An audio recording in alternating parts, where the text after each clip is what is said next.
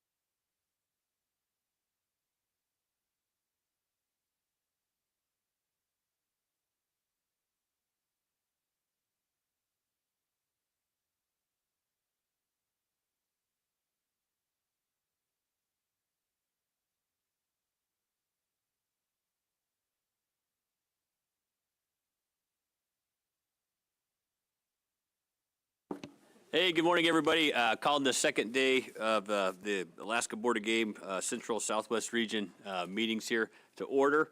It's January the 11th. It's 8:35. We have 6 board members present, and we're going to start with our first testifier signed up this morning, William Larson. If you don't mind coming forward and hitting the microphone and stating your name for the record.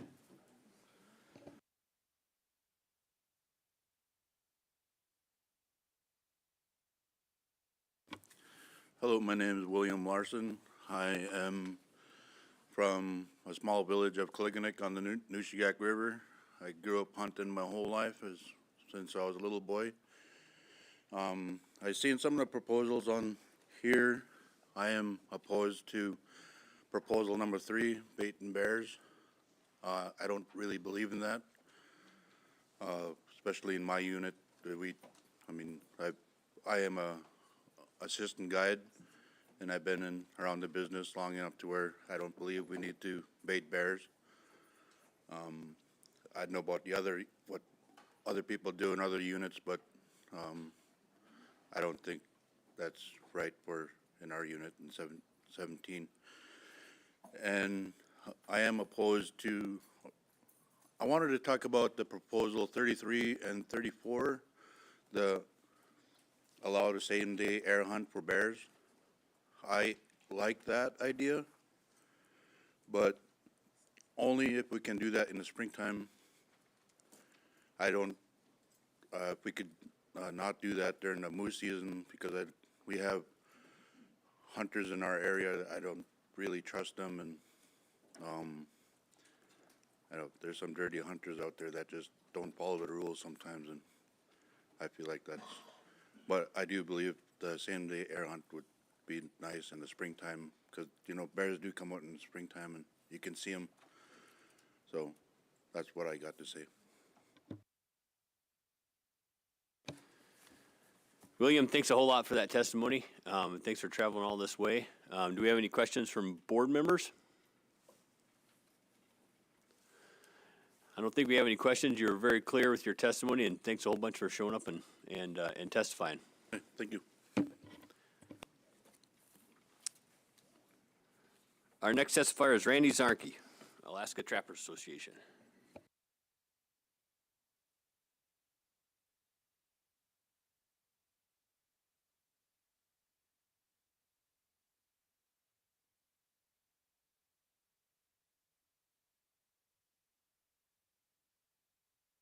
Could you turn on your microphone? Sorry. Now can you hear me? Randy Zarnke, President of the Alaska Trappers Association, testifying today on behalf of our nearly 1,200 members. We submitted written testimony on a variety of the trapping-related proposals, should be in your folder, but for today I want to focus on proposal number 82. Those of you with a clear memory of past meetings may be surprised to see Nicole Schmidt, the Executive Director of the Wildlife Alliance, sitting up here with me. We agreed that this would be a move to demonstrate a new working relationship. I'm going to try to explain the process that got us here, and if you will, get it on the record, so to speak. For more than a decade, our two organizations had strong disagreements regarding trapping regulations. We would testify on opposite sides of proposals and sit back here and stare daggers at each other across the room.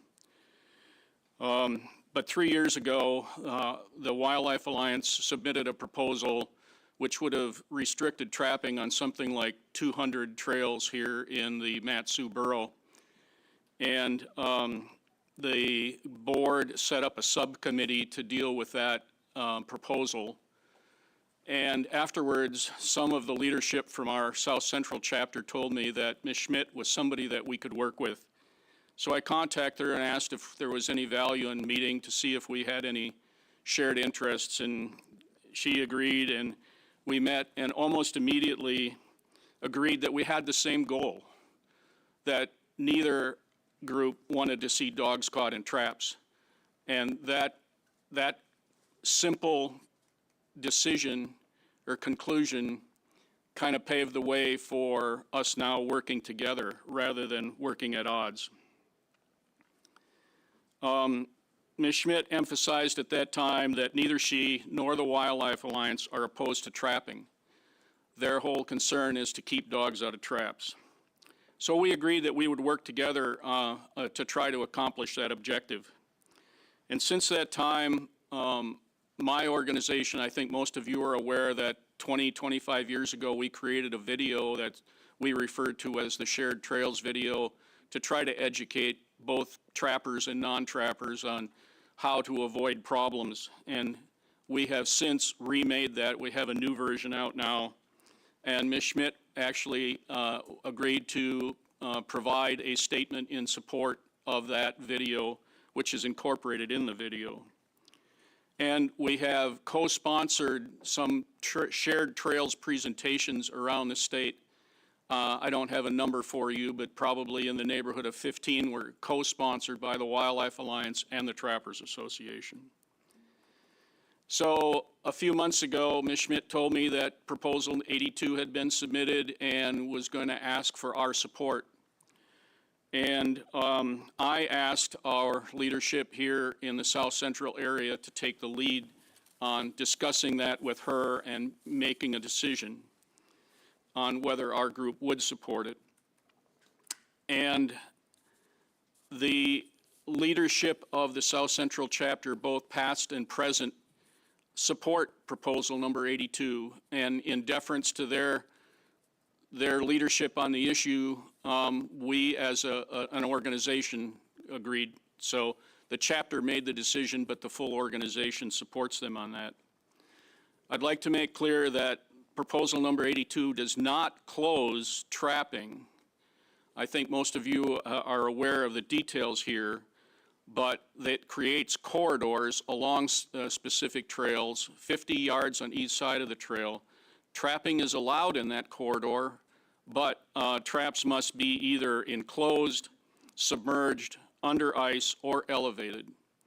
Those principles were brought together by a long-term member of our organization, Tom Lessard, who I think many of you know, and we just refer to them in shorthand as the Lessard principles.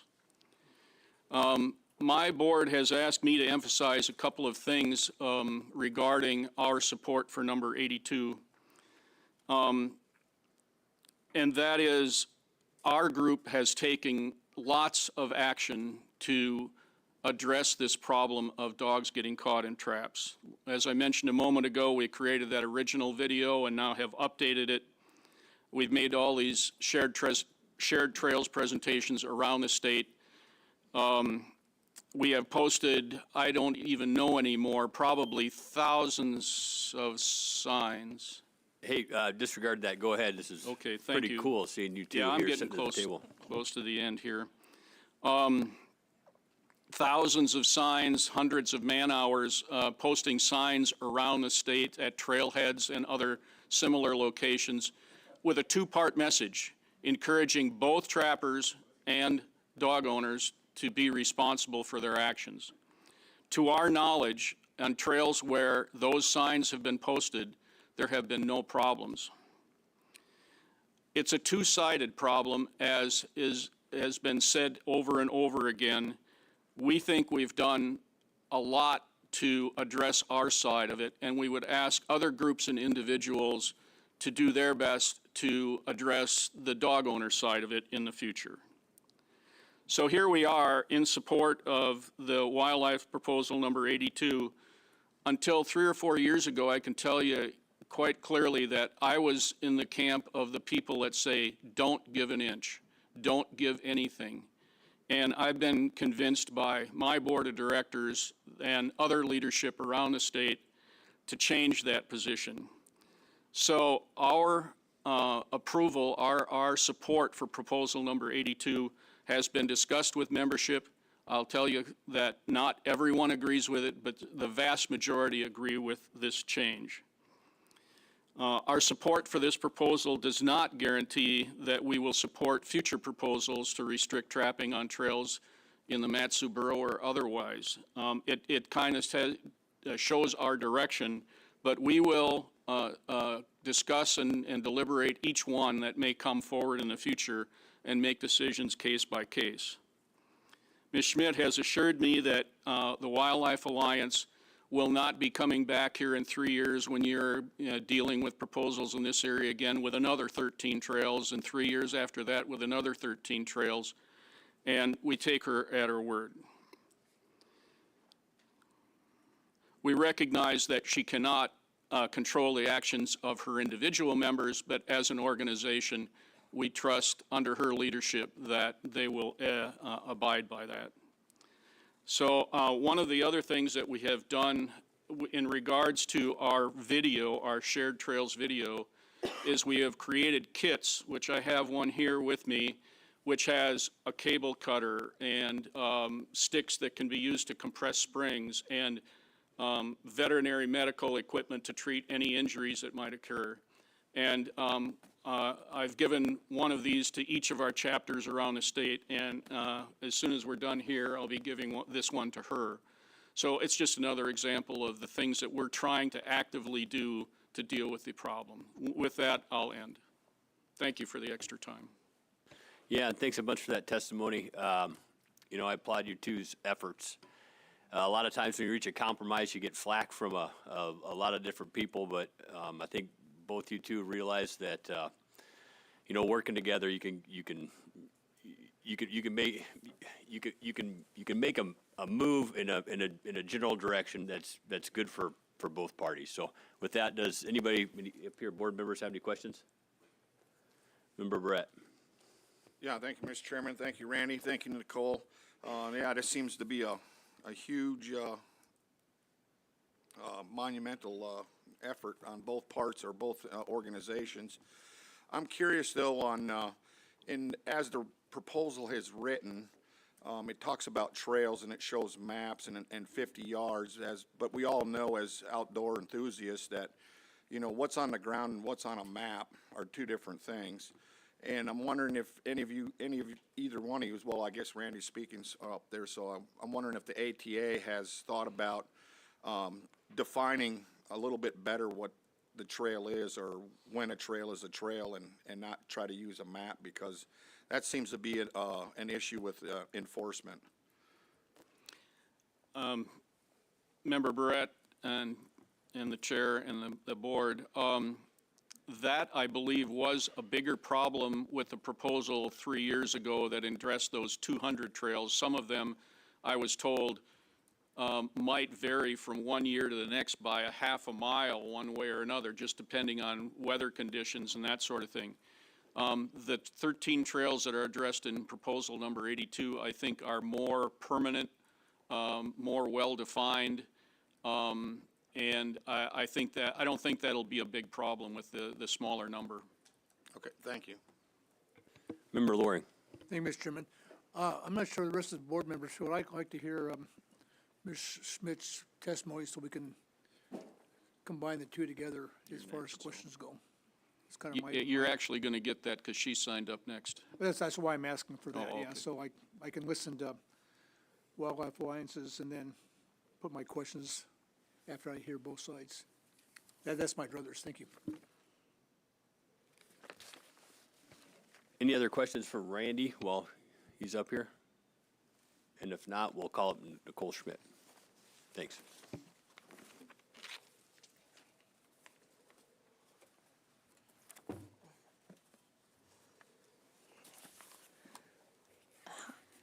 Thank you. My name is Nicole Schmidt. I'm the Executive Director of the Alaska Wildlife Alliance and nursing a cold, so that's why we're keeping a little bit of distance. We don't get along that way. Yeah, not that way. AWA submitted a lot of comments on a lot of different proposals, but I was also planning to focus my testimony on Proposal 82. Yeah, I think Randy's history is really comprehensive between the two organizations. And I can speak also to the process that got to these specific trails. After that 2022 meeting, under the direction of then member Lynn Keogh. We had a discussion between 3 non-trappers and about, my memory is 6 trappers between Alaska Trappers Association and Frontiers Trappers of Alaska, to discuss and decide what trails would be in that compromise. And because there were different numbers of each interest group, we couldn't really do up and down votes. So we went to more of a consensus basis, which if you've tried to get 9 people to agree on where to go to dinner, talking about trails and trapping, it was really hard, and but it was really productive. And so the list of trails and trail systems that are listed in this proposal were the ones that were decided at that meeting in Palmer in 2022. That proposal then went as an amended proposal at the statewide meeting, and the board unanimously voted down the proposal. And so this year we're just resubmitting it. And I feel really honored by Randy's trust and the ATA's trust. We have another one of those shared trails presentations in Wasilla on the 24th, and we'll have another one in Anchorage sometime in early February. I think that this is a good step moving forward. One of the issues that we've run into is really identifying where these hotspot conflict zones are, because no one is really tracking them. And so on our website, we have a free portal where people can, if they have a conflict with a trap, they can report it on that map, and then others can see where that happened. And we're working on having that send an alert as well to the South Central Alaska Trappers Association folks, so that they can respond to it as well and just get more information about where these hotspot areas are. In the comments, we tried to respond to wildlife troopers' comments because they brought up some really good points. We have those responses written, but I'm happy to discuss those further. One of them was about Member Brett's question about the movement of trails. And just to remind the board that there are setbacks existing in Juneau that have existed for decades. And at the last Soldotna meeting, the board authorized setbacks in Unit 15C. And so I think, using the same process of identifying those trails, we know that sometimes they might move a little bit as snow conditions do, but the real purpose of this is to have a corridor, and we felt that the 50 yards on either side provided enough of a buffer that if the trail moves 8 feet, it might be 8 feet shorter on one side and that buffer 8 feet longer on the other. But the point is just to have those known safety corridors for folks recreating with their pets. I think those are all my comments. Randy did a much better job summarizing it, but I'm happy to take questions. Nicole, thanks for that testimony. Any questions from board members? Member Brett. Yeah, thank you. Thank you, Nicole. And again, thank you for all your effort on AWA, working with ATA and vice versa. On your online reporting of pet incidences, how confident are you that those are accurate and timely? Yeah, it's a good question. This issue has always been kind of a strange one for us as an organization because we're not a trails group, we're not a recreational group. As a wildlife conservation organization, I don't want dogs harassing moose, and so it's a funky space for us. And when we got involved, it was because we were getting calls every year about people who had a dog caught or killed in a trap and wanting to know what to do about it. And, we knew what the Board of Game was, which not a lot of people do, unfortunately. And so when we created that platform, there's not a lot of, we don't have the resources for any kind of scientifically standardized quality control. There is an option for folks to add a photo. And so when we have that, we know that it's pretty well verified. But we definitely get some clearly erroneous reports. So we try and clean those up as we do. So the platform is not meant to inform management because we just don't necessarily have the resources, or that, it's not required that it's all voluntary. Whether people know about it, they submit it. We really tried to use it as a resource for people who said, I want to go ski this trail. I heard that there were dogs caught. Has anyone seen a trap there? So it's more of a tool, but we would love to have more information on it so we can make more informed decisions and not put setbacks where there aren't conflicts, and maybe focus on areas where there are. in the future, if that's something that makes most sense. Could I just get one more follow-up? Thank you. And I have just one more, and I forgot to ask Randy the same question. Is there any plans in the future to maybe work with the Wildlife Resource Committee in the Mat-Su Borough or even the Assembly to have some more education on pet ownership and what actually the leash law does say, instead of, there's a lot of interpretations on how that leash law is interpreted. And I don't know if either one of your organizations have thought about, that aspect of education and outreach. Well, speaking for AWA, no, for us, this is kind of it's an issue that we've become known for, but it's not one of our core, programs necessarily. So that, no. Okay, thank you. Any other questions from board members? Member Loring. Thank you, Mr. Chairman.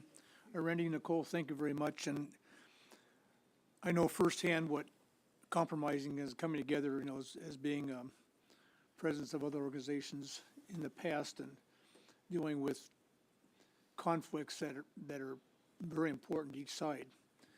And what I've experienced in the past was that when you do this, you have a lot of dissent from members on both sides, and then a lot of pro comments from those same members.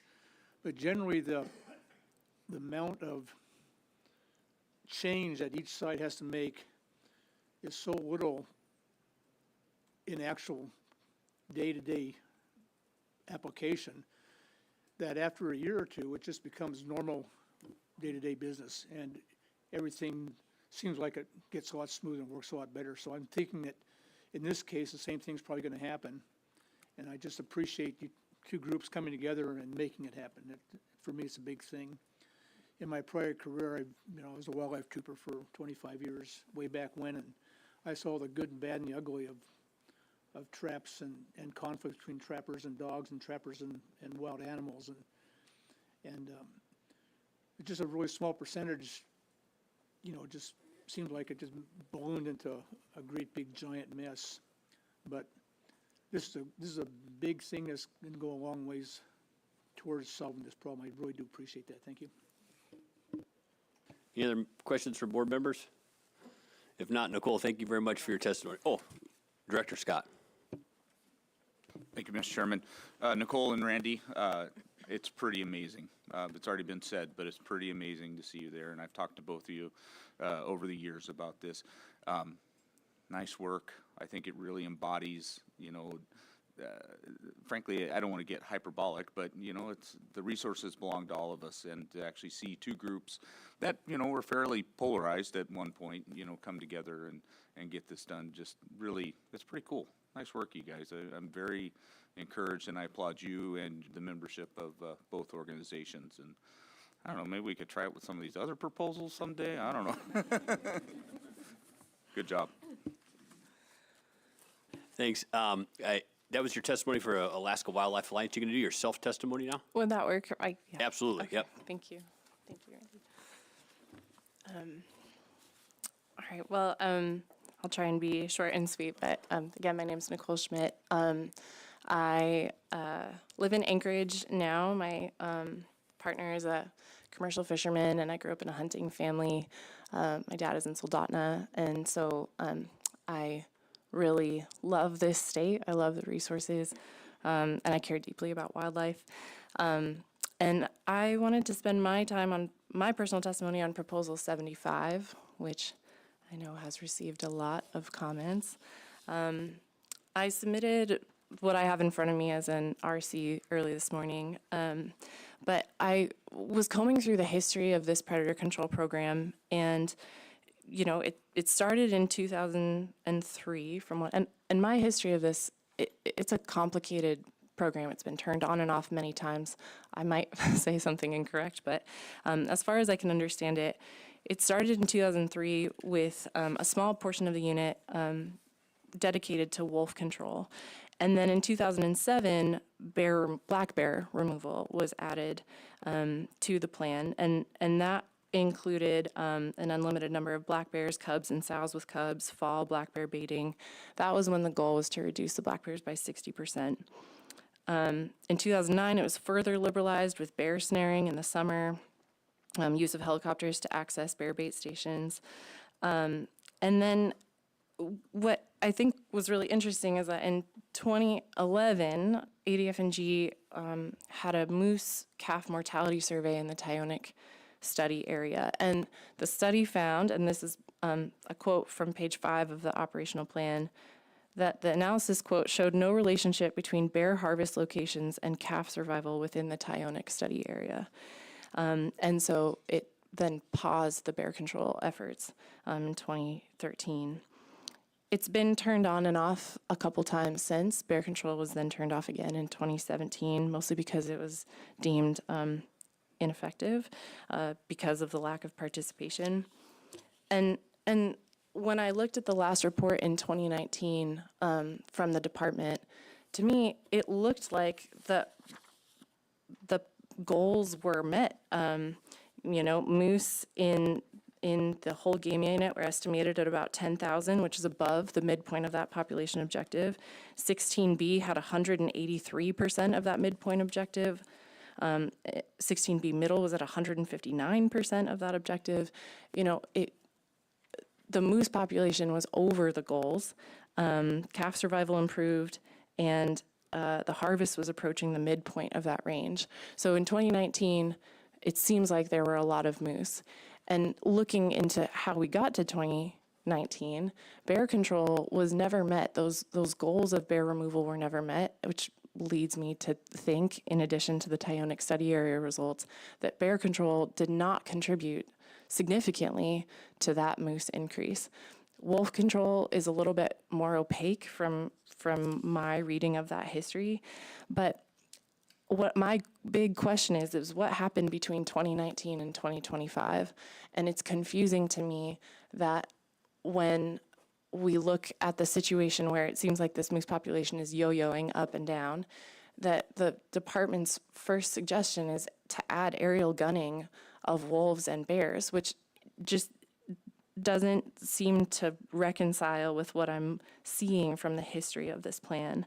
And so I think in consideration of this proposal, I just have a lot of questions, how we're measuring success with a program like this, particularly with pre and post control monitoring of both prey and predators. And then I think getting transparency about what the plan is with bears, to add aerial gunning of bears for the department, and then to not be clear about a reduction goal, especially in an area that received, I've heard 18,000 comments.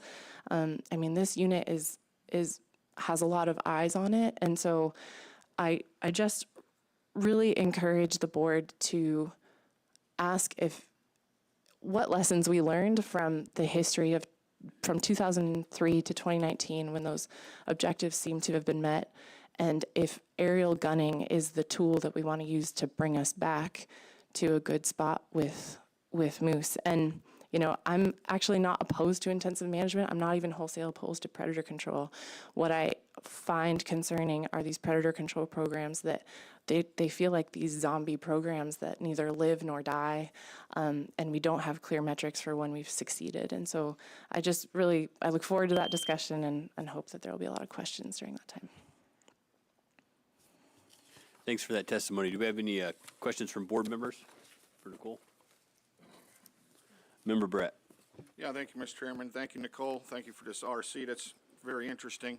I see, at least sometimes, at least in 2012-ish, when the department assets or reviews what their outcome was on a program, that it didn't show any results that they were expecting for their goals, and they turned it off.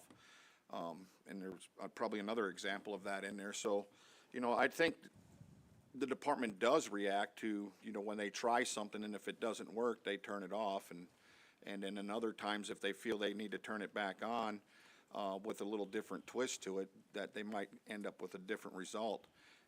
And not including, the weather, all the weather events that happened in that area during that time frame that also reduced some moose populations at the same time. So I like your history review. It was really good. And so that's one of the outcomes, one of the things that I've seen is the department does react to positive and negative results in their programs.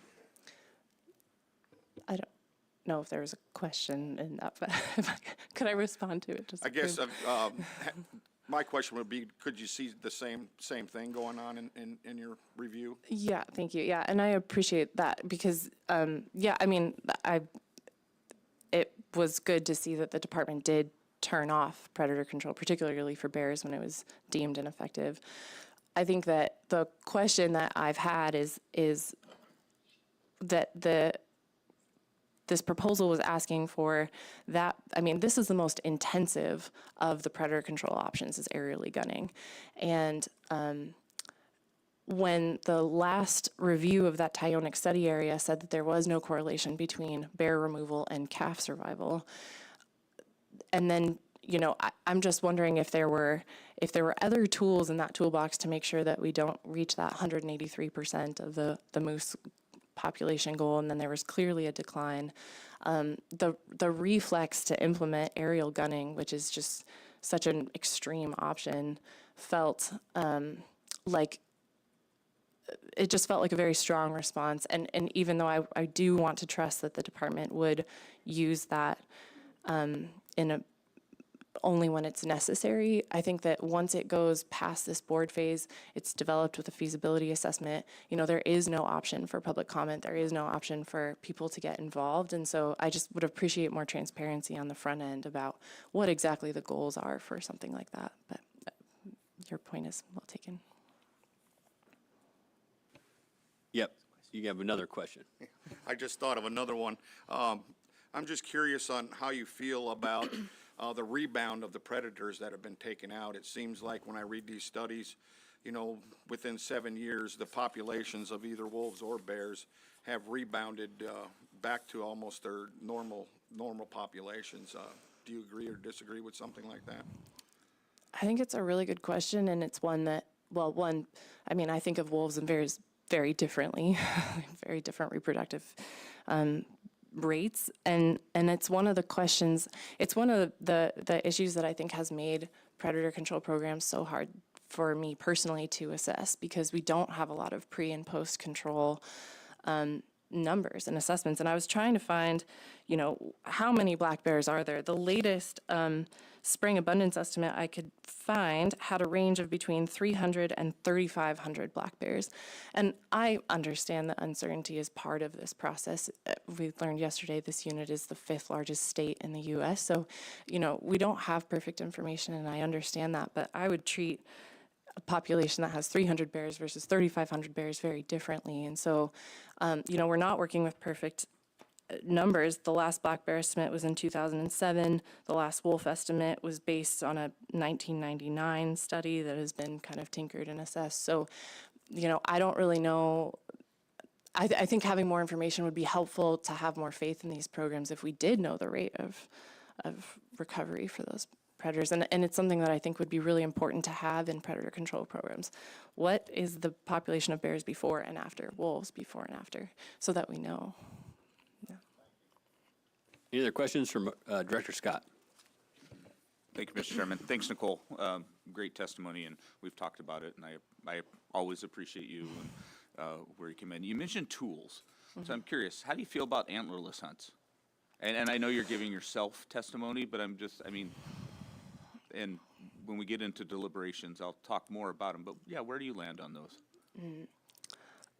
This is a cowardly answer, but I mean, I try to defer as best I can to people who have the stronger opinions on them. I mean, I think that one thing that's interesting with regards to antlerless moose hunts was that it was my impression, and I couldn't find documents, so this is just like a memory of when that 2019 wolf abundance study was started. They were collaring wolves to see, you know, what the impact was. My impression was that there was the understanding there wouldn't be wolf control during that time, so they could sample the population to see what that abundance was, and that the assumption would be that there would be antlerless moose hunts to control the moose population during that. At some point, there was an about face, wolf control was reenacted, and I think that study population was killed in the process, and with it, that abundance study. So, yeah, I mean, I don't want the reflex of the only tool in the toolbox to be predator control, particularly aerial gunning. I think that those tools should be used with discretion, and I think antlerless moose hunts fall under that as well. But intensive management opens a whole toolbox, and I think that often predator control has become synonymous with intensive management, but I think we need to broaden, you know, like what tools are available and measuring when they work and when they don't. Thank you. Any other questions? Hearing none, thanks a whole lot, Nicole, for your testimony. Thank you. And I'm going to call Matt Moore up here. He's going to be testifying for the Anchorage AC and himself.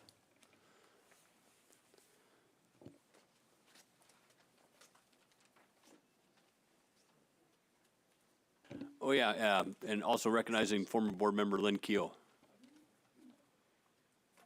It's a first call for Matt.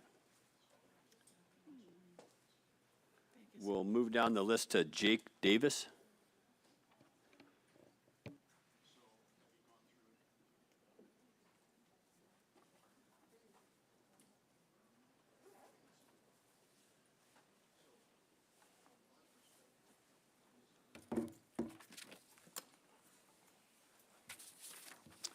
Good morning.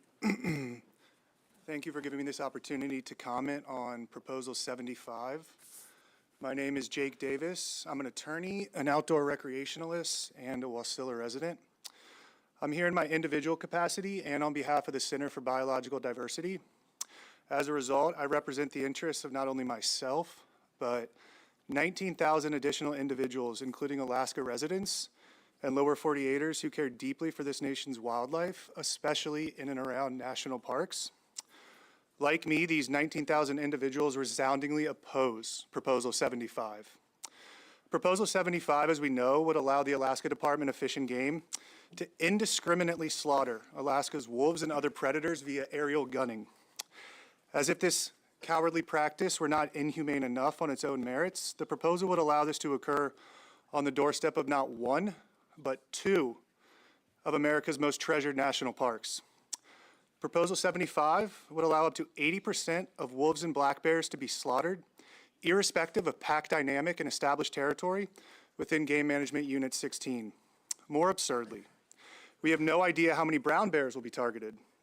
That number could be as high as 60% of their population, but likely more. The reason I qualify my percentile with likely more is because the Alaska Department of Fish and Game has no idea how many brown bears, let alone wolves and black bears, are on these 20,000 acres, which again are adjacent to Denali and Lake Clark National Park. Aerial gunning is a shameful wildlife management tool. It is indiscriminate, it is unethical, and to say it again, it's a cowardly practice that involves gunners using airplanes or helicopters to chase and shoot our magnificent native wildlife.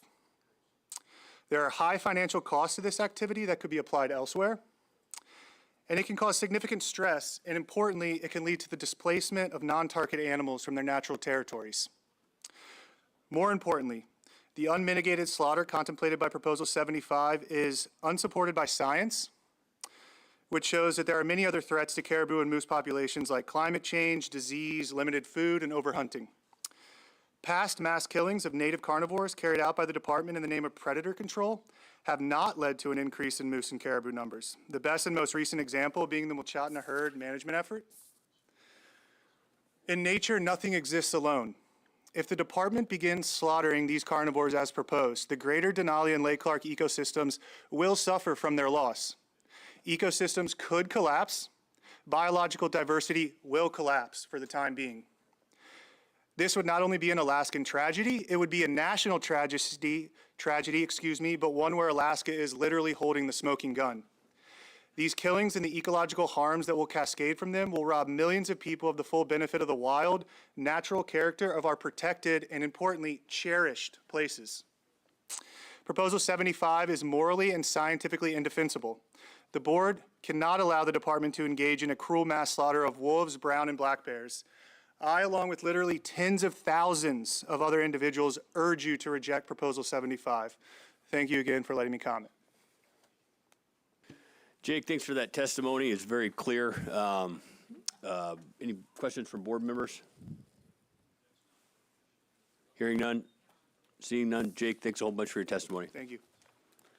We're going to call Jesse Rogers.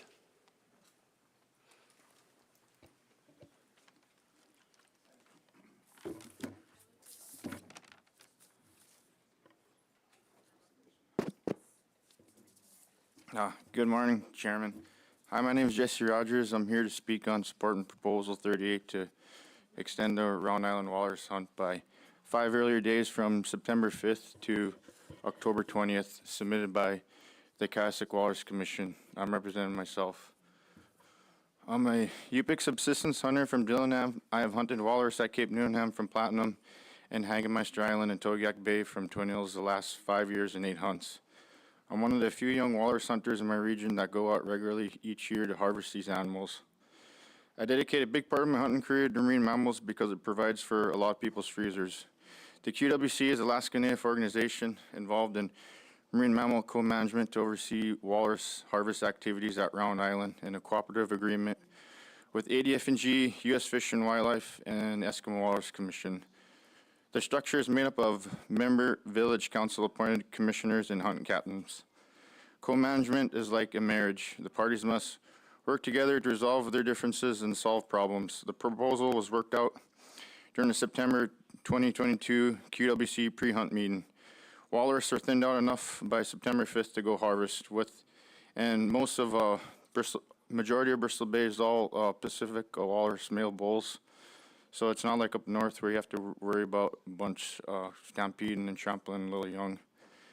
It won't affect the population of the walrus, and it'll be safer for the hunting crews because of fall storms. The allowance for the species will not change it. It will allow us to have better opportunities for our communities to meet their needs. Any earlier start date would go past the compromise with ADF&G Division of Wildlife Conservation. Marine mammals have long been an important part of Alaska Native subsistence and culture. The abandoned village of Klukuk Bay that sits inside Togiak Bay, their traditional food source was walrus at Round Island, which is the reason why you see the QWC include Nishigak villages, include Manicotuck, Ecock, Clarks Point, Dillingham, Aleknagik, Ekawak, and Nustihawk. All those villages have people with ancestors from Klukuk Bay. There's been a lack of participation and involvement in the younger generation to provide for the communities with walrus. I have talked to some elders in Togiak. They used to get 6 to 8 walrus regularly each fall for the community, and it would be a big community hunt with over half a dozen drift and set net boats. Nowadays, they're lucky to harvest 2 to 3 each fall, and that is really not enough to meet the needs for Togiak and Twin Hills communities. Most of the time, these boats are 18-foot Lunds. Lately, in the last 8 years, most of these harvests have been coming from Hagemeister Island, which sits on the Alaska Maritime National Wildlife Refuge. Hagemeister and Cape Pierce haulouts in Togiak Bay are not suitable beaches for walrus hunting due to the lack of proximity, sheltered coves, and gravel beaches compared to Round Island.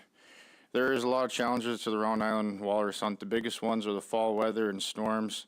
Cost, gas is about $8 a gallon in Togiak, and having a skiff that can safely haul the walrus. Crew willing to go. NQWC member tribal council appointed commissioner hunting captain with the ADF&G access hunt permit for Round Island. It's a dangerous hunt. I've come back twice in 8-foot swells and a 24-foot skiff loaded with walrus. I've also waited 3 weeks on land one fall just to go hunt walrus. The extra 5 days would help mitigate challenging weather patterns. These walrus hunts are important for Togiak Bay's people's subsistence needs.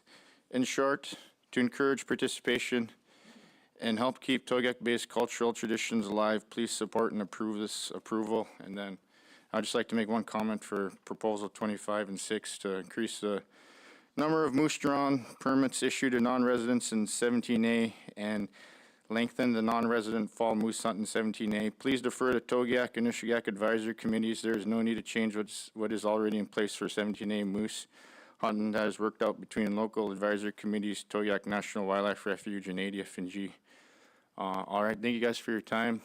If I wasn't here, I'd probably be visiting my girlfriend in Twin Hills, and that's I really spoke on these proposals because I usually go out there about once or twice a month, and I hold that land near and dear to my heart. Thank you guys for your time. Hey, Jesse, thanks a whole bunch for that, that testimony. I know nothing about walrus hunting. How much meat do you get off of a bull walrus? You have to use carpentry knives just to break the skin before you could get a knife under the thick layer. And I've done it 3 years in a row. Try to get 3 guys to flip a 3,000 to 4,000 pound walrus. 3 guys can't do it. But it provides a lot of meat. Could we have any questions from board members? Member Loring. Thank you, Mr. President. Thank you, Jesse, for your testimony. It's very enlightening. I don't know much about walrus hunting either. You have a quota that for a number of walrus that can be killed? The QWC has 20 between those 8 villages, and most of the time it's just Twin Hills and Togiak that'll use it. It's because that Nishiak Peninsula Cape is the fall weather storms, and it gets pretty nasty weather, and Togiak and Twin Hills are the closest to it. That's the reason why if you see any of those communities go, it'll be those 2. And they eat a lot more marine mammals there than any other communities in Bristol Bay. And so out of the 20, how many, you just said just a couple, 2 or 3? This last season was the first time in 8 years that a crew actually successfully went out, and it was out of Togiak with Peter Lockcock's crew. They got 2 of them. I got invited to go there, but I went to Cape Newenham instead out of Platinum because I just love that country. Can I get one more quick question? And both in your testimony and also in the proposal, there's quite a bit of talk about weather and climate change. What have you seen personally? Has this weather been changing just in the last few years, or is it kind of a last 20 years? And what are you seeing the weather changes to be? Well, talking with more elders, that's probably the number 1 thing that's keeping those crews from going is just the weather. You literally have to be ready to go at last minute notice. And a lot of times you'll have 12 guys sign up, and sometimes only like 6 or 5 of them go. And the intensity and frequency of the storms are just getting worse. And by the time it's mid-October, I don't think anyone really goes because it's too cold, and the short daylight hours makes it a lot more challenging. Thank you. Vice Chair Hoffman. Yeah, thank you, Mr. Chair. Thank you, Jesse. Appreciate your time coming here and talking to the board about this. We rarely have walrus as one of our topics here, so it's really neat to listen to you. I do have a little bit of experience walrus hunting, and from where I'm from, we generally hunt walrus in the spring after the ice goes out, and we get them on the ice pack. You're proposing 5 days in September, and I was just wondering, do you guys shoot them in the water or on the beach? Harpooning is very ineffective, and on Hagmeister, there's too big of swells, even in like mild weather, 10 miles or under. You'll still get 3 to 4 foot waves crashing on the beach, and harpooning it is very ineffective. It's twice the amount of work. You got to pull up the line, tow it, and then there's a chance the line will snap, and it's dangerous going after a big walrus that could flip over 18-foot long, and then you got to drag it to a suitable beach where that's calm enough and butcher it halfway in water, and it's double the work versus harvesting on the beach and parking your skiff there.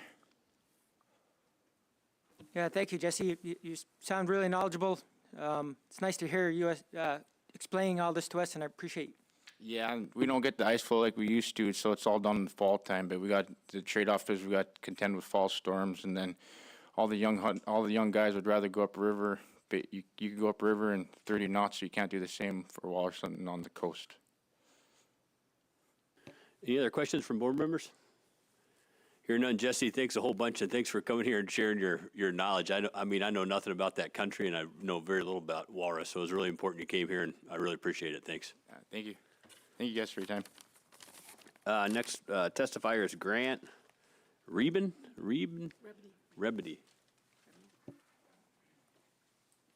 didn't see myself on the list. Apologize.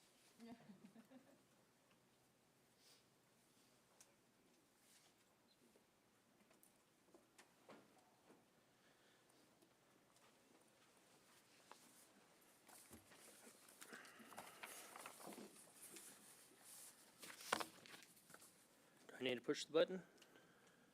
No, I think your mic's on already. Okay. Thank you, Mr. Chair, members of the board. Appreciate your time and effort here to heavy work to consider all these proposals.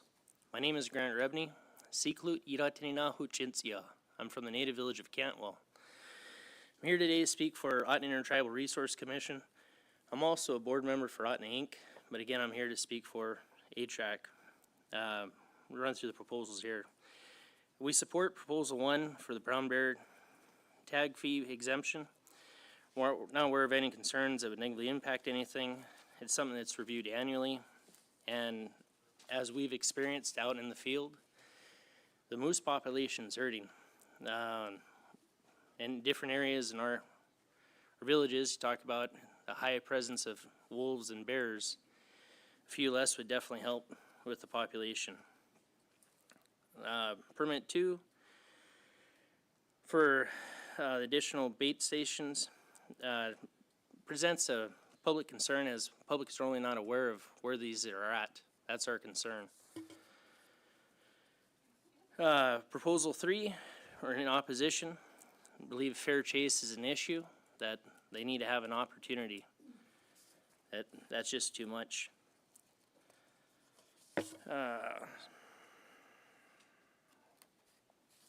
Proposal 39, we're in opposition to this due to insufficient data. 40, big game prey population objectives. We're neutral on this one. Changing the population objective for moose hunts for 22 to 3,000. No opinion on that. 43, seeking to authorize the antlerless moose hunt. We're in opposition to this. I just, there are a few in here, but I don't understand personally the idea behind allowing antlerless moose hunts, cow hunts. It's very near and dear to my heart. My children don't understand why we don't eat caribou anymore. My oldest doesn't remember eating it. We eat moose every day. I almost played a clip today with my children just randomly start singing about eating moose. Thinking about the Nalchina caribou herd, I want to say there were 2 cow hunts proposed in the last few years, followed by 2-3 bad winters. And now look where we're at with the Nalchina caribou herd. Again, I mentioned my children don't remember what it tastes like, and I fear that being about moose. Moose is what we eat every day. My family just did a recent trip to California. I followed, what do you need me to bring? My wife said, they won't eat. We go to the store and we go to buy meat and they curl their lips up. You know, I had to bring moose down for them. It's, again, what we eat. It's a big concern. Proposal 45, hunting in bag limits for moose. Strong opposition to this. Proposal 46, we're in opposition. There was a testimony yesterday by a member of, I believe it was RAC 15, in agreement to this, and also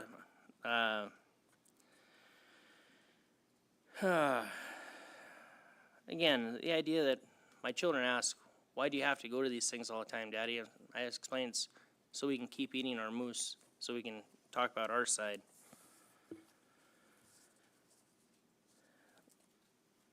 Opposition to Proposal 47 for archery-only seasons. Nothing prevents them from hunting during the regular hunt. Proposal 49, eliminating the harvest for Nalchina caribou.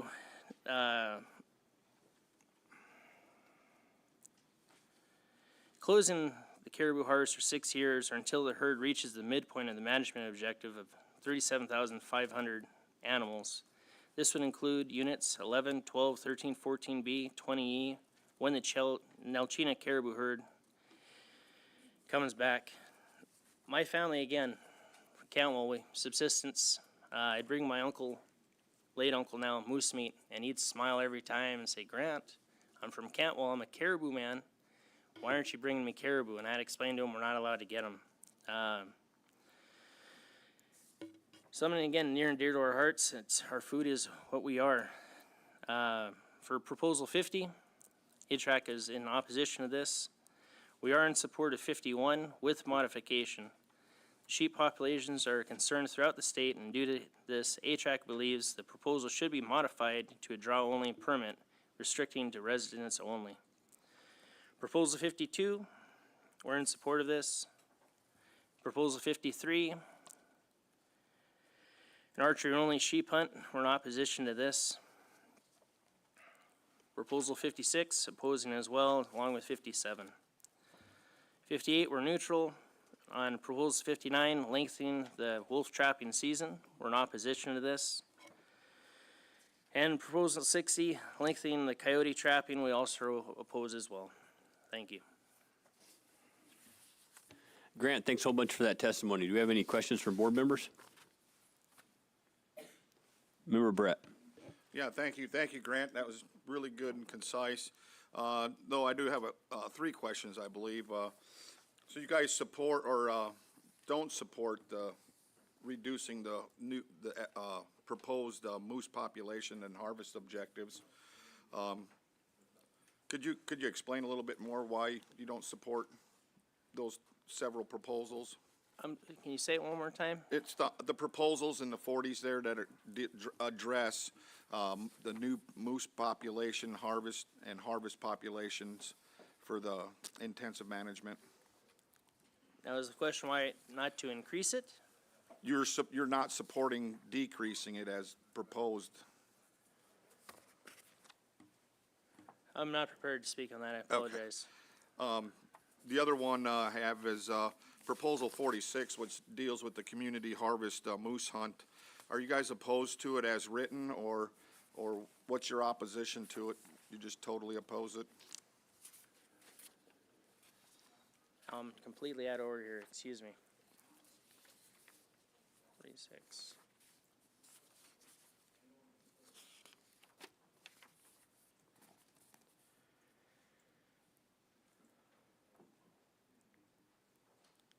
I believe this is talking about eliminating the community subsistence Yes. hunt. We pushed for that for a long time. That's actually how I first testified to this board, was after the first community subsistence hunt. My uncle, who had been successful in harvesting a moose every year in Cantwell his whole life, for the first time, wasn't able to harvest one when that was first opened. We have huge amount of pressures coming in to our 8 villages for that hunt. But that hunt allows us to be able to get moose. It gives us a little longer season, and it's invaluable, I believe, to our people. Okay. Just one more.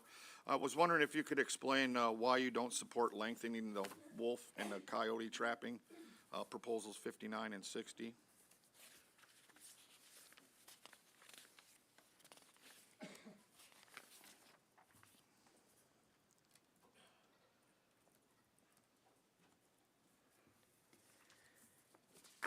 For 50, there's ongoing research happening there. We feel it should be the same so they can have comparable data.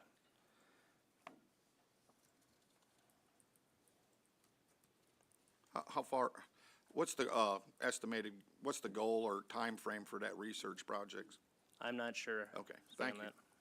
Thanks, Grant. That was good. I'm sorry for putting you on the spot. I don't know why I'm sweating so much. I've done this before. Any other questions from board members or anybody?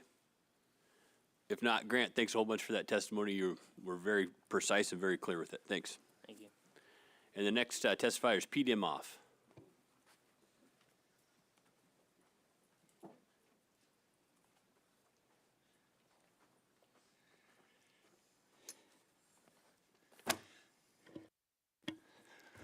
Thank you, board members, for taking me and listening to my comments. We'll start with Proposal 3, cell cameras on baits.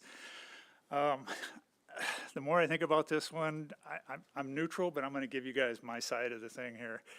Of baiting for many years in Unit 16, I see potential for selective harvest. And I'm guilty of that, using an SD card. And in my 20-plus years of baiting in 16, I believe that I have not decreased the population of bears. I think they're actually have increased from selective harvest.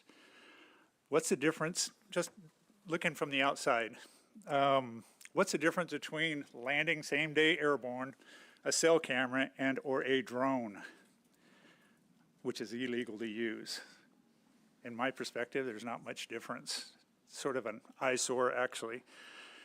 Thirdly, I know I can't change the regs or the proposals, but I know this won't go over well, but honestly, most serious resident hunters are done killing bears.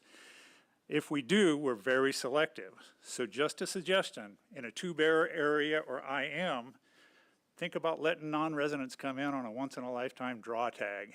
It'd be a boost for the state. I don't see a problem in it. Obviously, others will. Lastly, on that proposal number 3, I personally have hunted moose in a 2-bear area for 36 years. I've taken 3 bears. I'm part of the problem.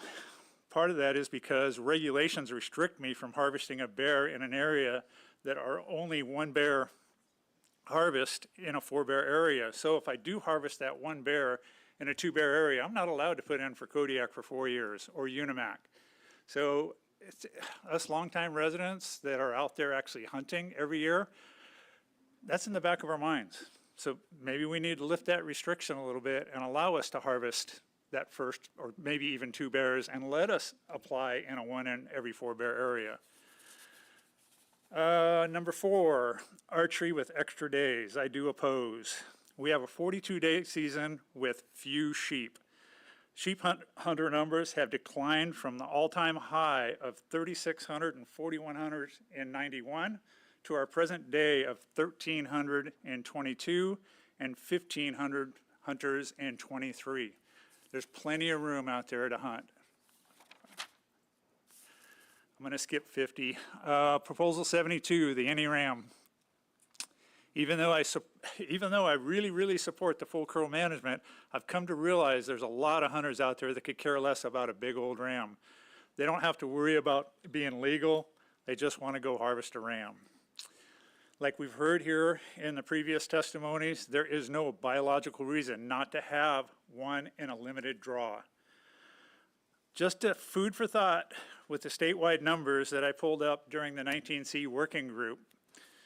I pulled up 34 years of harvest data from 1990 to 2024. 1990 was the highest harvest rate in the state history, 1,480 in those 34 years. Okay, 1,407 rams, followed by 1,418 in 91, prior to 1992 going to full curl. In 1992, we fell to 1,105 rams in 93. We never recovered back to the all-time highs. And we can debate that, you know, because we weren't sealing rams, et cetera, et cetera.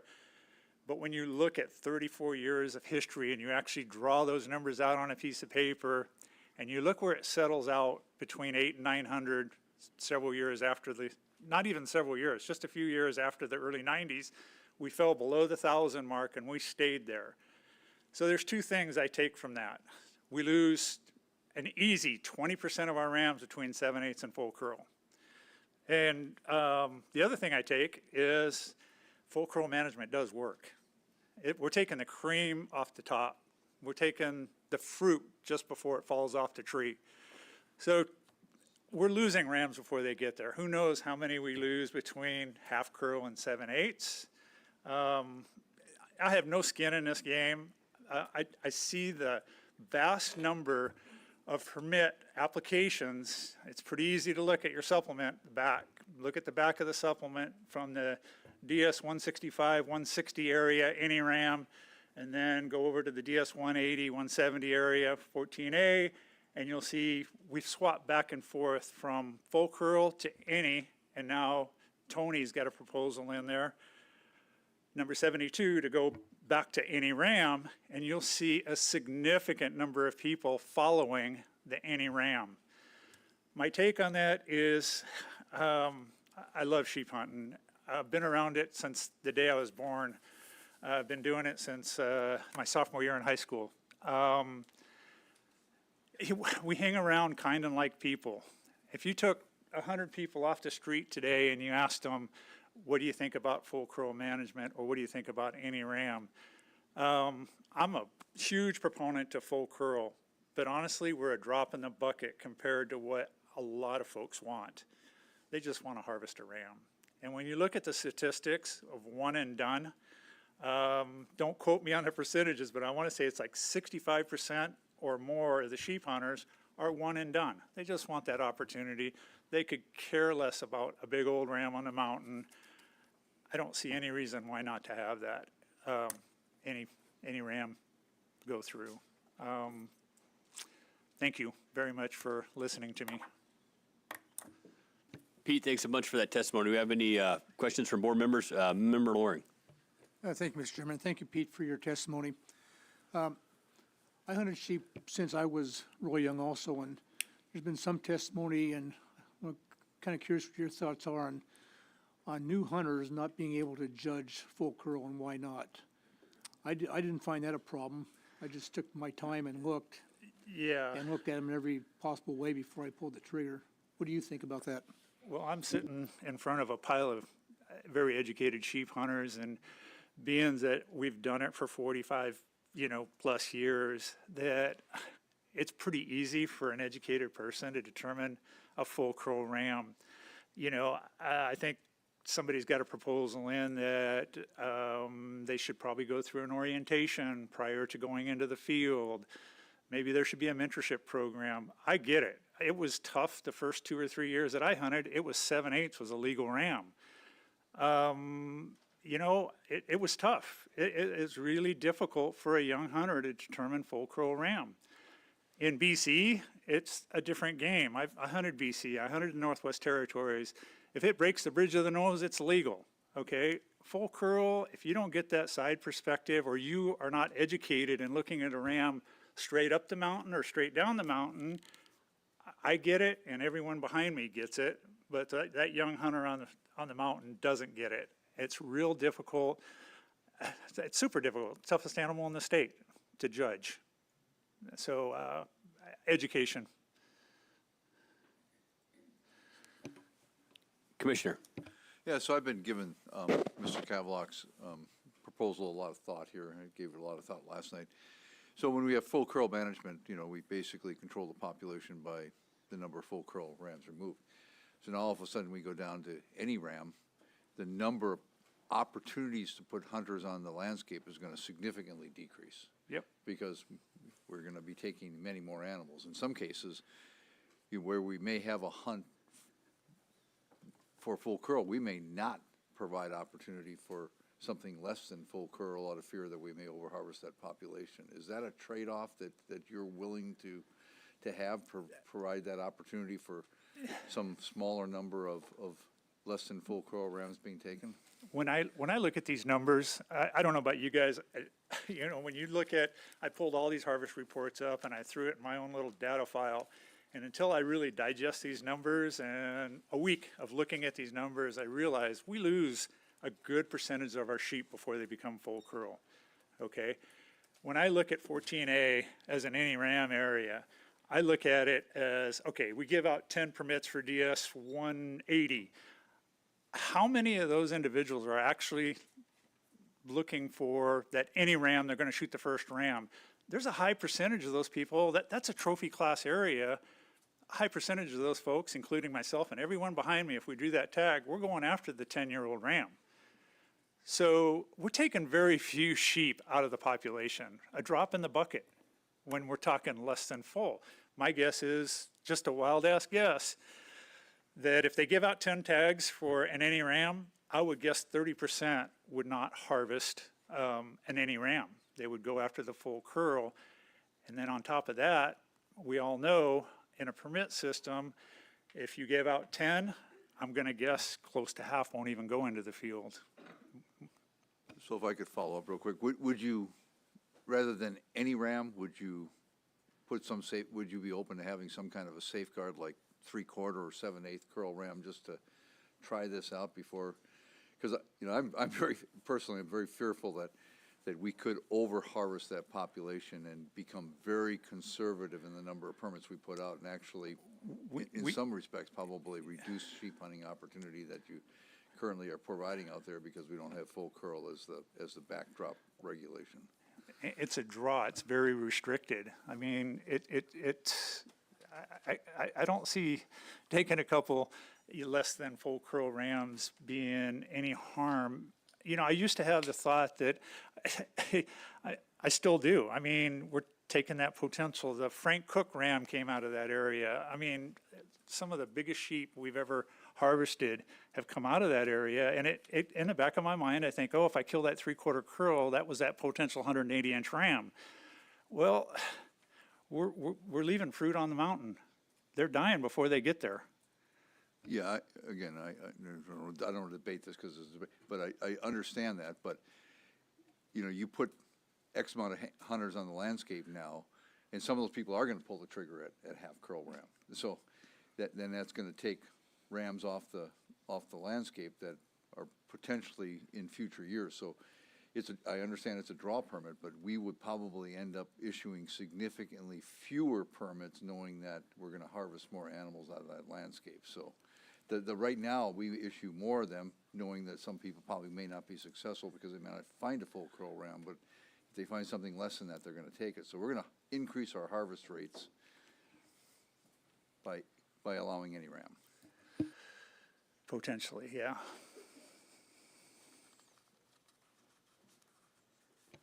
Any further questions? If not, Pete, thanks so much for your testimony. You bet. Thank you guys very much. Next up, we have Dan Montgomery.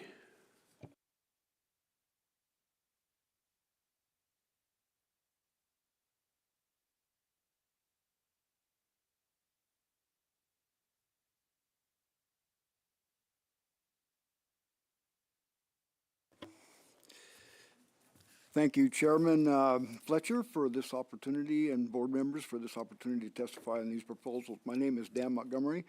I am a 42-year resident of Alaska, and I have lived in the valley since 1993. I've served on the Mat-Su AC every year, but once since 2008.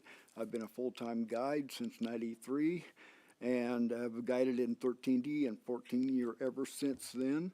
And I started guiding in Unit 9E in 1995 and have guided there every year since. My public comments are PC 200.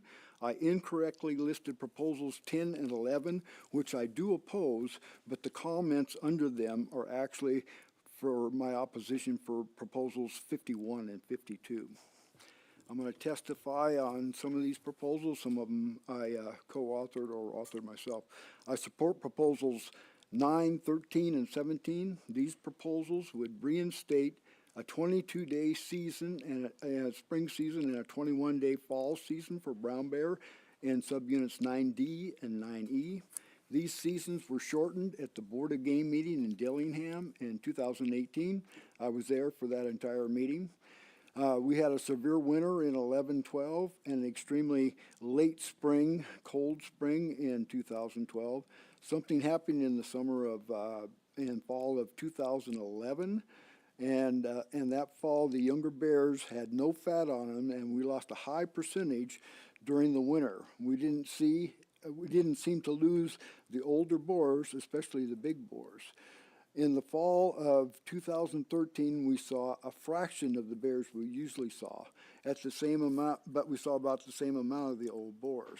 That is why the skull size and age class of bears harvested went up, because there was not much there was so much fewer younger bears on the landscape. Shortening the season by 16 days was an effort to protect the sows from being harvested and rebuild the population faster. That was 12 years ago, and the bear population has rebounded nicely, and we are seeing good numbers of sows with cubs again and good numbers of young boars in the 8 to 9 foot range. These proposals would just add 6 days to each season. I don't think it would create much, if any, additional harvest or have any negative impact on the current brown bear population. I support proposal 54. I co-authored this proposal with Herb Mansavage. I have guided every year in this area since 1992. This area, hunt numbers DS-160 and DS-260, was created in 2008, and 13D was made into, almost all of 13D was made into draw permits because of severe winter die-off in the winter of 05 and 06. This hunt area along with 14A were made into any ram units as an experiment in managing sheep. This idea was to issue fewer permits and take some of the hunting pressure off the full curl rams and have more mature rams on the mountain. It has worked somewhat. Unfortunately, we're still experiencing severe winters with icing events, extremely heavy, deep snows, and it has caused the lowest sheep population ever counted in this area to date, with parts of it almost devoid of sheep now. I don't think we can justify having any ram hunts with this very low ram population. With an any ram bag limit, you could theoretically kill every ram in the area. I support making this area full curl to protect the immature rams from being harvested before they've even had a chance to breed and pass on their superior genetics. In my opinion, with the sheep population so low, we need to do everything we can to conserve and protect the young rams. I oppose proposals 50, 51, and 52. There's no justification for them, and it speaks for themselves if you read those. I oppose proposal 73. This board had just made this unit, which is 14A, and these hunts full curl any ram last cycle in 2022. There have only had 2 seasons under full curl. 2 out of the 3 hunt areas have all-time low ram numbers right now. The number 2 all-time doll sheep came from this area, and it would have been the number 1 if it hadn't broomed off the 5 inches on its left side. Please keep this unit full curl and let these rams get old and pass on their superior genetics. I have extensive knowledge of Unit 13D, 14A, and 9E and their history, and I would be pleased to answer any questions you might have about them. Thank you for this opportunity. I'm also I put in an RC 19, and it is from the Board of Game meeting in 2011. On page 5 of that RC, this is the area biologist that put in the any ram bag limit at that time. And their rationale, any ram bag limits is a Pacific management strategy applied to a portion of the Chugach sheep population as an experiment and a method to increase and stabilize the number of older rams in the population. That's the department speaking in 2011 at the Board of Game meeting right here. Dan, thanks for that testimony. We have that RC in front of us. Do we have any questions from board members? Member Brett. Yeah, thank you, Mr. Chairman. Thank you, Dan. Good to see you again. Excuse me. You mentioned no fat on young bears. Could you tell me what your idea of young bears are as far as age? Younger bears are what we experienced down there that year in the fall of 11. The village itself killed 10 or 11 bears breaking into porches getting dog food. We killed 2 boars that were, one was 8.5 and one was 9. They had almost 0 fat on them. And that fall, on our observation over across the bay there from Port Hayden, we saw 33 bears by noon on opening day. And we can see 15 miles in that area. So we're looking a long ways, but there was a lot of bears. In the fall of 13, we saw 5.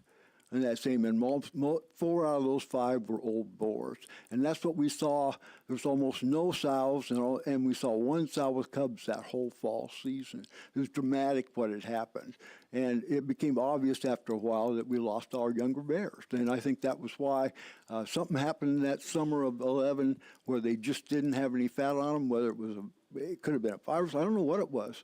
I think sometimes paralytic shellfish poisoning might even get them. But anyway, they were definitely skinny, and they didn't make them. We had a severe winter with a very, very late spring, and we just lost those bears. Just one more question, Dan. Potentially adding 6 days to the seasons, both the spring and the fall hunts. Does that would you be able to add more clients by adding just 6 days to? What I've witnessed in these last 12 years is the guides in the area have reduced their hunters by half. I have myself, or at least by 2/3, or just taking 2/3 of what they used to. Adding an extra 6 days, I don't think will make any difference. Bear hunting, your scent is laid on the ground, and no matter what you do down there, after the first week of the season, there's just a lot less bears available, and you see a lot less, especially in the fall where you're extending that season now. If you extended it and started it earlier, that last week you're not going to see hardly any bears because you just spread your scent around and they just aren't around anymore. I just don't think it's going to increase the harvest at all myself. All right, thank you, and thank you for all your years of service on the AC. Thank you. Yep. Yeah, the question, Member Loring. Thank you, Mr. Chairman. Thank you, Dan, for your testimony. I know you've been sheep hunting in that area for quite a while in 13, and are you pretty confident in the department's full curl management process, especially in these times of low sheep numbers? What's your personal feeling about that? Yeah, my personal feeling is it protects the population. Any ram permit in 14A, the last year they issued any ram permits was 22. They issued 42 of them.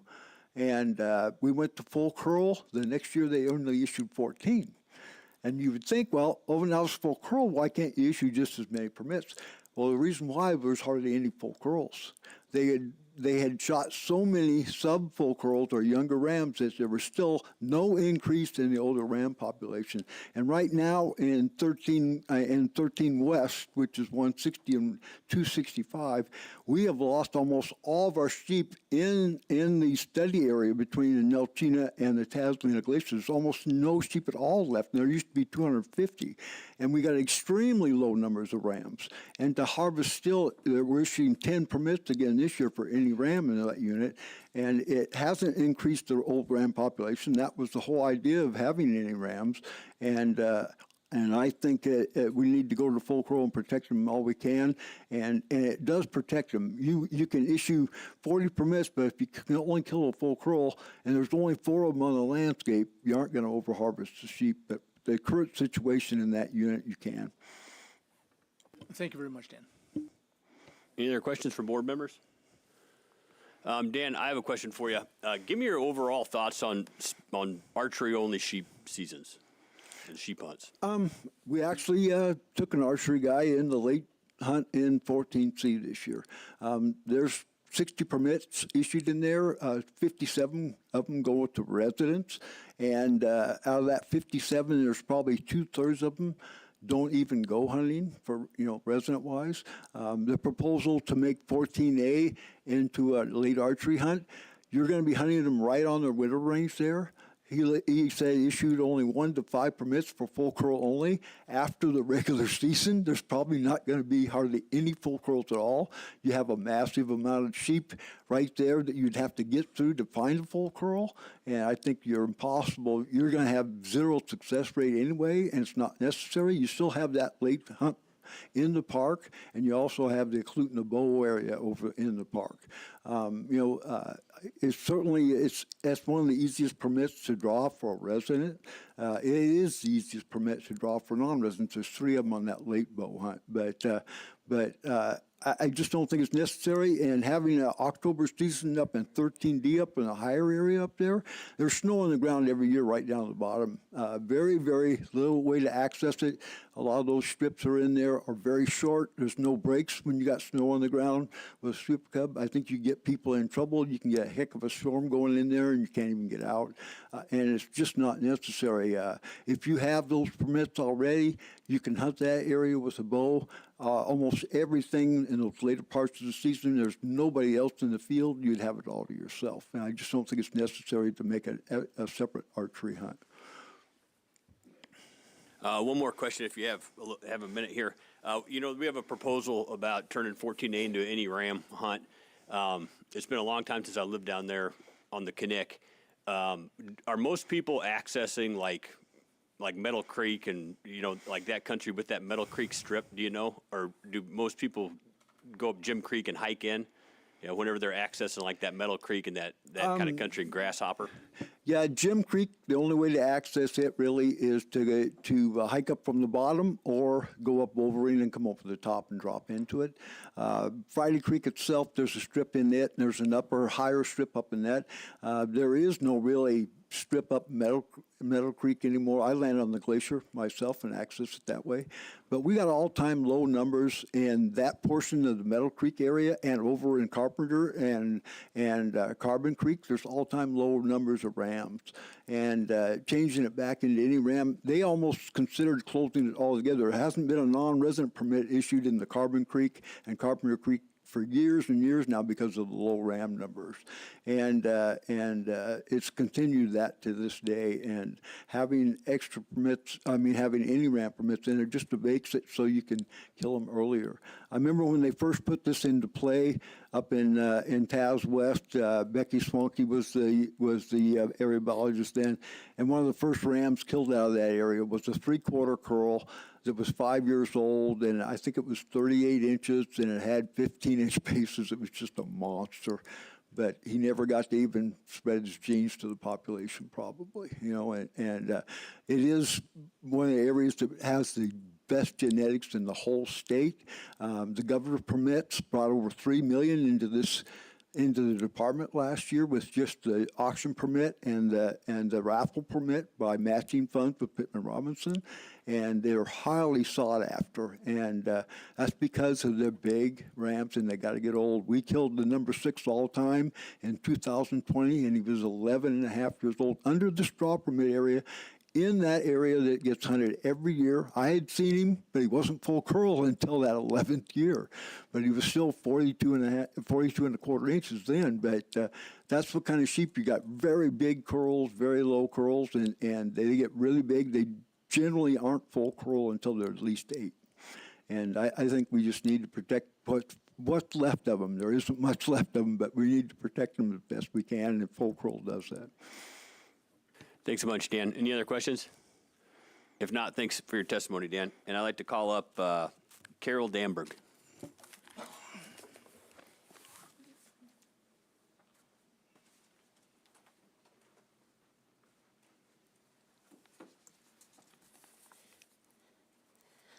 Good morning.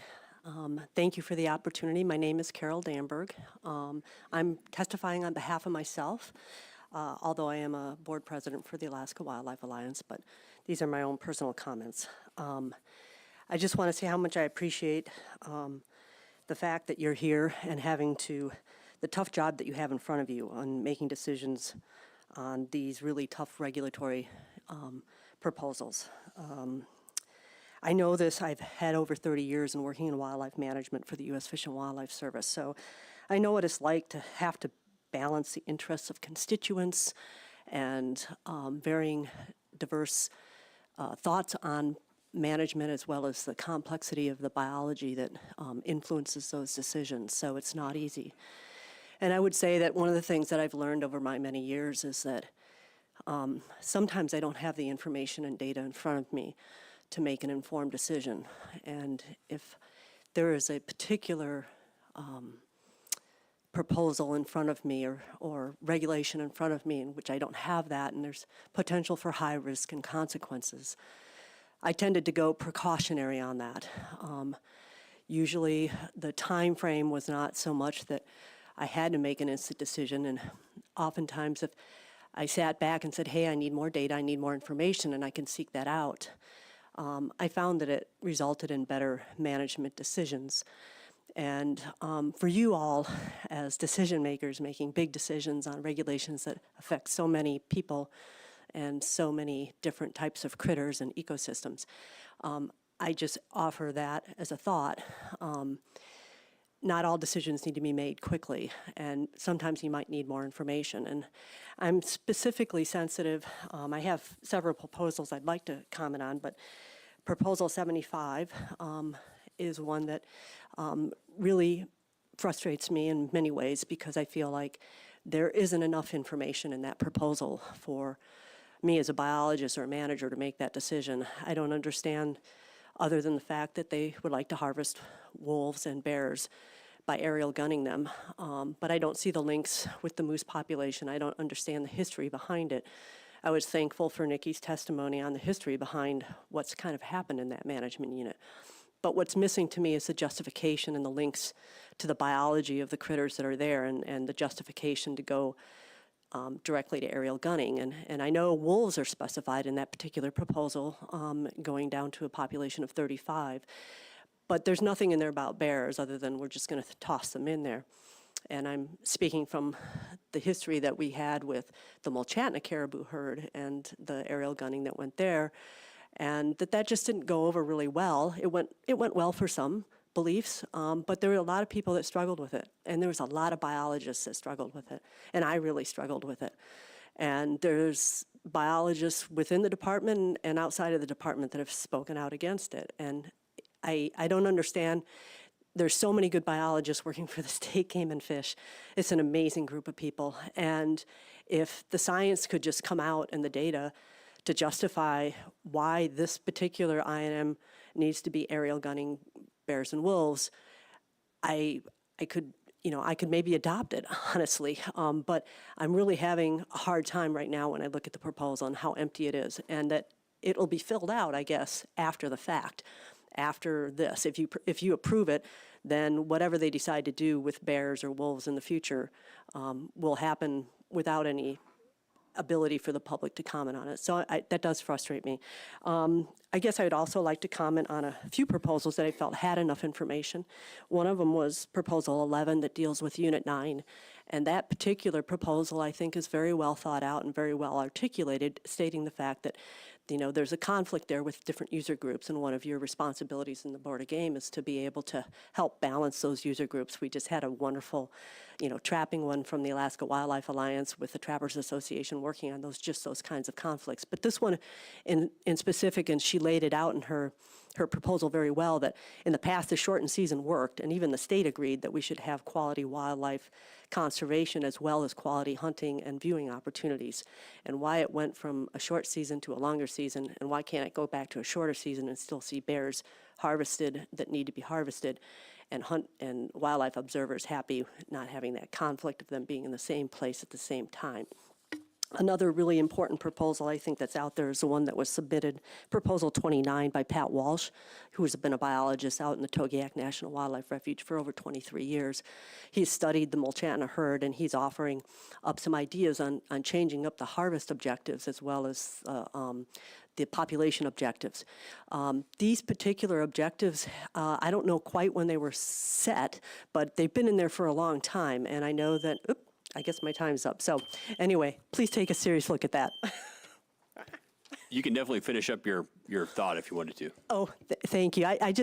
Pat is a longtime biologist out there and has worked closely with many game and fish biologists, and he has a very well thought out and thoughtful proposal when you read it. He's provided some additional information on the lichen, and as we heard yesterday, the importance of the nutrition and the opportunity to have that, nutrition across the landscape is really important. So I just encourage you to take a strong look at that proposal and hopefully submit it. I don't think you have anything to lose, but a whole lot to potentially gain. Thank you. Thanks for your testimony, Carol. And before I open it up here to questions, I just want to remind everybody sitting at this horseshoe table that we're not here to debate. We're here to ask questions.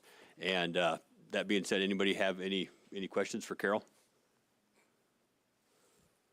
No questions, Carol. Thank you very much. Great. Thank you so much.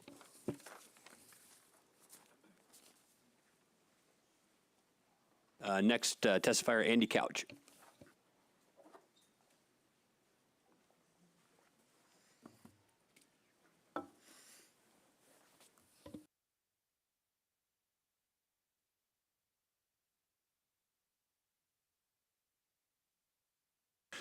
So, good morning, Chairman Fletcher and members of the Board of Game. My name is Andy Couch.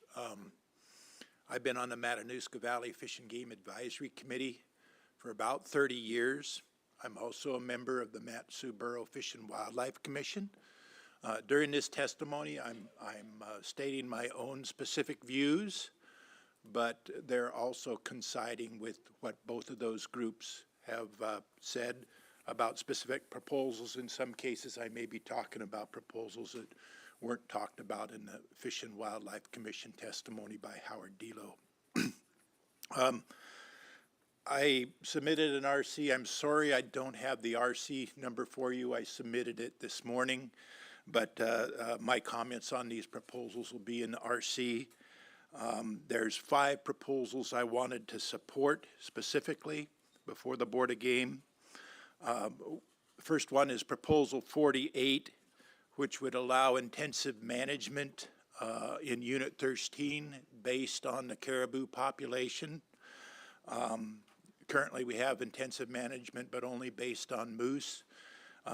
Caribou in Unit 13 are very important to a lot of people in the state of Alaska, and they're at a very low number right now. And I think it would be very advantageous to try and build that number as soon as we can, because they are so important to so many people in the state of Alaska, and particularly to Alaska residents. Proposal 64 reauthorizes antlerless moose hunting in subunit 14A specifically. It also goes for 14B, but 14A is where I think it certainly should be reauthorized. 14B, we're below objective on moose population, but the department hasn't necessarily been given any permits there anyway. So anyway, I'd support that. Proposal 65, I wrote for the advisory committee, and this is asking to reduce the potential number of antlerless moose permits in 14A, which is a very productive moose area. But 14A has had declines with tough winters the last 3 years. The department would say last year wasn't as tough, but moose is primarily what I've hunted, and I've hunted for my lifetime in Alaska. My mom used to tell us, I don't care what you boys and dad go hunting, but you've got to bring home moose, because moose is my favorite, and that's been what our family has eaten. So these are primarily moose and caribou, but anyway, the number of permits in 14A, we're allowed to give up to 2,000 antlerless permits. The department has never issued 2,000 antlerless permits, so I believe that number should be cut down to a realistic number, and we should not advertise a high level of permits that we're not going to give.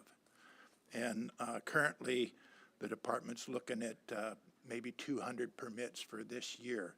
So I'm not saying the department hasn't been responsible, but I don't think we should be telling all the hunters that, hey, look, if you apply for 14A, there may be 2,000 permits. There has never been 2,000 permits. Proposal 16 is to shorten the winter tier 2 season in 16B. I certainly think that predators and humans have a significant impact on moose populations. That winter hunt in 16B is one of the longest hunts in Alaska, and that population is not doing well. This proposal was put in by the advisory committee out there, and I think it's a good proposal. I encourage you to shorten that moose tier 2 season in 16B. A lot of those moose winter down along the river, and they just, they get pushed around and looked at by a lot of people at a time when they're very stressed. In addition to predation, poor winter conditions seem to be one of the very worst things that affect moose. And then when we push them around at that time, it just makes it worse. Also, when you harvest moose at that time, they've lost a lot of weight.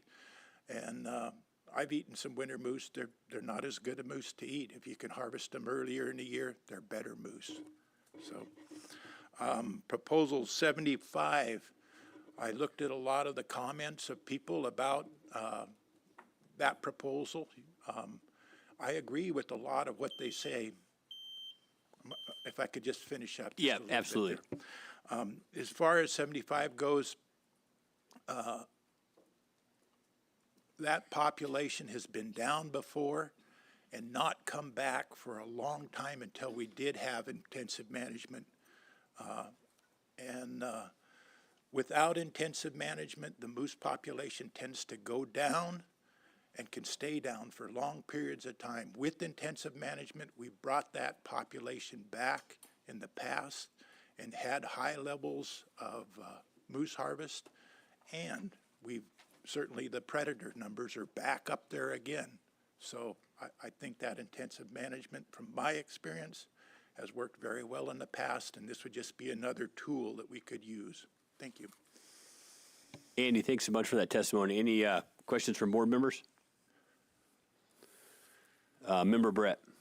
Yeah, thank you, Mr. Chair. Thank you, Andy. Thank you for all your years of service on the AC there. And I also like to thank you for trying to clarify the up to language when it comes to antlerless permits, and how sometimes the public sees that number and thinks the department's going to issue 2,000 permits, and they don't quite understand, you know, it's up to, they may issue that many permits. So, you know, I appreciate you trying to clarify that for the public. So, yeah, thank you for the kind words, and thank you, board members, for your service. I realize it's a big commitment out of your lives. Any other questions? Yeah, Member Loring. Thank you, Mr. Chairman. Thank you, Andy. Right at the very end of your testimony, you talked about Proposal 75, and I think I might have misunderstood you. Did you agree with Proposal 75? Yes, or opposed to it? I can see the points that some of the people opposed to 75 make. For instance, it would be better if we could harvest those moose, you know, from an economic not moose, but predators. If we could harvest them with normal hunting means, that would be a better solution. You know, it would be economically better. The reality is those predator populations go up, and if the moose are knocked back by severe winters, they just keep the moose down. And the public is not harvesting those predators to a great enough extent, even with very liberal opportunities, to where we can maintain or build the moose population back again. So I see people's comments. I agree to some extent, but the practical matter is we need that predator control out there. Thank you for clarifying. Appreciate it. Thank you. Any other questions? If not, Andy, thanks a whole bunch for that testimony. Yep, thank you. Everybody, we're going to take a break here. I encourage everybody to get your blue cards in. I extended, you know, the timeline for that till 2 in the afternoon for some people that were traveling. But I see a lot of folks in here right now that are planning on testifying that haven't put their blue card in. So if you guys could do that, that would be great. Whenever we come back, I'll for a second call for Talkeetna Bachelor Auction participant Sterling Spilnick. And everybody make sure, turn on your phones, look at the live feed for the copper. It started about 17 minutes ago.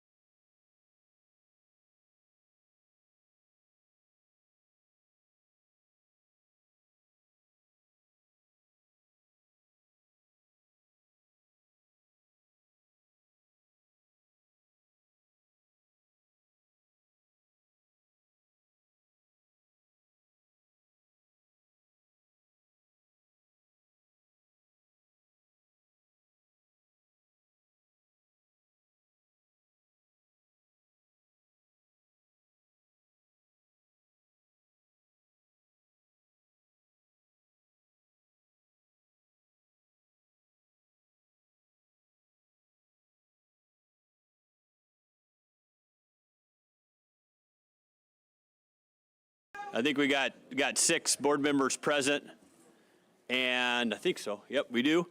And Sterling Spilnick, you're up first, bud.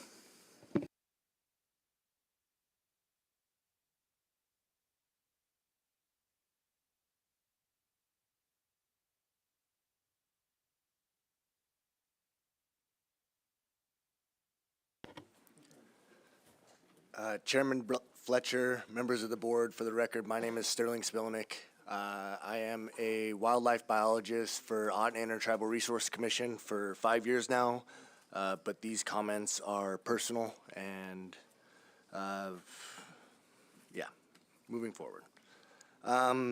Proposal 2 for extending the bear baiting season. I oppose this proposal. As the bear baits are not public knowledge, and it is during a time when there's a lot of people out in the woods, whether they're harvesting or hunting. There is a conflict there. I also don't like the fact that this proposal is multiple subunits. I think the whole point of the Board of Game process is to tailor the proposals to the specific area and what's going on. So any proposals in the future, I would prefer them to be unit specific. Proposal 3 for the cellular cameras for bear baiting sites. I think this is getting into the fair chase. You know, I understand that it does help people out, but I want you to consider the fact that a guide can have up to 10 bait sites, and if they could sit at home and check all their bait sites, it really gets into that fair chase principle. Proposal 57, the 2 brown bear limit. I want to apologize because 3 years ago when I sat in front of you, I said that I would have data to present on our bear study to base your decision off of. That data has yet to be completed. We're still under deliberation with ADF&G to get our DSA updated because it is a collaborative effort. No one can move forward until all parties agree. I will happily say that discussions have continued, and I understand that there has been some turnover at the department, but I'm hopeful that this work will get completed in the next 6 months. That being said, I would like the board to look at 5ACC 91.031G. that says a person may sell, advertise, or otherwise offer for sale a skull or hide with claws of brown bear in an area where bag limit is 2 bears. I think that with Unit 13 being on the road system, you're opening Pandora's box with this, where you could have anyone from anywhere come in to harvest. Just from what I've heard in the Copper Basin community, people are ready to go and to sell hides. They're already calling tanneries down in the lower 48, seeing what the rates are, and it's a hot market. If you look up what a brown bear hide goes for, and I think that it's a bad idea for the area. Proposal 59 and 60, which is the lengthening of the wolf trapping in GMU 11. The reason this was to be opposed, I want to give some clarification, is because ATRIC has a current ongoing study where we're capturing and collaring wolves to look at range, distribution, and seasonal diet. And so the reason we were asking to oppose these 2 proposals is so that we don't extend the season to catch more of the wolves that we've spent a lot of time, effort, and money to capture and collar. And then the last one is Proposal 49 for the Nelchina caribou moratorium. I wanted to clarify that the subunits that were listed in ATRIC's proposals, which was 14B, 20, 13, 11, and 12, would be a closure of the caribou when the Nelchina caribou herd was in the vicinity.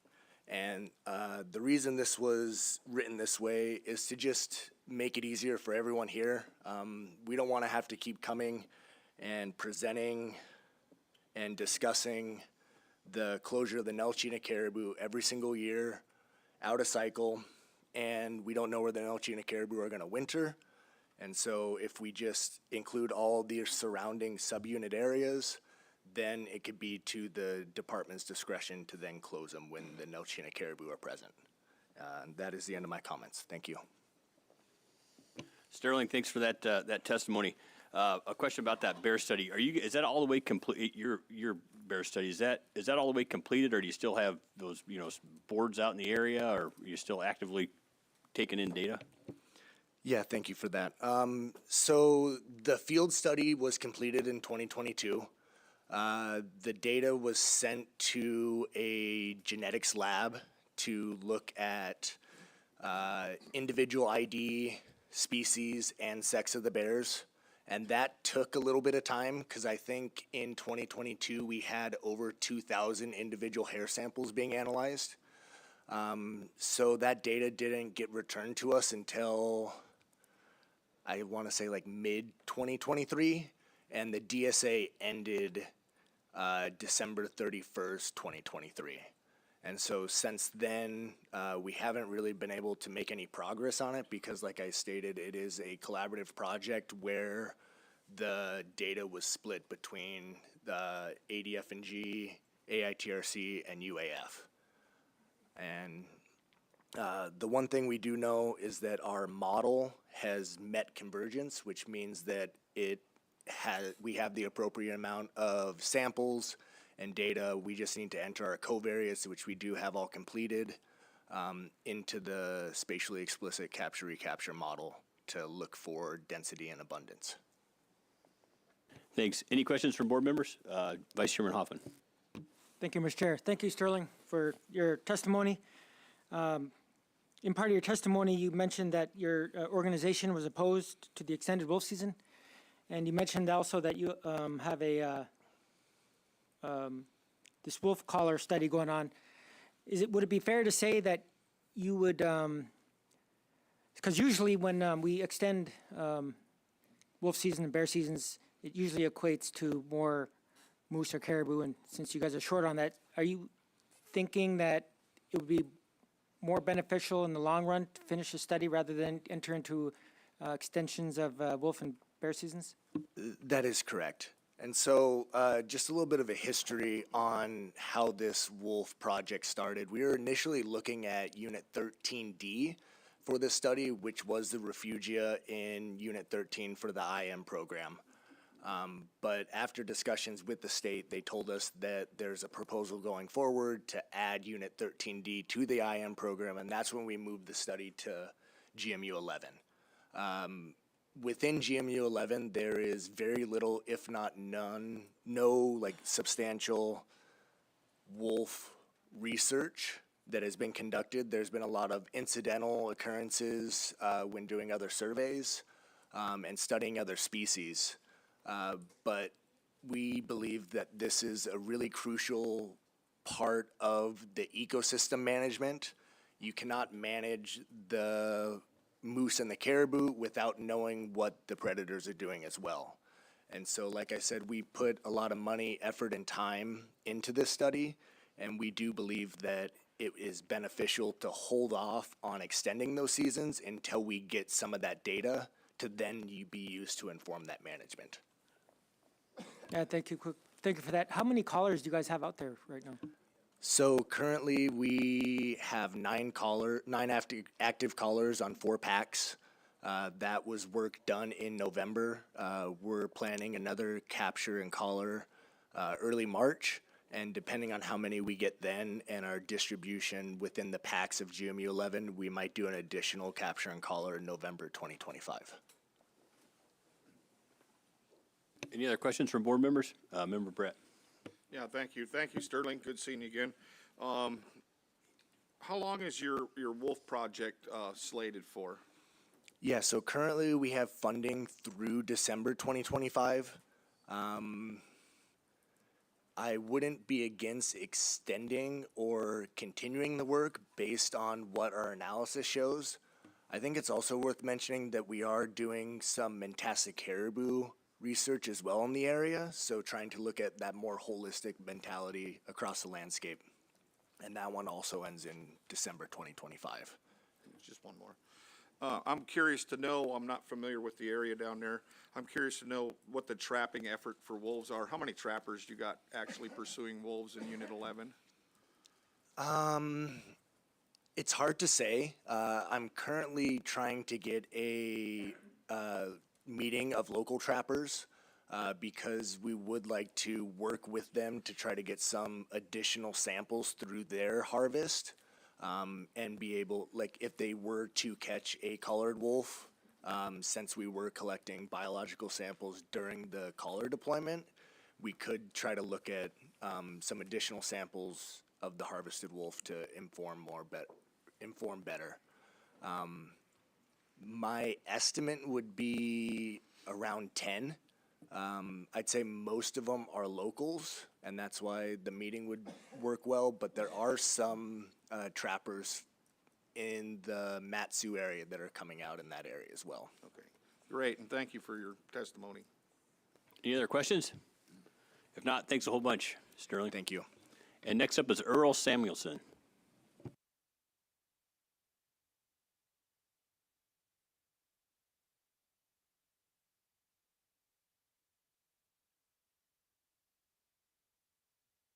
Earl, could you turn on your microphone? Sorry about that. Can you hear me now? Raise your hand if you can hear me. Okay. Excuse me. Thank you. Earl Samuelson from Neposkiak, part of the Lower Yukon Custom Advisory Board. Got selected to come over here to give our committee update on some of the proposals pertaining to caribou. Proposal number 29. We opposed it. 2 supported it, 3 opposed. 30, no action. 31, no action. And 32, also no action. One of the reasons why we took no action, we live at Unit 18. We share that Malcheltna herd. It goes back and forth, Bristol Bay area to the Kuskokwim. We are concerned about it.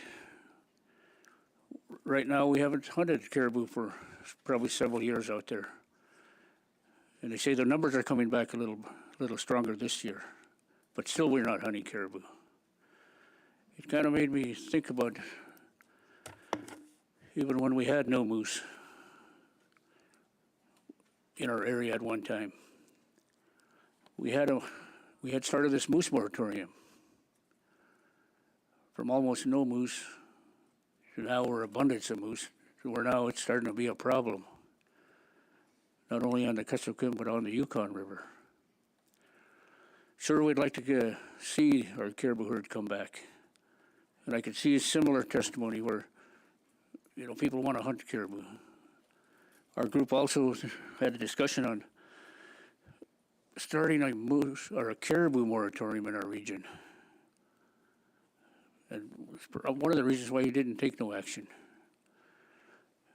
And it was asked, do we need to come to this session here? My answer to that was, well, if it affects the Machelta herd, it also affects us. It might be wise to come over here and listen. And things can change really fast, I know, how the system works. So that's why we're here. We'd like to see that caribou come back. The whole Delta would like to see that caribou come back. And I see Bristol Bay guys would like to see that caribou come back. So, thank you. One other thing, I mentioned the moose moratorium. I know moose is not on the agenda. It's going to come up here pretty soon. And when the moose season comes, we'll take a really strong look at what's happening now with hunters coming in. You see I heard the moose here, headless moose, hornless moose.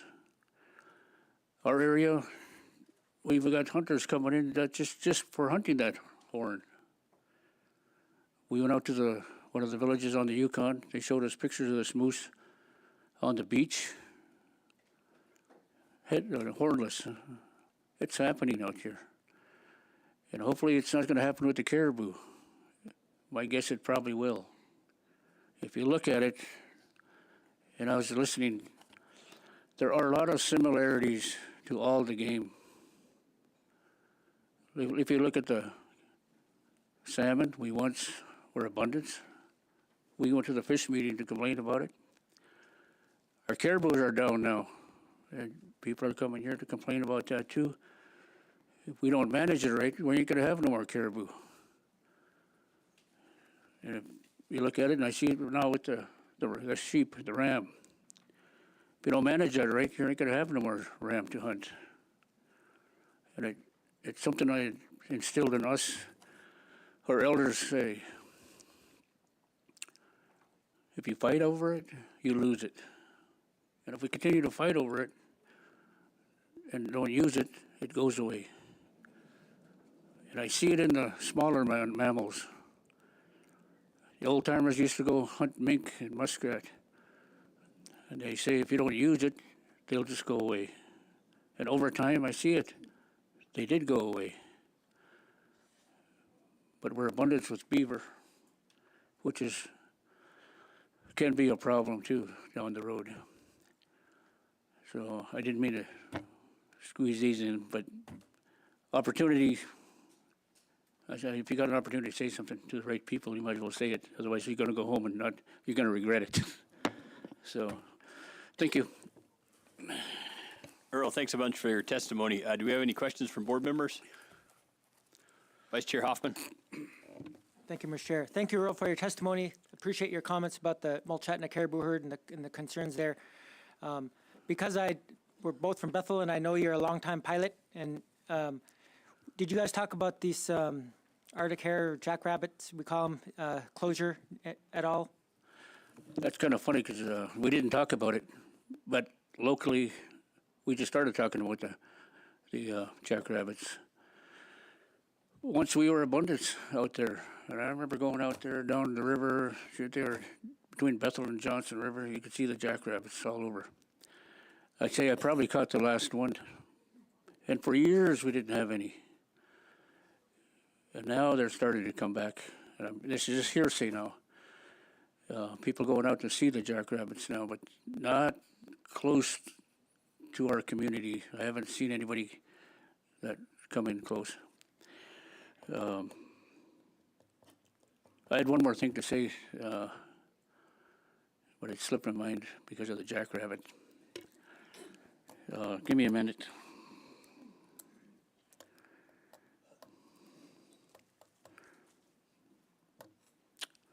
I'm going to have to pass, but I know it was an issue, our area.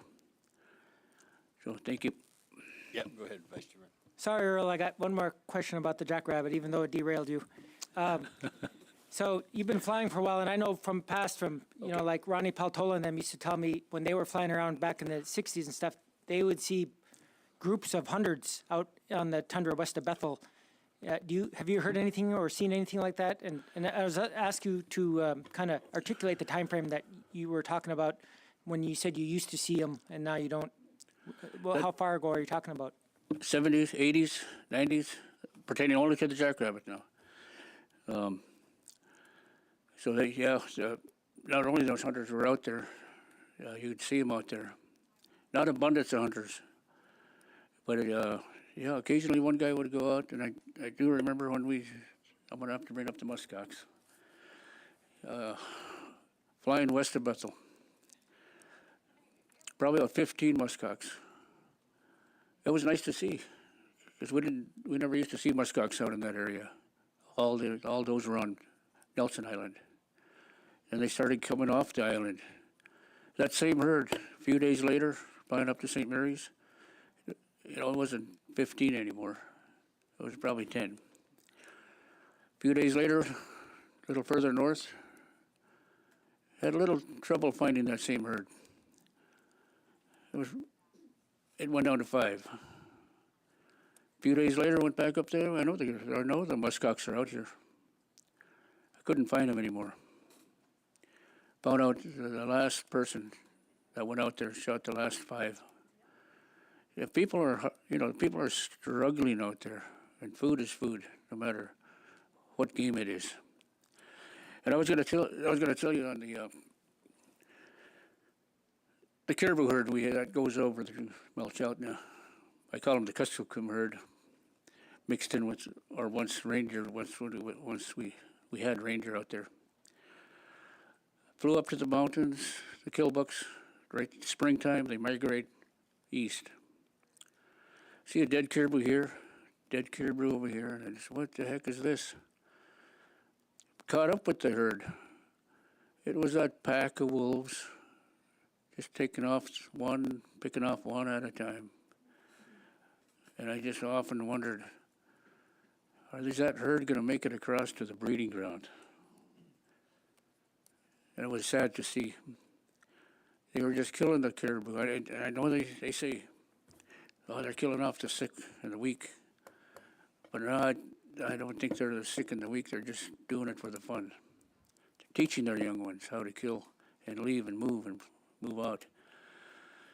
Wolves, yeah, they can be very destructive in our area. And I know our herd is small. People are telling me I live in a village just downstream from Bethel. Guy comes into town, we got a wolf right out in the outskirts. Another guy comes to town and says, we got 5 more wolves out on the outskirts. They're hungry. And we got some trappers that are trying to keep the numbers down, locally too. But they're still a destructive animal. I was going to suggest if in that wolf study you do, look at the Yellowstone. They're doing the same thing. They did a study over there. And look what they're doing over there. They're multiplying, forming their own herds or packs. And I had a friend that lived over in Montana. He said, Earl, we can't hunt over there anymore. The wolves are killing off all the animals over there. So I know it's like a study after study after study. And I know you guys know the answers. You don't need a study to study. You know the critter, you know the animal. But anything else? I think I went past my 3 minutes. Member Brett. Yeah, thank you, Earl, for your service on the AC. I'm curious if there was a same-day airborne for wolves and bears, what kind of participation did your committee talk about? Possibly what kind of participation would happen? Like years ago, I know there was a same-day airborne for moose. That went away. There was a same-day back in the '60s when when we had the strong herd, a reindeer, caribou. We call them reindeer locally. The fishing game call them caribou for the logistics and regulatory rules, I guess. Was huge back in the 30s. And then 60s, wolves came in, started killing off the herds. And then the game board here, I guess, come up with a bounty system. Same day, and that's when I got familiar with the same day airborne system. Yep, several pilots used to go out and bounty hunt the wolves then, just to kind of protect the herd. I don't know if it made a big difference, and after looking at it over the years, it might have made a slight difference, but over time, we still lost the numbers. Numbers still declined. I remember in the 80s, we couldn't hunt the caribous. We called them the killbuck herd at the time. In the 90s, the numbers came back. And yeah, there were people could hunt out there 1 or 2, then 3, then the numbers came back really well, or they had allowed 5 at one time. Then the numbers started declining again. And then that numbers started declining from 5 to 3, then to 1, and now to none right now. It's like a cycle. No matter what you do, you could try probably all the predator control, and it maybe make a slight difference, but they're still gonna see the numbers drop one way or another. So. Thank you. No same-day airborne for moose, though. I mean, bear or wolves. I think if we go further upriver in the McGrath area, you might see that there. Several guys asked us about the same-day airborne for wolf. And we just left it alone, left it up to you guys are the professional guys to make that decision. So, thank you. Thanks. Any other questions? If not, thanks so much for your testimony, Earl. Thank you. I'd like to call up Travis Burks.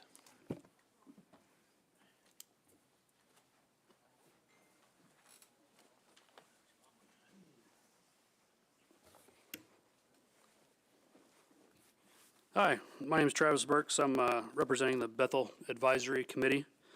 I've lived in Bethel for 10 years, and I'm probably this is my first time on the AC board committee, I guess. I've probably, of all the people on our AC, I've probably lived in Bethel the least amount of time. So I don't know why they chose me to come, but here I am. So I'm going to try to represent these guys the best I can. Our committee has 11 members and 1 alternate. 8 of us are avid trappers. All of us love to participate in fishing and hunting. For the most part, the majority of the committee votes the same on most issues. We like to see the caribou population come back, increase access for the trappers and the hunters, getting out into the field and having the time to pursue the animals, and predation control are all things that are high on our priority list. Proposal number 2, open 2 bear baiting seasons. The proposal was submitted by RAC. This proposal is important to us for a couple reasons. During the current baiting season, we have environmental challenges that keep us from reaching and utilizing the bait stations. When the season opens, we have ice on the river, and so you can go get your bait station opened, but then shortly after that, the thaw starts coming, and then you got water on top of the ice. It makes it difficult to get there, and then the river starts to break up, and so you're waiting on that, and so it's kind of, do you even open the bear bait station knowing that you're not going to be able to get to it soon? And then when the river goes out and you can start utilizing it, the season closes shortly thereafter. Also, increasing adding another baiting season will help with predation control, helping the caribou herd. So we supported that. Proposal number 3, we supported allowing the use of cellular cameras over bait stations. They're talking about the cellular game cameras. They don't work out in our area. I have one. Haven't been able to get it to work. It won't connect to anything out there. We like this proposal, and we talked about it because we have an abundance of bears, and any advantages we can get will help us bring the numbers down. Fish and Game is doing predation control, so I think we think it should start with the hunters first, give them the opportunity, and then whatever we can't handle, then they step in. We had one member that didn't agree with this. They thought it only helps people that can afford it.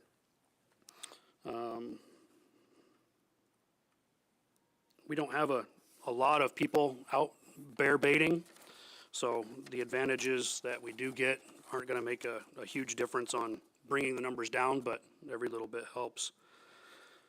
Proposal number 24, we supported that, closing the season for Alaska hare. We didn't need to talk long about this one. There aren't a lot of these things out there, and most of us have never even seen one. Pat Jones, biologist out there, did a study on them years ago, and he said they were incredibly difficult to trap, and he didn't really capture a whole lot of them. I'd love to see one, so I don't know if anybody's hunting them or is successful hunting them, but if closing the season helps bring them back, then that would be great. Proposal 29, we oppose this one as unnecessary. As we understand it, the herd size and behavior is dynamic and changes. We want to see the caribou herd come back, but we don't see that this proposal helps with that. Proposal 30, we supported implementing a 3-year moratorium on the caribou. This proposal was submitted by one of our ACs, and we support it. No hunting of caribou until they recover should go for all the units that the Wilchetna herd travel in and out of. Proposals 33 and 34, allowing the same-day airborne take of brown bear and wolf. We support this for the predation control reason. Again, giving us, put the advantages in the hands of the people that are hunting and trapping. Proposal 32, allow year-round take of brown bears in Unit 17. This proposal was written to help bear reporting, bears that were being shot in defense of life and property, not being reported. We voted to support this as amended to match Unit 18, closing the season on June 30th, to keep there from, as one member said, it turning into a free-for-all. So just aligning with Unit 18 seemed to make sense. We also felt like bears taken during the summer months still have use, even if the hide is no good. There's still the skull and the claws that can be utilized. Again, predation control and caribou are always on our minds when talking about these kind of issues with the bears and the wolves. We opposed Proposal 35, shortening the trapping season for wolverine. We don't feel like there are enough wolverines being trapped to warrant this. And our AC is made up of mostly trappers, and most wolverine trapped are males. I don't know that me or my trapping partners have trapped a female. Wolverines are mostly in the hills. There's not a lot of snow for us to get to the hills, and the ones we catch have been dispersed on their own, so they're kicked out and traveling. Proposal 72, we supported eliminate the harvest ticket requirement for black bear in Unit 16. We supported this. Just seems to make sense to us. Harvest ticket and sealing is redundant. So there wasn't a whole lot of talk about that one. Proposal 76, allow the take of brown bear in Unit 16, same day airborne. We support this. Again, giving the advantage to the hunters. To help with the caribou and predation control. And that's all I have. Thanks so much for that testimony. Do we have any questions from board members? Member Brett. Yeah, thanks, Travis. I'm curious, do you know where the female wolverine are generally denning out in your area, that you guys haven't been catching them on the low ground? My understanding is deep in the hills.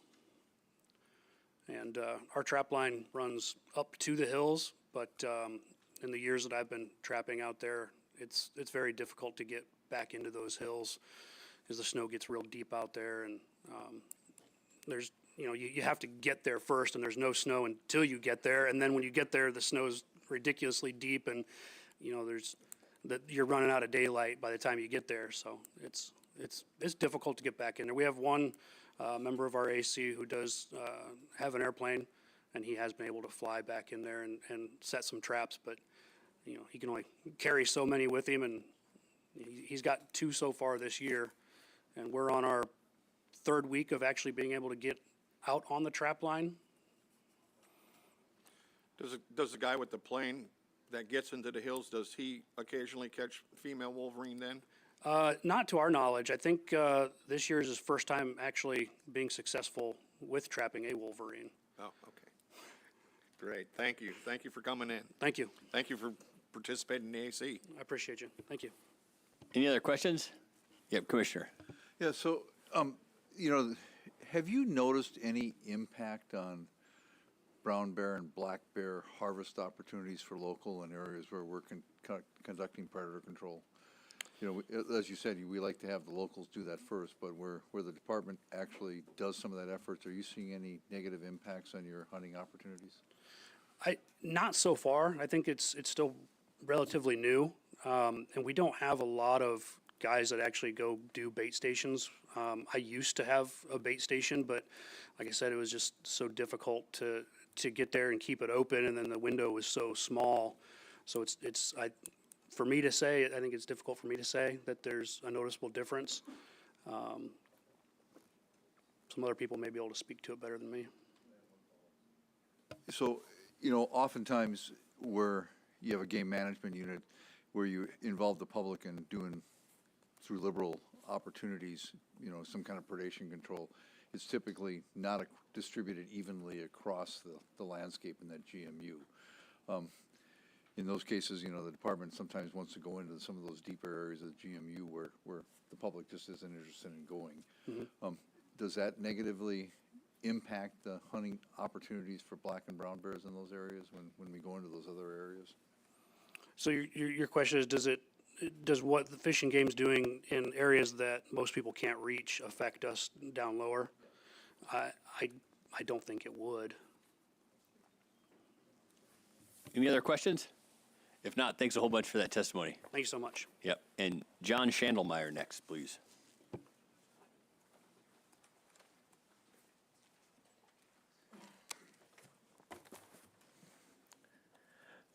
John Schandelmeyer, Paxton AC. Just like to cover a little bit about our AC just before I begin, because I haven't been here in a few years. So our AC composed of 7 members, and we have collective history of over 200 years in the Paxton area. We have trappers. We have some DOT guys that are on the road every day, a couple of lodge owners. So everybody we have there is out all the time. I mean, nobody's got a day job other than the DOT guys are on the road anyway. So I'm going to touch on, you guys have our minutes from the meeting, which are pretty inclusive. And I'm going to touch on actually 3 proposals that the AC sent me here to talk about. I've been on the Paxton AC since it was started in the early 70s, and I've been the chair for the last 30 years. So I have a lot of familiarity with what has happened in the past here. So a lot of times I see us reinventing the wheel. So the first proposal I'd like to discuss, short one, is Proposal 61. We talked about ptarmigan. This proposal sets the season date, opening date back to August 20th, and we've had this proposal in, man, I can't tell you how many cycles, at least 20 years, maybe 25 years. It never goes anywhere. Why, I don't know. But, our Paxton AC is a little different than a lot of them. We don't have a meeting like this. We all sit around a table, we eat dinner, we talk for hours. Meeting usually gets out at midnight. So, I raise chickens, right? And sometimes I provide chickens for the meal. I don't butcher them when they're peeping. But we do ptarmigan. Our ptarmigan are, when the season opens on the 10th, they can barely fly. This is a high range, a lot of snow late. Ptarmigan don't hatch until middle of July, sometimes this year was later. You hunt them on the 10th, man, there's nothing there. You get a pile of feathers if you shoot them. And we get hunted pretty heavy, because we had, in the past, with the Nelchina caribou open, a lot of caribou hunters, opportunistic hunters are going to take ptarmigan. And we believe with the ptarmigan population where it sits, Unit 13B in particular, extremely low, high snow machine traffic all year as soon as we get some daylight like now. Trails are groomed all the way across the Denali. If there's a ptarmigan out there along the road, he probably doesn't make it. So we think we at least need to give them the chance to grow up, So that's on ptarmigan. Like I say, we keep talking about it, never happens, or hasn't happened, and we're looking forward to seeing some action on this proposal this year, or at least some discussion on it. The proposal that I'm here really to spend some time with is proposal number 46, which is our proposal that has to do with replacing the community hunt. And this is a little more complicated proposal, and it was first submitted on the last board cycle. I didn't come to that meeting, and I was told that there was some misunderstandings on how that proposal was to work. We revamped it a little bit this year, and some of the revamp continued into our advisory meeting in December, and those things are in the notes, but they're not in the proposal as it's written. And so I want to cover that proposal and the reasoning behind that proposal. The proposal originally initiated back, we first started talking about it about 10 years ago. And there was a subsistence guy doing the subsistence studies in the Copper River Basin, Jamie Van Lannen, and he put out a report. It's TP 405. You can look it up. He covered it. It's a pretty extensive report. And so this proposal was generated during the first community hunts. The first community hunts worked quite well because they were limited to Copper Basin communities, and they accomplished the purpose that they were set out to do. However, that went into court, was declared unconstitutional, and so that program has morphed into what they have now, where I heard testimony on a Cantwell that the community hunt worked well for them, but generally speaking, there's been less and less Copper River Basin communities participating in that hunt because of the competition elsewhere. There were 195 moose taken in the community hunt this year prior to the general harvest hunt. And I don't know, we didn't have the figures on how many of those were taken by Copper River communities. But I will tell you that most of the communities in the community hunt are not Copper River Basin community hunters. They're mostly out of the population centers, Mat-Su, Anchorage, Fairbanks. There's people out of Barrow hunting there. That's fine, but it's not accomplishing what we want to accomplish, which is allow participation by the Copper River residents. 2,500 people in the Copper River. A lot of them have historically harvested moose. The report done by Van Lannen showed that most of the local residents hunted without much equipment because they couldn't afford it. They didn't have it. And so they hunted on foot, road hunted. And we heard a testimony from the Copper River Advisory Committee that Proposal 46 would turn this into a road hunt and a float hunt. Exactly right. That's what we're looking for, because that's what they used to do here. I go back with a lot of reports that nobody has even hardly heard of, but they were all generated by the Department of Fish and Game. In middle 1980s, there was a report done. Prior to 1980, there were 0 four-wheeler ATV days used hunting in Unit 13B. By the late 80s, I think this report came out in 85 or 86, there were 40,000. I don't know what it is today. It's far higher than that. An ATV day computes to one guy on an ATV for one day during the moose season. 40,000 days, ATV days. Yeah, we're trying to turn this back into a walk-in hunt. A little bit, at least to give local residents one up on it. If you're a local resident, you live there all summer long. If you got a moose in your backyard, you know it's there. You drive in the road, you see that moose. You know where he is.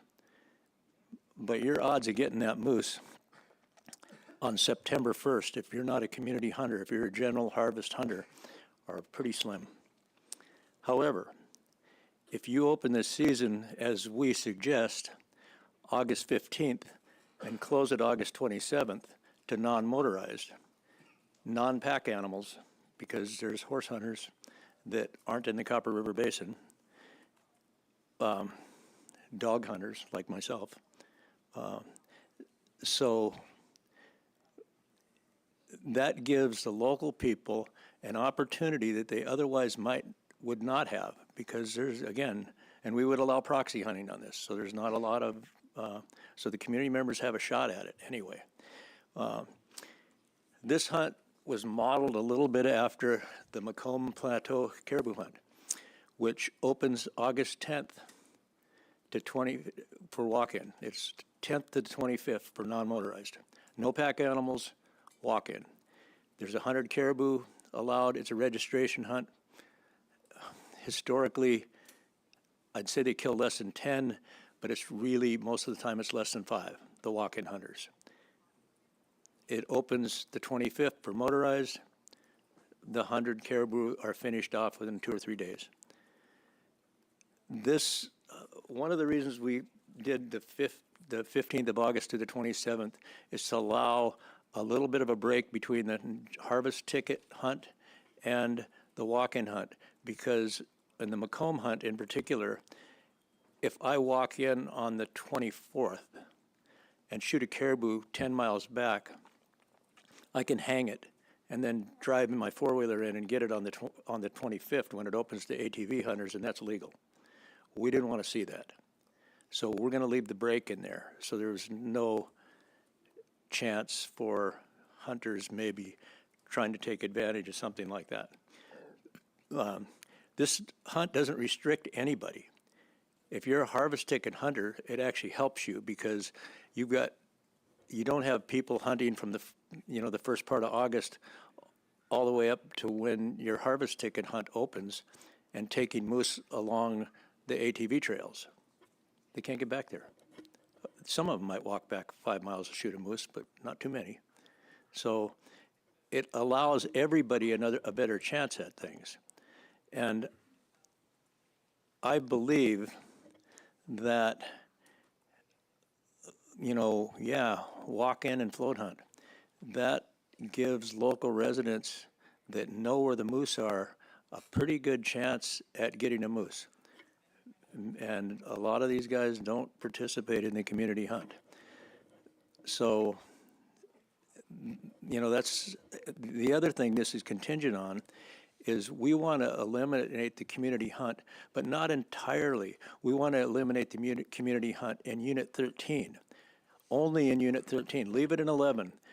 This is a trial thing. We don't know if these things are going to work. I mean, look at the stuff we've been trying with the community hunt. We modified it and modified it and modified it, and it has not worked. It's getting worse because people are taking advantage of it. So let's try getting rid of the community hunt just in Unit 13 and try this program for 3 years till the next cycle and see what happens. Revisit it, collect data, see what happens.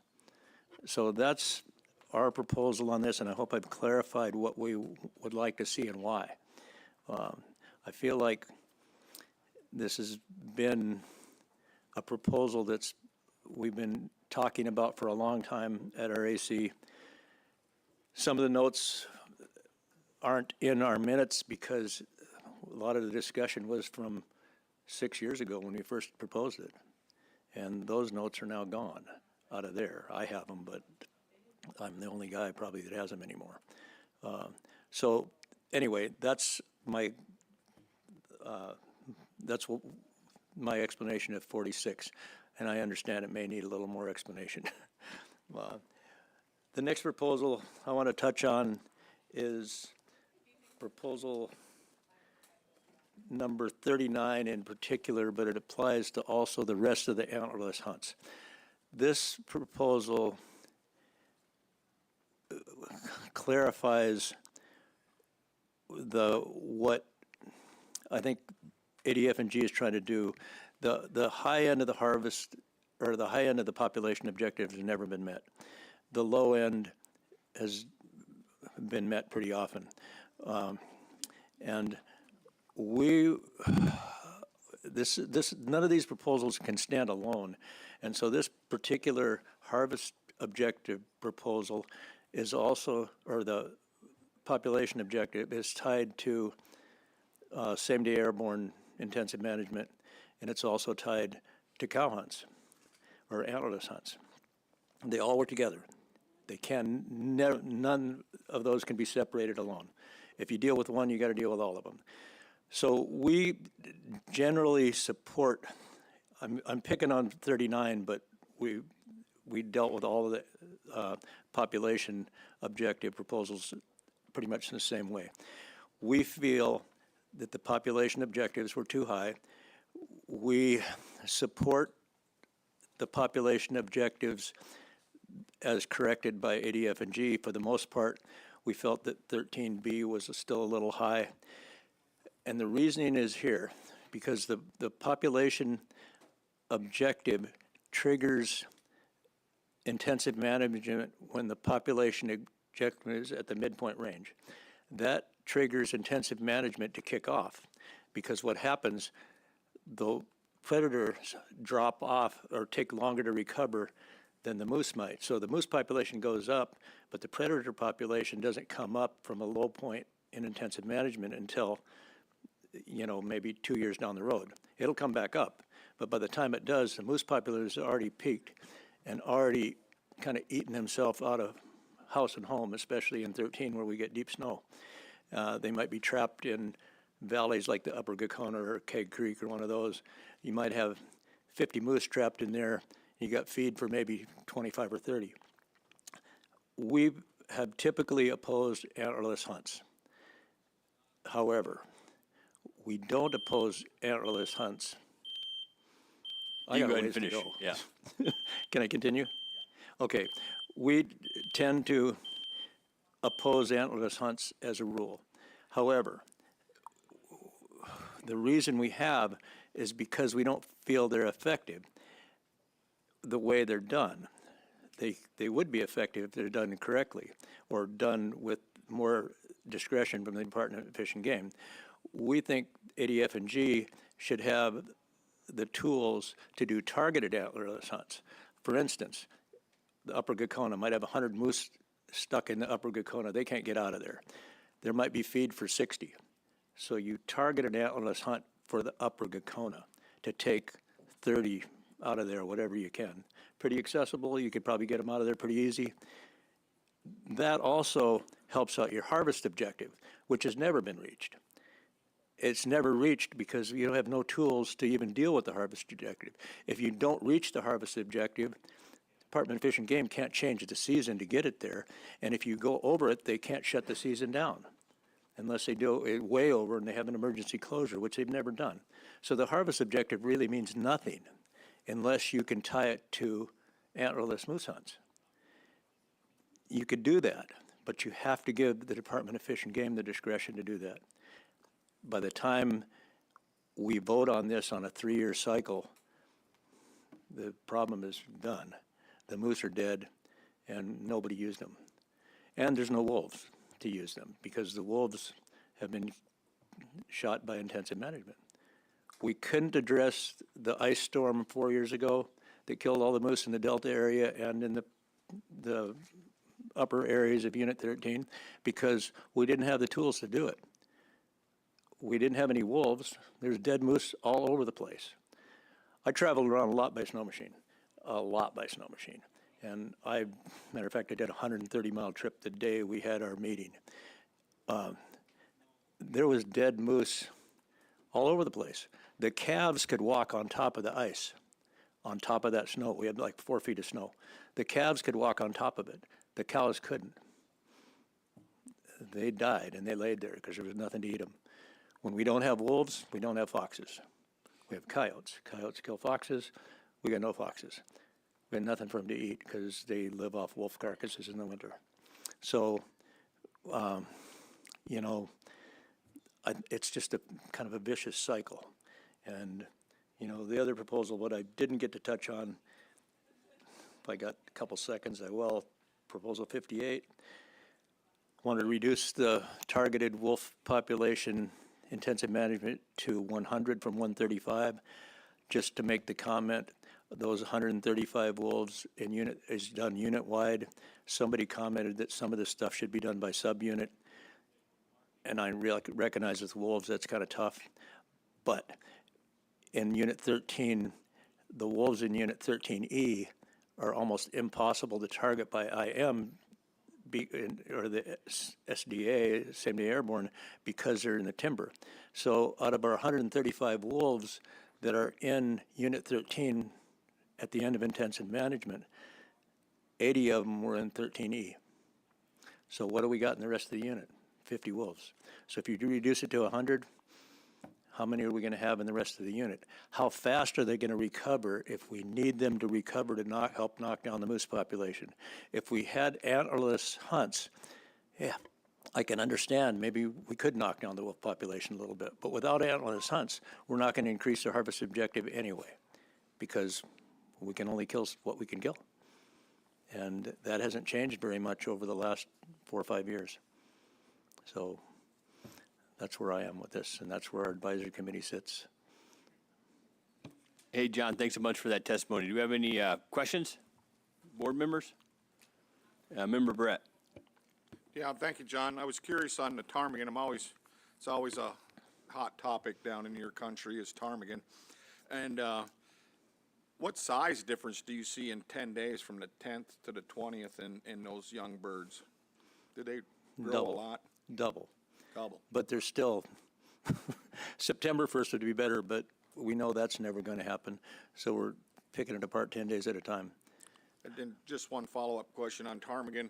Do you account for any refugia? Do you see the refugia out there from all the places people can't get in there and hunt and, still have good ptarmigan populations? We don't have good ptarmigan populations. I trapped that area for 40 years. We used to have ptarmigan, and they go up and down. That ice storm 4 years ago killed a lot of ptarmigan because they sleep under the snow. They got froze in and they died. What happened the last 3 years, we've had very cold springs. The snow stayed late. Ptarmigan didn't make it, and it didn't have anything to do with hunting pressure, really, or very little. It had to do with the conditions on the ground. And I mentioned that the day of our advisory meeting, I did a 130-mile snow machine trip, and that was on snow that was 2 days old, fresh tracks if there was any. I saw 8 ptarmigan that trip, a group of 3, a group of 4, and a single, and tracks were maybe 4 or 5 more across the road. And that was on the Denali Highway between Paxson Lake and mile 60. So the upper units, the upper areas like the upper Clearwater, the upper McLaren, Cottonwood Creek, back off of Tangle Lakes and through there, Rock Creek, used to be big flocks of ptarmigan, and there are still some ptarmigan in there, but, flocks of 5 and 10 rather than 50 and 200. So, yeah, it's down. We had a good hatch this year. They did a Fish and Game from Fairbanks, small game specialist came down. They did a hatch survey. This was the best survey they had in 5 years. They did it the 1st of August. The babies were still barely flying. Some of them weren't. And they did their study for 3 or 4 days and they went away. They did their survey and then it started raining, and it rained the whole month of August. By September, if you talk to people that hunted that area, you would find that very few of them even saw ptarmigan. So that rain kills them, when they're babies. All right. Well, thank you. Yep. Thank you for coming down here. Any other questions? Vice Chair Hoffman. Thank you, Mr. Chair. Thank you, John, for that, all that information and your presentation. About your proposal there for the 12-day hunt, which is no motorized vehicles and all that, it would be an any bull hunt. And did you guys talk about what kind of numbers of people that would draw? Because those. We did. And we realized that, that will probably bring a few people in, but since that's triggered at the same trigger there is now at 100, I don't really believe it would bring any more people in. If you look at how many community hunters are in there right now, they have 100 bull limit, and it's in zones, and we proposed the same zones, so you can't take them all out of one spot. I don't truly think you would have many more hunters. We talked about it a lot. People don't walk like they used to. You know, they just don't. And so, yeah, you probably have some road hunters. Yeah, I mean, sure. But mostly weekends, you know, most people are working. So I think locals would have an advantage. I mean, you wouldn't be alone, but you would have an advantage. And I think there would be probably some people up there, but, you know, right now, especially, moose numbers are not high along the road system. And I feel like that's pretty well known. We had almost no moose hunters this year on the harvest, the harvest ticket people. We had very few hunters. So I think this is a management tool. It's one of the reasons I don't like the 3-day or 3-year cycle, because we can't respond quickly enough. If it was a 2-year cycle, we could respond a little quicker, but we can't. So anyway, but that was under discussion, especially when we first put the proposal in 6 years ago. Thank you. I appreciate that answer. So along with that discussion, did you factor in that it looks like that the salvage requirements are going to be gone, and that's going to add a certain, kind of wondering how because that usually deterred a lot of people from that hunt. And so if you have any bull with no salvage requirements, it's a big change, and I'm wondering. Well, we didn't necessarily, that was something we did not really address in the proposal. We talked about that, though, and we weren't necessarily wanting to eliminate any of that stuff. We want to leave the same requirements we had. We just wanted to change the method of hunting. Not the salvage requirements that there are now are fine. We're happy with those. And it's usable. And I figured that when we talked about this, we know that the board, when they discuss these proposals, they don't always leave them alone the way they're written, and rightly so, because we don't catch everything. And that was one of the things that we did not put in the proposal. We felt at this point we were getting very unwieldy with the proposal as written, and very few people were going to understand it. And so we kind of, leave that up to the board's jurisdiction on that. You guys can look at this and say, hey, wait a minute, this doesn't look so good. We need to make sure we have the requirements in there, which makes it, again, a little more acceptable to the villages, because they're like, well, yeah, we want to harvest moose the way we always harvested moose, which means use the whole thing, not just go in there and grab the quarters and strip off some meat and get out of there. So, yeah, we're okay with that, and we talked about that, and we were okay with that. Any other questions? Member Loring. Thank you, Mr. Chairman. Thank you, John, for your testimony. Going back to the August 15th to 27th, one of the qualifiers is that the hunts close the use of motorized vehicles or pack animals, except for portions of Unit 13 along the Parks and Nellie and Richardson highways and Glen Highway for hunting moose. So is there a corridor that you're thinking about using? Because most of those highways have trails that go way back. We You're were going to allow those just, people to take their ATVs off the trail? we were just using the highways only, and that's why we specified the highways. The highway right away? The highway right away. That's it. I mean, that's the way it's worded in the other walk-in areas, unless there's a corridor like the Dalton or something like that, where you get a 5-mile corridor or whatever. Okay. But just the highways. So you no think trails.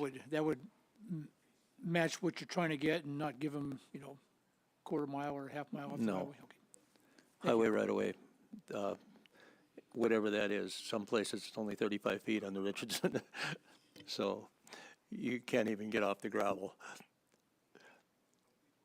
Thanks. Any other questions? If not, I took down a lot of great notes. It's great seeing you down here, and you did a really good job explaining those couple proposals. Thanks, John. All right, thank you. Yep, and in this point, we're gonna break for lunch. The next testifier has a PowerPoint presentation, so it takes a little while to get that rolling. So we'll break for lunch. We'll meet back here at 1:30.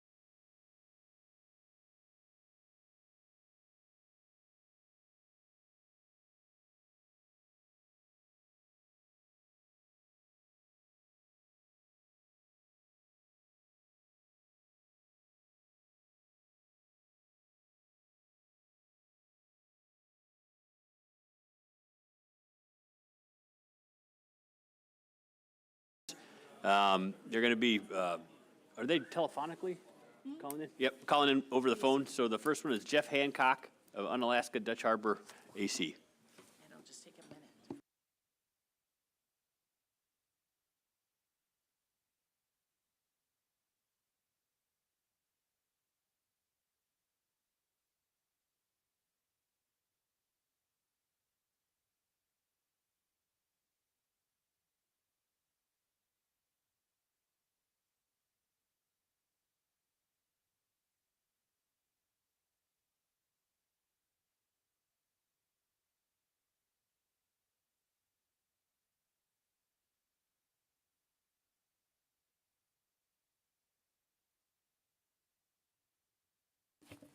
Hancock.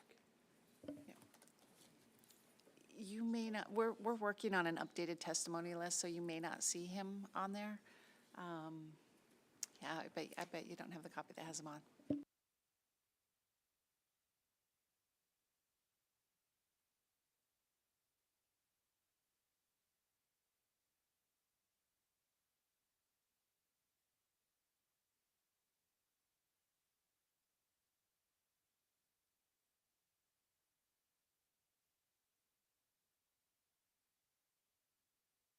AC 16 will be the Unalaska AC comments while you're waiting.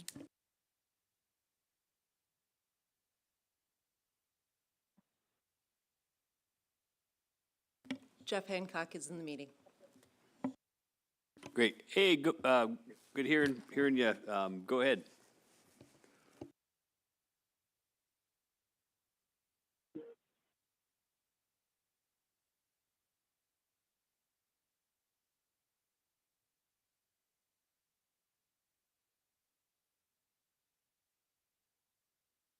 I'm probably standing too close to that computer. If I move out back here and move away from it, it'll start operating properly.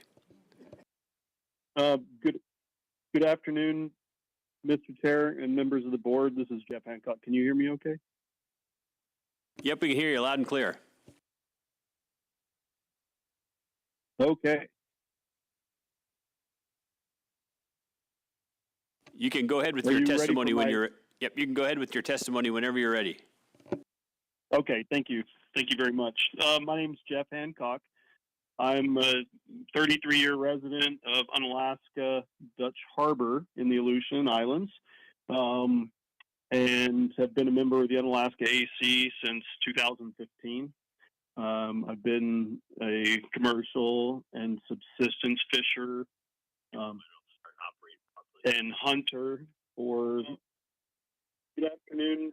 Sorry, I'm gonna mute my laptop audio. Excuse me. And if you can still hear me okay? Yep, we can still hear you. Okay, great. Sorry that I can't be there in person today, and we had a change between one of our AC members who was supposed to testify at this meeting, but having participated in our committee meeting to review the proposals and having good firsthand knowledge of the issues regarding proposal number 8, then I think that I have some good basis to share information, answer any questions if I can, and we appreciate the opportunity to talk with you today. Our committee did meet to review proposal number 8. It was the only one of the proposals from our region that we were able to take action on in late December prior to the deadline for comments for the board. Typically, I will say that our Unalaska AC deals primarily with fisheries issues.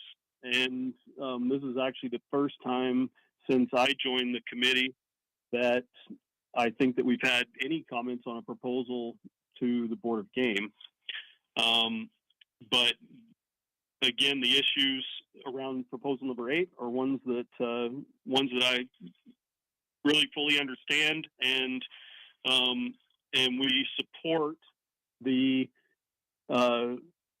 we support or mirror what the staff comments or staff recommendation is, which is to classify the reindeer that are on Umnak Island as deleterious exotic wildlife, or to classify them as caribou and establish hunting seasons. But I believe that our committee agreed that that going with the staff recommendation and the local user requests that presented this proposal, that is the best course of action. One thing that I'd like to note is that this population of reindeer on Umnak Island, which is west of Unalaska Island, the first island west of Unalaska in the Aleutians, was established a century ago, and has grown and expanded over the entire expanse of Umnak Island. One thing that I'm going to note here is that I believe in the staff comments, the square miles of Umnak Island may be slightly incorrect. I believe that I think it said 1,500 some odd square miles. I think it's actually half that or less over the entire area of the island. The original reindeer were introduced along with sheep, domestic sheep, to the island in the early 1920s, and they were introduced on the very northern or northeasternmost point of the island, which is the farthest way away from the only populated village on Umnak Island, which is Nikolsky, which is nearer to the southern end. And over the course of the last century, these animals have expanded their range and their numbers to cause an impact at Nikolsky, and an impact to habitat throughout the island, which is, as you might see in the staff comments, there's a map of a survey that was done in 2022 by the Aleutian Pribilof Islands Community Development Association, which shows the extended range of the Umnak reindeer without any management or anything across the entire island, and in great numbers, far greater than what we were originally established there. Just firsthand, I have been to Umnak in the last 6 months or so. This last summer, I was down there, both in Nikolsky and at Fort Glenn, which is an old air base at the eastern end of Umnak Island, and there were reindeer and cattle everywhere. They had to be chased off the runway in order to land a plane. I think from what you have seen in other comments and information from the Chaluka Corporation, that they are in the village around right in the midst of children's play areas and so forth. And I can attest to seeing those things firsthand. I think that it's clear that there hasn't been any active management of this herd in a long, long time. I think even farther back, over the entire island than the 25 years that's been mentioned in some of the comments. And that it's time to do something, to take a first step to try and control some of the invasiveness of the nuisance of the herd that has made it as far as Nikolsky. Umnak Island is a very difficult place to reach. I think that is apparent in the only 2 or 3 daily flights per week from Unalaska to Nikolsky, which are often canceled due to fog and weather. But it's a very difficult place to get to. And the fact that Nikolsky is the only inhabited village on the island with fewer than 40 residents now, I believe, that something has to be done, particularly to make it easier for them to deal with the nuisance of these invasive animals around their area, and further to perhaps open up other areas that are even more difficult to reach. Not good anchorages for vessels around most of Umnak Island. It's all very exposed to the Bering Sea and the North Pacific. And so the access to reach these animals for any kind of control or management is very difficult and costly.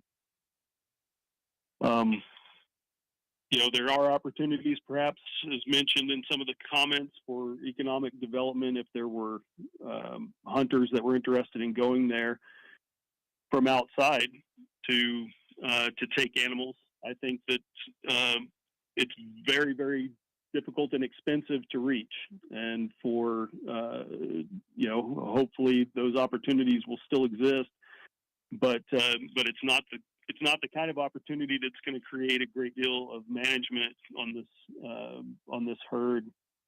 And so our AC supports the staff recommendations, supports the comments from the Toluca Corporation representative that were submitted, that these animals, as an initial first step, need to be added to the list of feral species as our deleterious exotic wildlife. Feral reindeer needs to be added to that list in order to accomplish this as a first step. And I think that seeing what the effects of that might be over the next several years, if any, then will give clear direction as to what to do next. And I just want to share with you for a second, because I looked up a couple of things in historical text about these reindeer, and one of the things I will read is from a book called Umnak, The People Remembered. There was a paragraph by Bill Ermeloff, who was a resident of Nikolsky, born in 1915, so 10 or so years prior to these reindeer being introduced. Reindeer were brought to the north end of Umnak Island around the time the first sheep arrived on the island in the 1920s. Their foraging area was too far from the village for regular hunting, and the terrain is too rough for today's four-wheelers. But on trapping trips up that way, I would occasionally shoot a reindeer for food. It takes 4 or 5 days to hike up there, and I'd have to take a month's worth of food supply on my back. Reindeer meat was welcome, as were the hides when we could get them. I would just like to say that having hiked across a lot of Umnak on foot, that it's very, very difficult terrain, and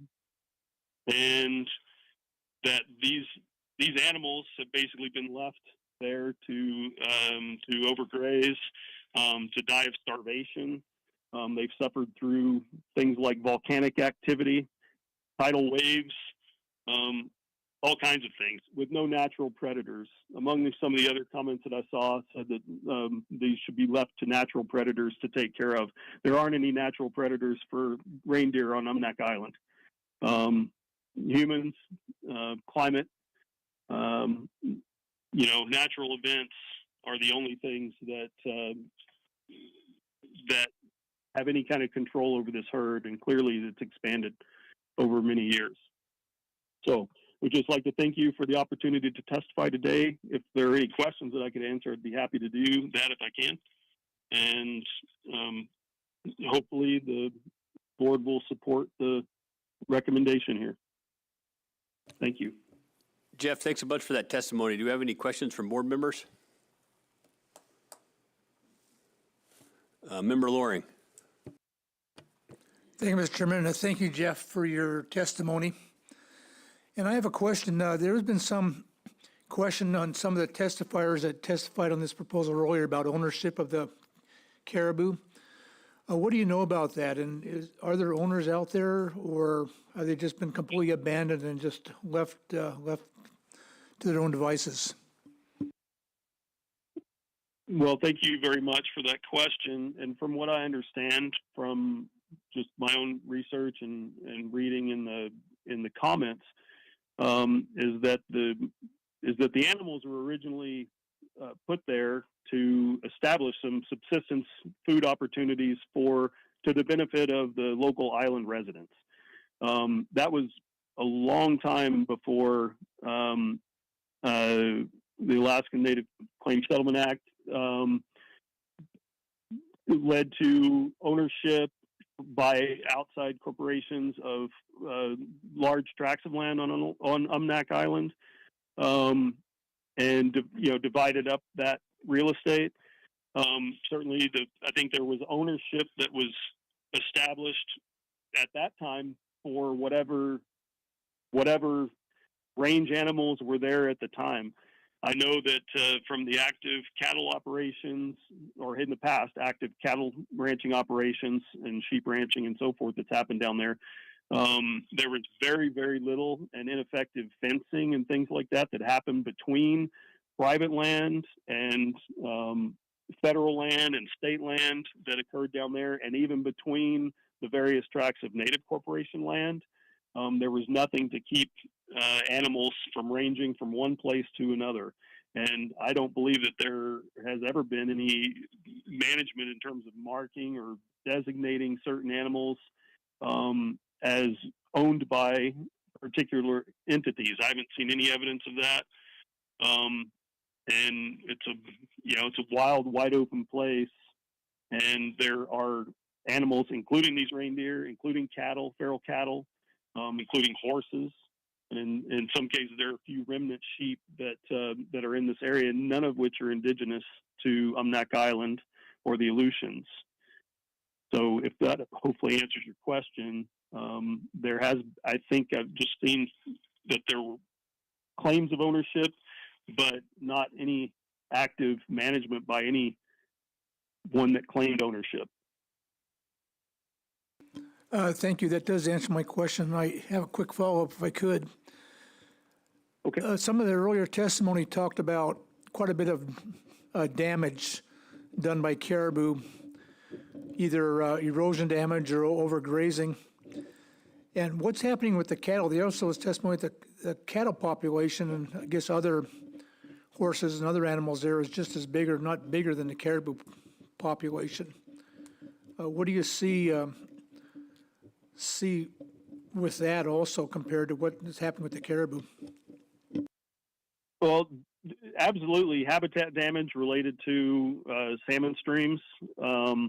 I've seen that over many years, both on Umnak Island with cattle and reindeer, particularly animals dying in salmon streams, anadromous salmon streams. Here on Unalaska Island, which is adjacent to Umnak, there have been widespread damage from cattle and horses as well over the same period of time as this has happened down on Umnak Island. And so erosion, caused along the stream beds, basically reduction of the habitat for salmon spawning has wiped out salmon in a lot of places around the Aleutians. And one of the things that we have done over the years here in Alaska is tried to do mitigation, or at least list mitigation projects to try to arrest some of that from these introduced species that have ended up here in the Aleutians. Including one project some years ago to try to reduce the population of feral horses on wildlife refuge land, the Alaska Maritime National Wildlife Refuge. And so these are also, they're really difficult areas to reach to do those kinds of projects, but that is what we've seen in terms of habitat damage. And I think that might be what you're referring to in what you heard or read. Thank you, Jeff. I do appreciate that. It sounds like we have a lot of work to do, or different agencies and a lot of other areas besides caribou, but we should be able to take care of something on this proposal. Appreciate your testimony. Great. Thank you very much for the opportunity. Yeah, Jeff, thanks for that testimony bunch. This is Jake. I got a quick question for you. I draw a lot of parallels between these reindeer and the reindeer that were on Kodiak Island. I know they're completely different size, shape, not size and shape, but the islands are different. The population on the islands are different. But on Kodiak, we had a pretty liberal season, and then several times it's come back to the board to change that to have a more restrictive hunt because they liked having the caribou on the island. They were getting overhunted. Do you see that happening here if we let's say we designate them as exotic wildlife. Do you guys like having the reindeer there, or reindeer, caribou there, or would you rather not have them on the island at all? Well, just speaking for myself, I would love to be able to go out to Umnak and hunt reindeer, but even from Unalaska, it's very difficult to get to do something like that. So that that's a access. That's a huge difference between not just the population, but access. Ease of access is a huge difference between the Aleutians and Kodiak. Where you can do a fly out hunt, or you can drive out the road possibly and reach some areas in Kodiak that you cannot do here in the Aleutians on Alaska Island, and certainly not even Umnak Island. It's very difficult and expensive to reach that area, and so again, this is just like a first step. And if the board had to come revisit it later, I don't think that even in the 3-year cycle or whatever for bringing forward a proposal to switch the designation back to a more restrictive designation, you're not going to see that happen in 3 years' time, or maybe even 15 years' time, based on what I've seen. The number of animals that are down there in places that are very difficult to reach. You're just not going to have the kind of pressure that is going to cause a need, I don't believe, for changing that designation in a short period of time. I think that it's going to need more time to work, but again, it's a first step. Hey, thanks for that, Jeff. You answered my question perfectly. Member Brett. Yeah, thank you, Jeff. Thank you for that history. I'm curious, what does the federal land managers, what status do they put the reindeer at, or how are they involved with, a non-indigenous species on federal lands? I don't believe that, and I can't speak for them, of course, in answer to that question, but I don't believe that there's very much management of any kind down there. At one point, within the last 10 or 15 years, there was, I believe, some effort or grant funding that was intended to fence out cattle and other feral species off of, for instance, Alaska Maritime National Wildlife Refuge land. I don't know how far that effort got. I don't know if there was actually any work performed to do that. I can tell you firsthand from having been down there last summer and seeing no sign of any effective fencing or anything like that in the areas that I visited, to keep animals out of places that they were causing habitat damage and those kinds of things. So that's really all that I know about that. I don't know if there's been greater efforts, but nothing that I've heard of. All right. Thank you, Jeff, and thank you for your service on the AC and being able to give us all your testimony and some history on this. Thank you very much. Any other questions? Thank you all. If not, Jeff, thanks a whole bunch for that testimony. The next testifier is Joey Clutch.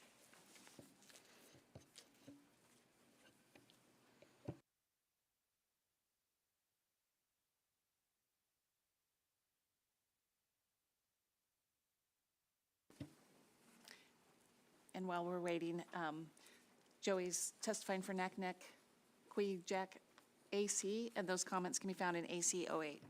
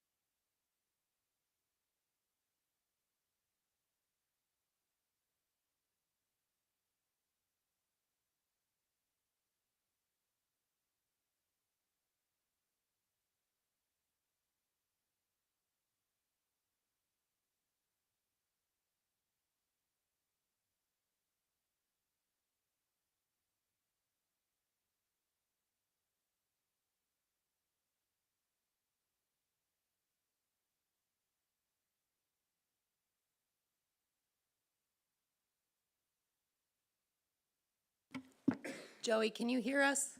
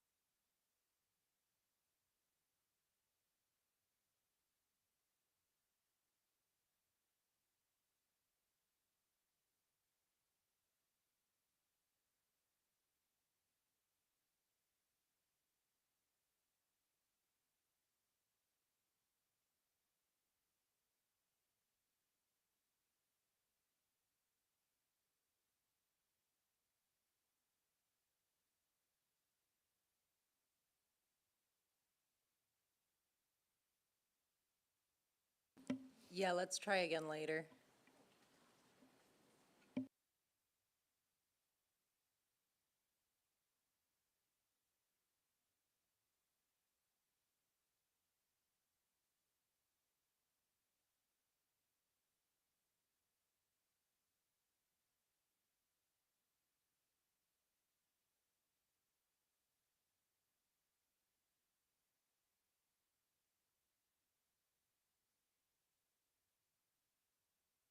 George, go ahead.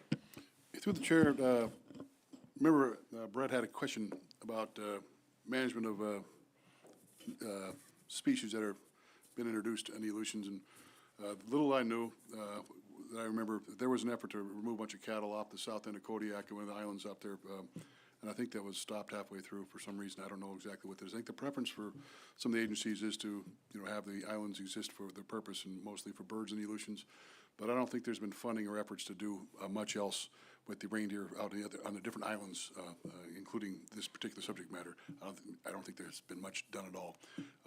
I can ask on Monday and get some better questions, sir, but as far as I'm aware, there hasn't been the funding or efforts to do so.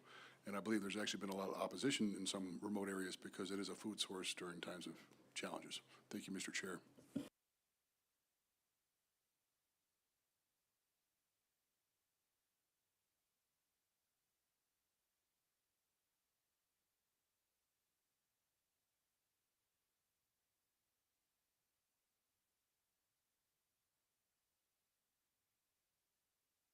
We need to do some troubleshooting with the caller. He's saying that he's not receiving the phone call, but it's showing that he's picking up. Gotcha, great. Then should we move to our next testifier, you think, Savannah? All right, our next testifier is Mark Richards, and he has a PowerPoint presentation.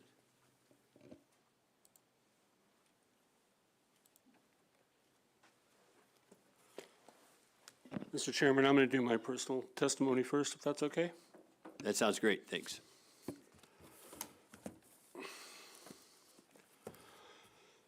For the record, my name is Mark Richards. This is going to be my personal testimony. I am a member of the Fairbanks AC, and I also represent resident hunters of Alaska, but this is going to be my personal testimony. First, I want to welcome our new board members, Member Bechtel and Member Gardner. Great to see you guys here. Thanks very much for your service. I wanted to, this public testimony, I wanted to kind of say how saddened we were to hear about Member Kuzak's injury. And I don't know if Lewis and Ruth are listening, but I wanted to let them know that there's a lot of us out there thinking of them, praying for them, and praying for a full recovery. And as part of that, they've incurred a large amount of medical bills, and they've set up a GoFundMe page. And I know there might be other links to it elsewhere, but on our Resident Hunters of Alaska Facebook page, if you scroll down to a post farther down, I think it's November 22nd, you'll see a link to their GoFundMe page. So if anybody wants to donate, I know they can use the help. So since I've still got some time, I wanted to ramble on a little bit about this any ram issue and how there's so many conflicting opinions on any ram harvests. There's a lot of biologists that disagree with full curl management, selective harvest of mature rams. At the Wild Sheep and Goat Symposium that I attended last spring in Anchorage, there was a presentation by a Canadian biologist on just that selective harvest causes genetic changes and a decrease in horn size. That's just one of the issues that some biologists are concerned about. One of the other issues is that, so let's say we harvest only mature rams, and we take a large proportion of those mature rams. So then we may have the 6- and 7-year-old rams doing the fighting, the breeding, and what happens is they go into winter under more stress, less fat, and so they have a higher mortality rate over winter. This, in fact, is part of the study that Brad Wendling is doing right now in the Brooks Range, hopes to find out some information about that. But full curl management is not the end-all, be-all way of managing sheep. I mean, there are other ways to manage sheep. I think Tony Cavalock gave a good presentation on that. There's several ways that we can manage sheep. In areas like the portion of 13D where we know that rams, a quarter of the rams never reach full curl, it would seem prudent to have an any ram hunt in that area. And I think part of the problem is so many hunters are stuck on this full curl as the only way to manage thing that they have a hard time accepting any ram hunts. And I think Mr. Cavalock gave a good presentation saying that this isn't about changing the entire state. This is just a few areas where we can have these type of hunts. They're sustainable, you know, they don't affect the overall population, and it's a way that we can manage sheep. Part of it too is an education thing. You know, the department is for years said that full curl is sustainable under all conditions. But if that were true, why did we close Unit 22 for the last decade? Why did Chugach go to draw only? Why is 19C now being proposed to close for everybody? So I think there's just these differing views that we have, and it hurts hunters' perceptions of what's right and what's not right. And so I just wanted to bring that up and in my personal testimony. That's all I have. I'm happy to answer any questions on that. Thank you for that, Mark. Any questions from board members? No questions, Mark. If you want to go ahead with your Resident Hunters of Alaska testimony. Let me, we won't start the time on you until you get up and running. I've just got to click the slides, is all.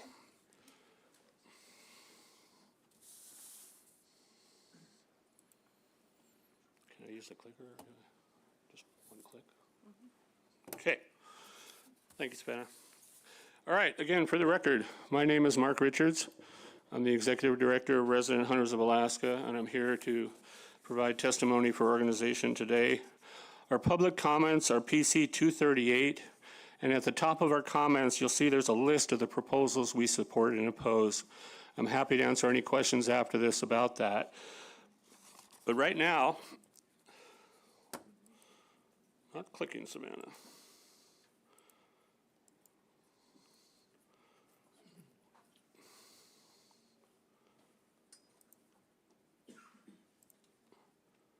Just go over there and do it on the laptop if you want.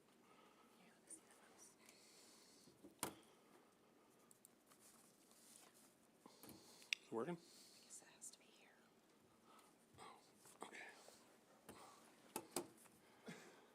Okay. Sorry about that. Anyway, I want to confine my testimony today to the proposals asking to extend the non-resident spring brown bear season in units 9D and E. This would take away from the resident-only late spring season from May 26 to 31 that was a RAC proposal the board passed during the last cycle. We strongly oppose taking away the resident-only spring brown bear season in units 9D and E. At the same time, I want to let the board know that we support extending the fall brown bear season in units 9D and E for both residents and non-residents. Some board members are new, so I wanted to go into brief history of the proposals we have submitted during the last two cycles and how the board acted on them. In 2018, at the Central Southwest meeting, RAC submitted Proposal 132 asking for a resident-only brown bear season in Unit 9 because of reports of conflicts with guides and access issues. Guides often have agreements with air taxis that make it hard for a resident hunter to get a flight in. And when they do go in with their own plane, they are then approached by guides telling them that this is their area. Little did we know that our proposal would result in the board amending it and shortening the spring and fall seasons for both residents and non-residents. So why did the board do that? Why did they shorten the seasons? They did that because the department had conservation concerns, but the conservation concerns they had were not at all related to the impacts on resident hunters. Non-resident hunters take 80% of all the brown bear harvest in Unit 9. As to the concerns with sow overharvest, the department showed this slide, which shows that as a percentage, resident hunters take more sows than non-residents. But that's a very misleading way to show what's going on. This slide shows the actual breakdown of non-resident and resident sow harvest during that same period. And as you can see, non-resident bear hunters typically take 3 to 4 times the number of sows as residents.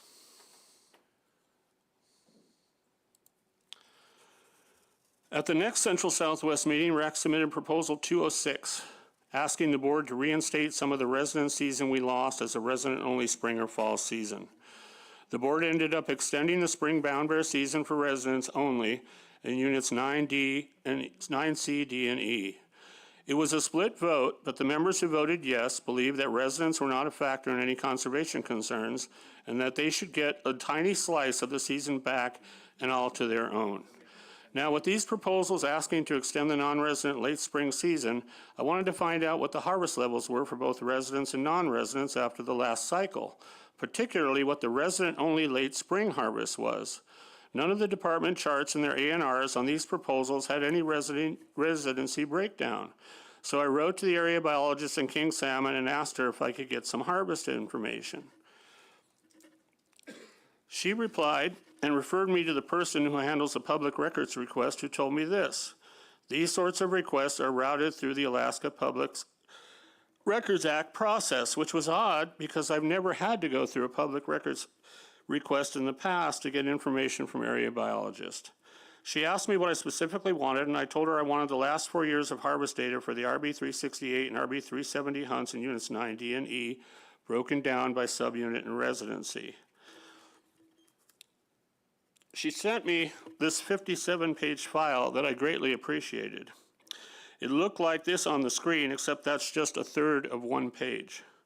I was able, after a bit of time, to weed out that this year, 2024, or last year, 2024, last spring, it appears that resident hunters harvested 5 brown bears during the late spring resident-only RB370 hunt. One of those resident harvests is what's highlighted in yellow on your screen from that file. In closing, the department no longer has any conservation concerns for brown bears in Unit 9, which is a good thing. At the same time, they say that there was no decrease in harvest after the seasons were shortened in 2019.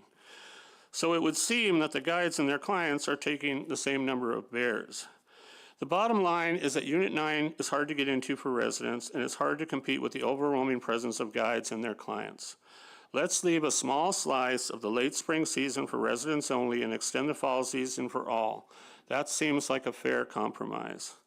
I want to thank you for the opportunity to comment, for your service on the board. Thanks to department staff.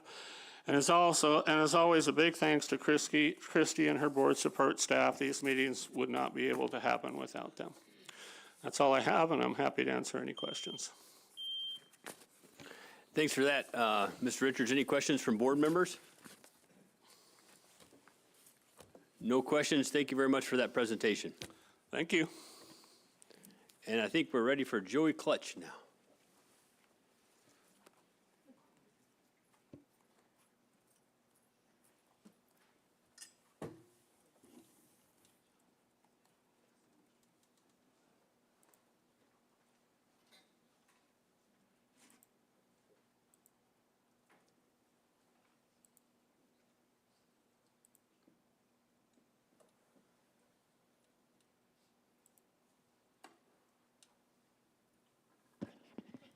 Joey, you are now in the meeting. If you could just unmute yourself.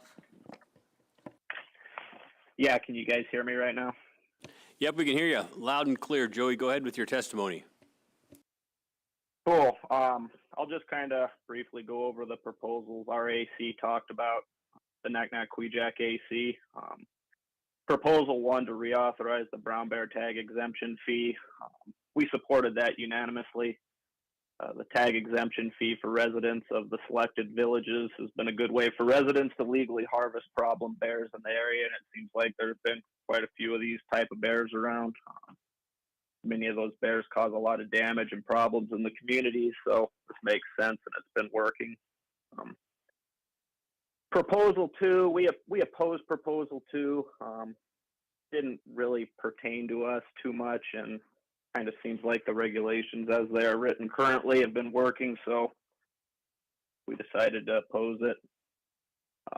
For Proposal 9, lengthening the spring and fall brown bear hunting in Unit 9, we supported that unanimously. Right now, like, the weather is the largest factor in supporting this proposal, especially in the fall time when flying conditions are dangerous the later in the season that you go. Most of the bear hunting in Unit 9 is accessed by aircraft only, and the weather conditions are extremely challenging. With the longer season, hunters can spread out, being deployed into the field rather than everyone trying to get out into the field at the very beginning of the season because of the shorter dates. You really see it here in King Salmon, which is the hub for Unit 9, where hunters have had baggage delayed for days on end with their commercial flights and can't get charters out into the field, can't find any places to stay in town because all the hunters and guides are showing up all at once into the small community because they want to get out into the field right at the start. Puts a lot more pressure on pilots to get hunters out, which can be dangerous, especially, with the shorter daylight in the fall. Longer seasons also allows hunters to be more selective in the bears they choose to take because they're not crunched for time. They don't feel that pressure that they need to, just get something. They can be a little more selective, which is a good thing, And most of the boar to sow harvest ratio is pretty similar to what it's been before they changed the season, I believe in 2018, and so are the overall number of bears harvested. There's plenty of bears in Unit 9 and no real biological concern, so we see no reason that the long-standing season dates can't be reinstated. And we took no action at all on Proposals 10 through 18 based on our actions on Proposal 9. Proposal 21, we supported that unanimously. Our AC felt that there's an abundance of beavers in the area and having a restriction isn't warranted. Proposal 22, shortening the season for hunting wolverine. We support as amended to close the season date on March 15th because there's hunters and trappers in the area that like to have some days in March when the wolverines are becoming more active. We felt that would be a good compromise. Proposal 23, we opposed that unanimously. We kind of felt that was geared towards non-residents who are just looking to collect an emperor goose as opposed to subsistence hunters. Proposal 24 for closing the season to Alaska hares in Unit 9. We opposed that unanimously. Our AC members recommended that ADF&G should distribute information about the declining population and encourage people to be more selective and not target hares unless they really need them, rather than just closing it altogether. And for Proposal 30, we opposed that 1-7. Most of our AC felt that a hard close date for caribou in the region isn't warranted. Proposal 31, we opposed that as well. Same reasoning as Proposal 30. And then Proposal 35, we supported as amended to go till March 15th. Kind of the same deal as Proposal 30. Or not 30, but the other wolverine one. Can't remember which number it is, but yeah, having the hunting and trapping seasons aligned for wolverine just kind of makes sense. And that's basically everything we talked about. If you guys have any questions, I'd be happy to answer them. Hey, Joey, thanks for that testimony. Board members, any questions? Member Brett. Yeah, thank you. Thanks, Joey. That was a really good testimony. On the Wolverine proposal, proposal 22, where you had it amended to the 15th of March. How do people travel, late February through March, hunters and trappers? Is there enough snow conditions for snow machines, or do you use four-wheelers? How do people get around out in the country down there? Just speaking for here around King Salmon and Unit 9C, it's mainly snow machine. I mean, recently, the last few winters especially, we've had quite a bit of snowfall where it's allowed us to travel throughout most of March and even into April sometimes. And realistically, if you want to be effective in taking wolverines, you got to be able to do it on snow machine. It's really the only way. You can do some on four-wheeler, but you're pretty limited on where you can go with a wheeler as opposed to a snowmobile. So just one follow-up on, you mentioned that you believe the Wolverine are more active coming into March. Is that the case, or are hunters and trappers with better weather conditions more active in getting out there and pursuing opportunities to catch Wolverine? Well, I think it's a combination of both because, you do have the longer daylight and the snow conditions seem to be prime right around, that end of February time frame. But wolverines do seem to be more active. It's getting closer to their breeding season. The weather's warmer. They just seem to be moving around a lot more. That kind of seems true for most of the animals at that time of year. I know I see a lot more wolves in February and March than I do, say, in December and January. Great. Thank you, Joey, and thank you for testifying for the AC. Any more questions? No problem. Member Loring. Thank you, Mr. Chairman. Thank you, Joey, for your testimony. You testified you were opposed to closing the season for the Alaska hare out there in Unit 9. Do you or any of your members or any folks actually target those for food, or is it just if they happen to come across it, they may shoot it? Or are they actually targeted, do you know? I can't speak for everybody, but I personally don't know anybody that really targets them. And I mean, I've lived out here my whole life. I've never shot one myself, and I've only seen a handful, which is, I think, why a lot of basically everybody on our AC was opposed to closing it, because one, there's not really very many around here, and two, nobody really targets them. So it just seemed unnecessary to close it, and also there's no real harvest data on people hunting them. So. Okay, thank you for that answer, Joey. Appreciate it. Any more questions from board members? If not, Joey, thanks a bunch for your testimony for your AC. And we're going to call our next presenter up here, Spencer Poppy.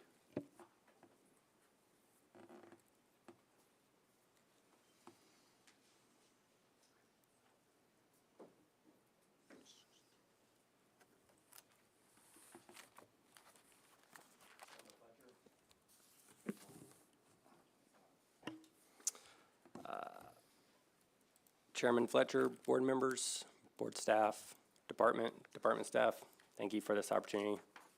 Let me speak. I am going to be speaking for myself on Proposal 16, which I submitted. This proposal is to increase the fall brown bear hunting season by adding 6 days to the front end of it, making it October 1 through 21. I have been guiding and hunting in 9D for the past 19 years.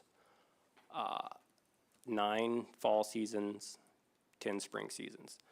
In my notes, I've calculated that to be about 469 days of boots on the ground, living with the bears, observing the bears, and being able to participate and harvest 32 bears, one of those being my own. So I do believe I have a lot of experience, maybe not to some extent as some of my other peers, but I do believe I've got to learn a lot about them. In my observations, the October, when I first started guiding, the fall hunting season used to be October 1.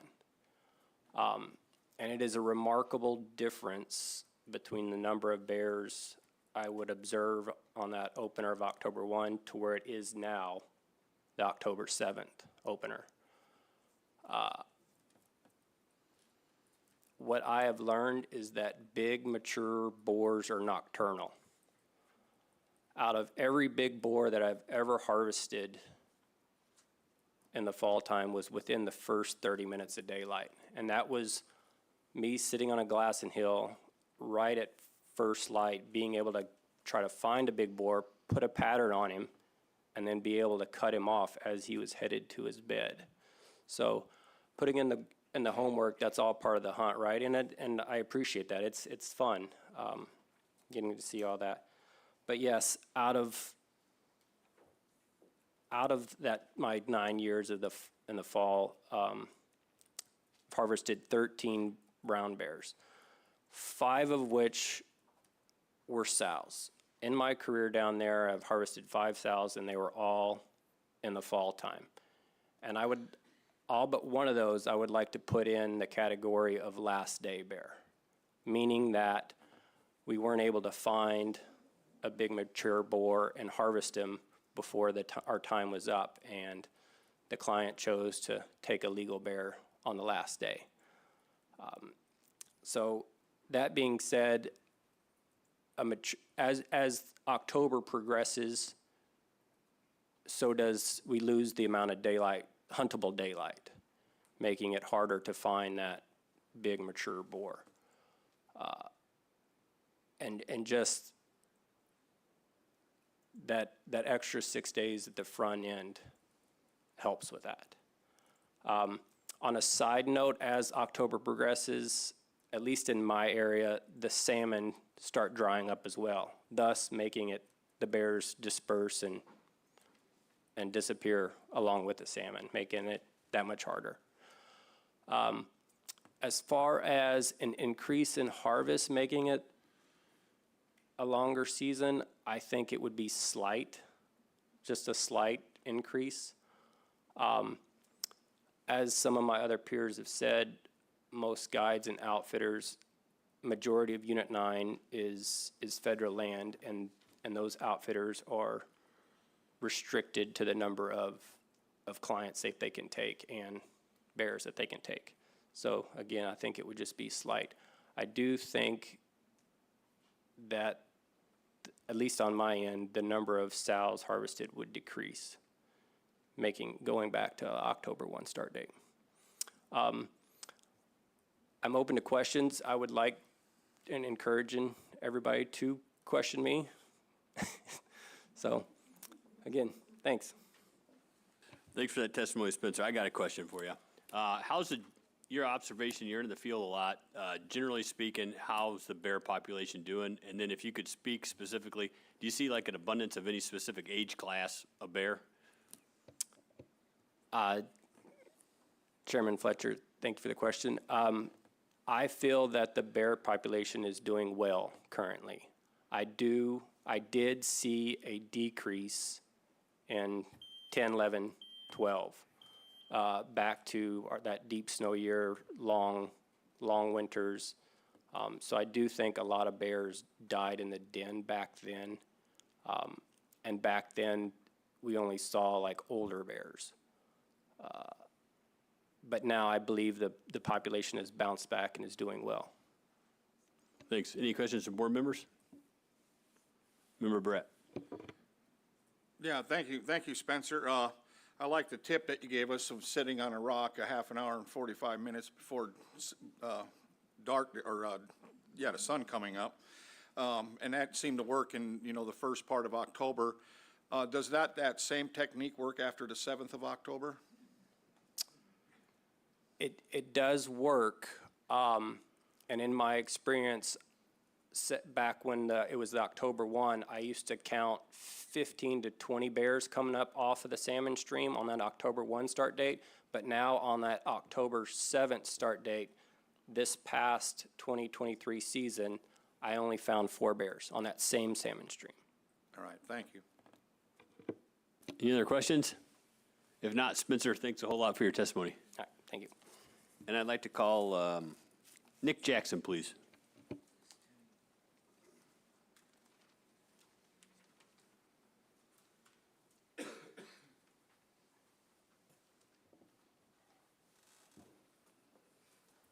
Good afternoon, board members and chair. I want to thank you for allowing me to testify before you in concerning proposal that for cow hunt. But before that, I want to make a statement that, you know, the advisory board in Glen Allen, we oppose that because the last 2 years we had about 6-7 feet of snow. And I know we lost some moose and especially the calf because they can't get around in that deep snow. So that's why I was against it, because you don't need no cow season when your population is already on decline, especially when you got two winters in a row. That anyway, Otney Inc. right now has wrote a comments in there.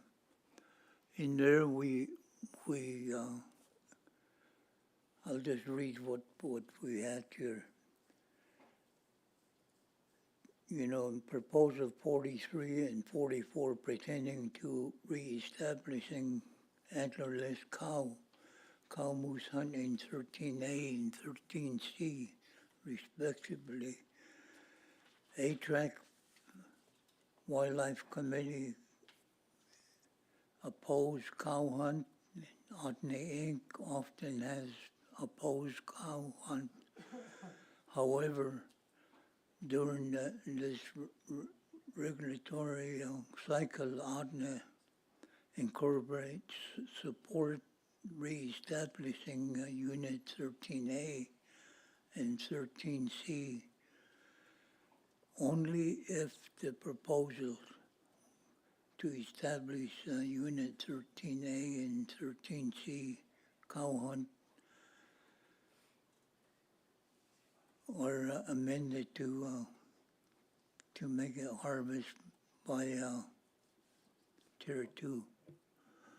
So that's what I wanted to explain, that, you know, how we got to this point here for establishing cow season. If we can't do it through Tier 2, we oppose it. But I want to, you know, back in the early 60s, I remember where the last 2 days was of cow season, moose season, they were allowed to, for cow season. That's how they managed it back then. So if you didn't get a moose, a bull moose, you can shoot cow back then. That's all I was. If anybody have any questions or. Hey, Nick, thanks a whole bunch for that testimony. Any questions from board members? No questions, Nick. You're really clear with that testimony. Thank you very much. Good. Thank you. And next we have Jim Simon.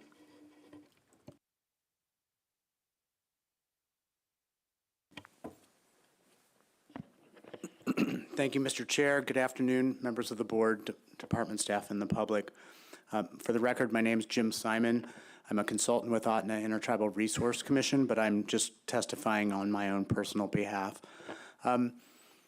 First, I wanted to mention the proposal 46 that would eliminate the community subsistence hunt. And I'm opposed to that. My family is from Unit 13, and I spent 14 years working for the Department Division of Subsistence, and actually served as acting director during many of the meetings that established the Unit 13 community harvest system. And I think if the board were to adopt that proposal and eliminate the community harvest hunt, there would no longer be a reasonable opportunity for the community pattern of use that this board has recognized in a policy finding, and I think that's a real problem. I appreciate the effort, to try to address the widespread disagreement with the community harvest system. I first began, despite the fact that I worked in the northern portion of the state, I would get a temporary duty to assist southern region staff at Copper Basin meetings beginning 19 years ago in 2006, when some of the board policies were first being developed to ensure customary and traditional uses are provided for moose and caribou in Unit 13. And since 2008, I stopped counting after 12 regular Board of Game and Unit 13 Moose and Caribou Subsistence Board committee meetings that took place. This is a repeat issue, of people wanting to eliminate the community pattern of use. But your board, and I think that only one member of the board was actually part of all of these dozen plus meetings to establish the current community harvest system. So,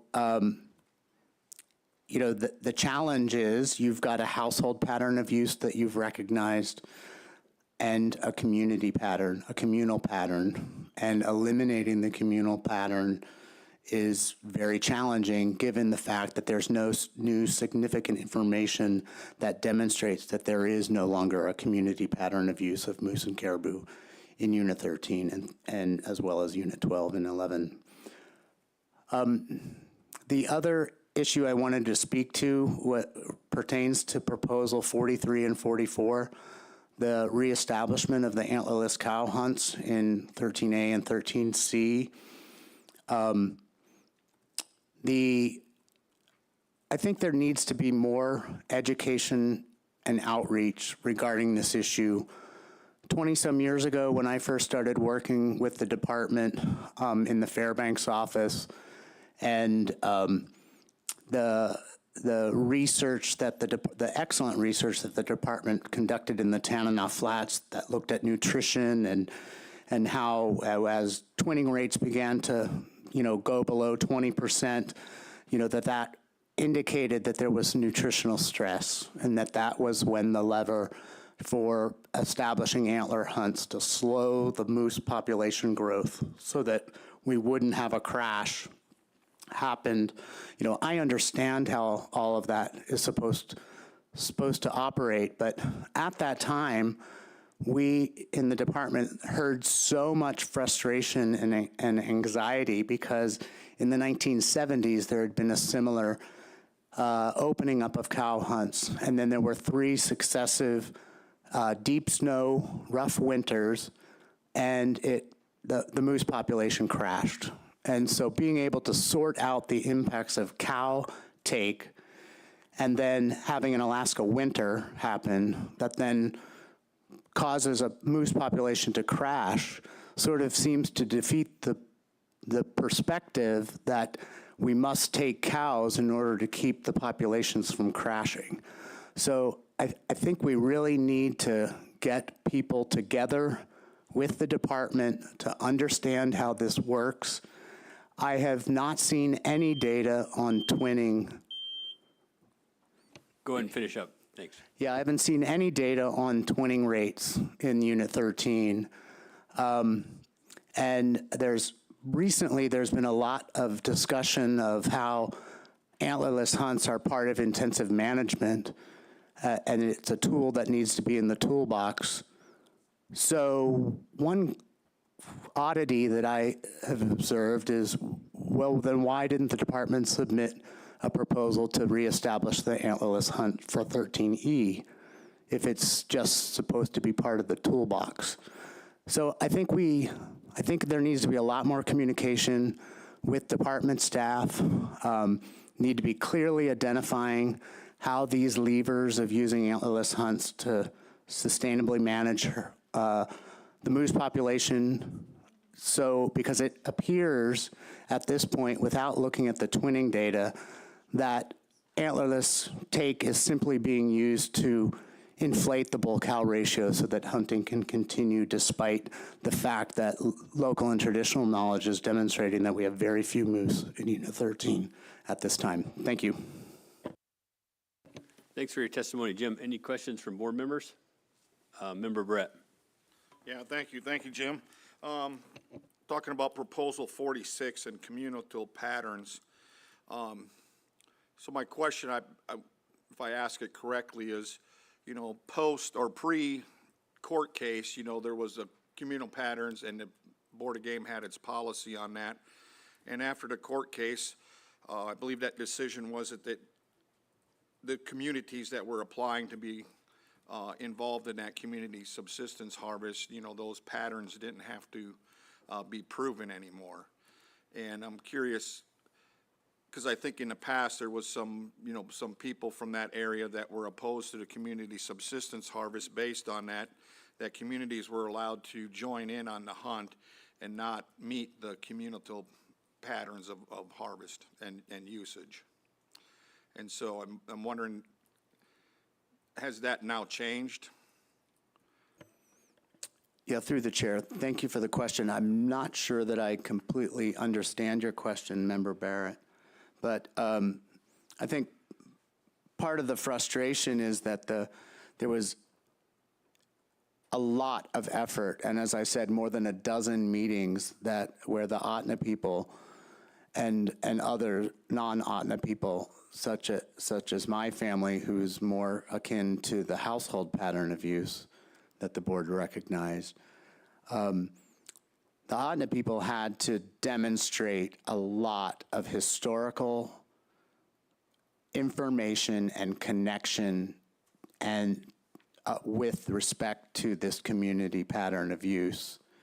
And then through one of the court cases, it was determined, and of course, Department of Law would be much better to clarify these things, but then it was any group could participate in this community hunt without having to demonstrate any historical ties and patterns of use at the community level.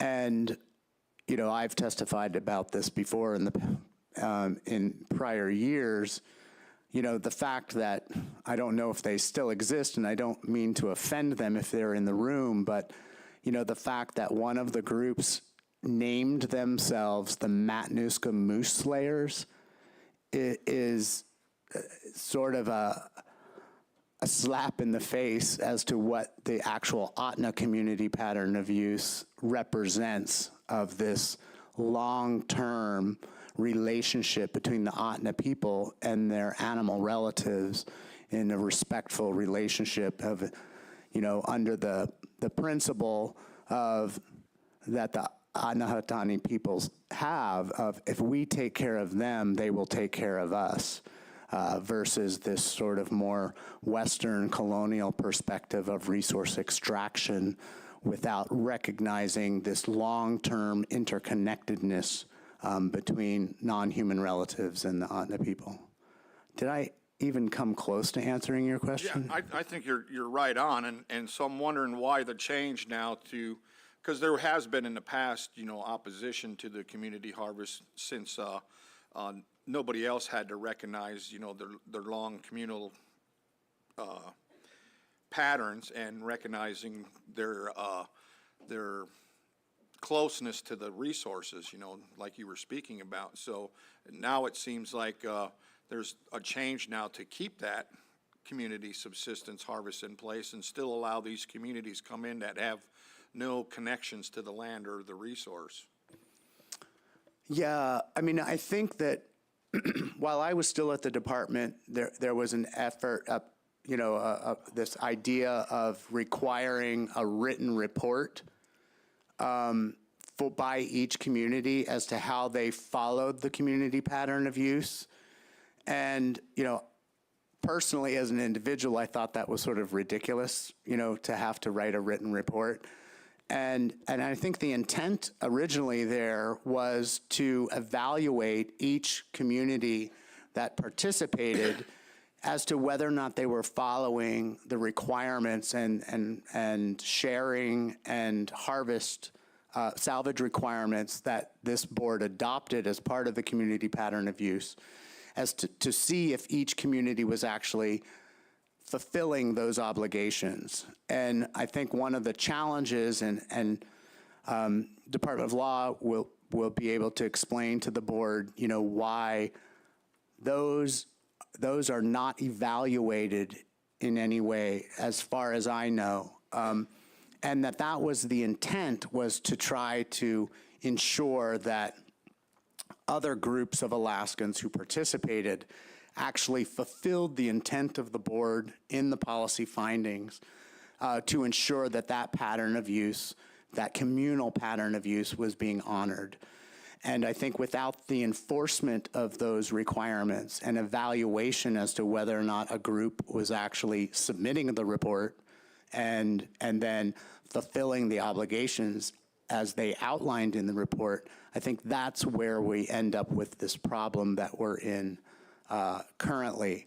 But what is the other option, to fulfill and the reasonable opportunities for a community pattern of use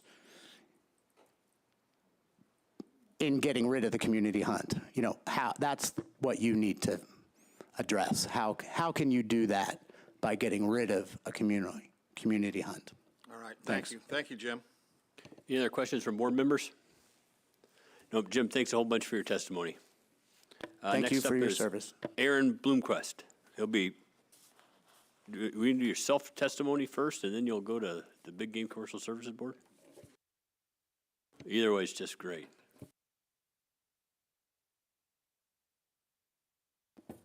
All right, Mr. Chairman, members of the board, thank you for being here. I'm going to do Commercial Services Board first, if that's okay. That sounds perfect. And if I can have a little deference on time, I'd like to give you guys a pretty good update. You haven't had one in a couple of years. That's mostly my fault, even though I just became the chair. I was responsible for it. But for the record, my name is Aaron Bloomquist. I'm the current chairman of the Big Game Commercial Services Board. Thanks to all the board members for serving, and condolences to Chairman Fletcher for being voluntold that he was going to be the chair. I can relate to that. I'm going to give you guys a pretty good update here. First of all, just an update on our board and what we do. The Big Game Commercial Services Board regulates licenses and enforces regulations for guides and transporters. It consists of 2 guides, 2 transporters, 2 members at large, 2 private landowners, and a Board of Game liaison. Mr. Loring is that right now. He's done a great job for us, and I suspect he's staying on. All right. A little update. Chairman Bunch termed out last year, so I was voluntold to be the chair after that. And Kerry Foster took his place, and just as he was getting spooled up, we lost Kerry in a plane crash this year. So we're back down to 1 guide on the board. We have a couple of staff people. Tom Bay is our full-time EA now. We always he's basically would be like a Christie, I guess. For the last, I don't know, 10 years maybe, we shared him with the Marine Pilots Board or whoever was in his position, and we've been just woefully understaffed. The guides in the back of the room are probably going like this because it's taken a long time to get stuff done. Hopefully that position can become permanent and we'll do a lot better. As for the industry and guides, contracting registered guides are down to about 250 contracting. Those are, I guess to put it in simple layman's terms, those are guide businesses. Those are guys that contract at least 100 per year. And that's down from about 330, 15 years ago, mostly due to baby boomers retiring, I think. And that's been a real consistent decline up until this year. We actually had a slight uptick in our registered guide outfitter testing. Actually, a pretty good uptick. Don't know if that's a trend or just a one-year deal. We actually have a fairly quickly expanding transporter industry, mostly in the marine segment, at about 20% per year. I haven't seen numbers for this year yet, but it's become a bit of a hot button issue, especially on Kodiak. The 1 deer limit may have helped that a little bit. I've heard kind of anecdotally, maybe a couple of boats got sold and went out of business this year. Our board is funded by licensees, and we've got currently about $800,000 surplus. We've been allowed to drop some license fees. Actually, we got rid of a license fee. That's a little bit complicated to explain, but we can probably do more of that in the future. We're going to change how we do our board meetings a little bit. We've had a similar system to you guys where we'll do a couple of meetings a year in person and then a teleconference or two to deal with investigative stuff or other things. But we're probably going to go to one in-person meeting that kind of rotates around the state wherever there's a hot button issue going on, and then some more Zoom meetings. We've just had really poor attendance in person. You guys seem to be kind of back to post or pre-COVID levels. We never did get there. We're also trying to streamline our process. The Department of Commerce boards take about 3 years to get a proposal through right now. I mean, it makes my hair fall out. I got quite a bit of it, but I'm going to go bald soon. And we also, part of that is we don't have an attorney sitting at the table like you guys do, where the board used to. We've got an online hunt record system that is almost ready. Our staff has taken up to 50% of their time manually inputting hunt records. So hopefully we can be better administrated once that comes online, probably late this spring, maybe summer. It'll be similar to the saltwater charter logbooks for the ADF&G folks sitting here. Another section I'd like to talk a little bit about is penalties and violations. Our violations have been stable to maybe even slightly decreasing throughout my tenure on the board, which is about the last 4 or 5 years. The process is that guides are usually cited by the wildlife troopers just like anybody else. Thanks, Christy. Go ahead. Thanks. And then they're referred back to our board for an administrative penalty. It's kind of a double dip. These penalties are usually double the criminal fine and may include license probation, suspension, or revocation. Our investigator provides us a packet. A board member, usually me, suggests a penalty, and then the full board votes on it, and licensees can either accept it or go to a hearing. Hearings are probably where we spend most of our money when we have a bad actor that decides they don't want to accept their punishment. We also exclusively handle paperwork violations. We have quite a few of those with hunt records, contracting, forgetting to register for guide use areas. There's an official complaint process that I want to bring up in this room just for anybody out there. If you have a problem with a guide, get a hold of the Department of Commerce Guide Licensing Division.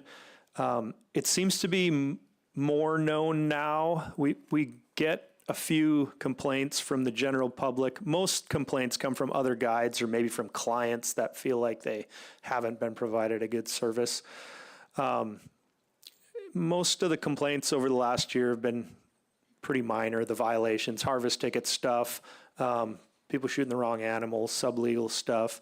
And we've instituted a new penalty that if guides shoot a sublegal animal or maybe do it for a second time, they're kind of bumped back to a packer for that species for a few hunts. We want competent people, not just to hand out monetary fines that may do nothing.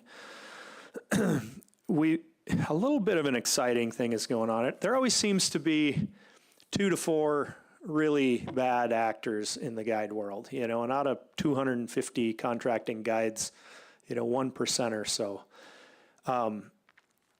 That's the case right now, and we're looking at maybe being rid of them very soon.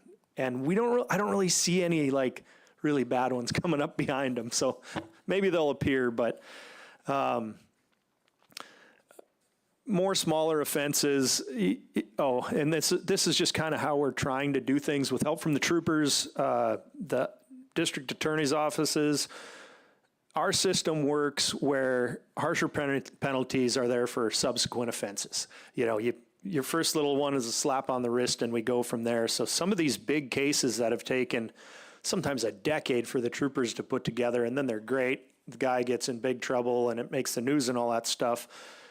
We could have probably been rid of that guy in a quarter of the time if we just got him for every little deal, every problem they had. And the troopers have been helping us with that. It seems to be working. We're getting there. I'll try to hurry up here, but as far as our regulations, we've got a revamp in our testing structure that we're doing. We're going to try to go to registered guide testing and guide use area testing online through a third-party proctor, while at the same time increasing competency, doing things like adding a woofer to new entrants, making people get a woofer. For those that don't know what that is, that's a wilderness first responder. Or become an official measure with one of the Boone and Crockett or SCI. Another reg project is to increase marine transporter qualifications to bring them in line with the statute and Coast Guard requirements. We're updating our supervision regs to better reflect new technology. I mean, we're a month or two out from having Starlink-enabled cell phones. We can talk anywhere on the planet. We've got some guide use area boundary changes that we might need your help with. We're going to prohibit transporters from dropping clients on beaches unless they have permission from the upland landowners. That's already a law for guides.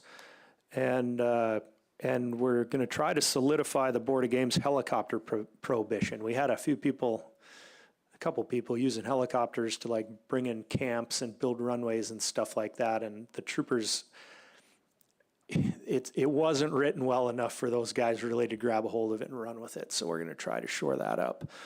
I'm going to skip a whole page here because I'm going way long. We've got some legislative stuff that we'd love some support from. We need a survivorship in a emergency situations statute to allow us for people to have emergencies and to still run their business. We don't really have a way to fudge the regs if somebody breaks their leg or, they have to go out of state for a funeral or something like that. One of the big ticket things last year, the legislature passed a guide concession program. You guys will be integral in that. There was a working group led by Chairman Bunch. We had support from all the sportsmen's groups in the state that mattered and AFN. It'll allow for concessions on limited areas of state land, and this board will decide which those areas are. We did not have a fiscal note, so DNR didn't get started. It was kind of a last-minute pass in the legislature. The working group will continue drafting the program, and there are 2 positions at DNR in the governor's budget, so hopefully that'll really get us going. Board of Game is going to have to identify the first areas to do that.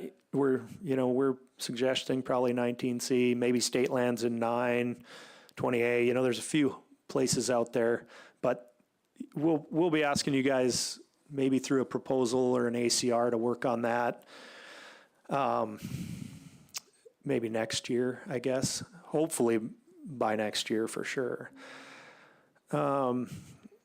One thing that I worked on for 6 or 7 years was bear bait guiding, and it got so convoluted that eventually DNR was telling even private people that they needed to have a permit from DNR to leave their bear bait in the field more than the 14 days.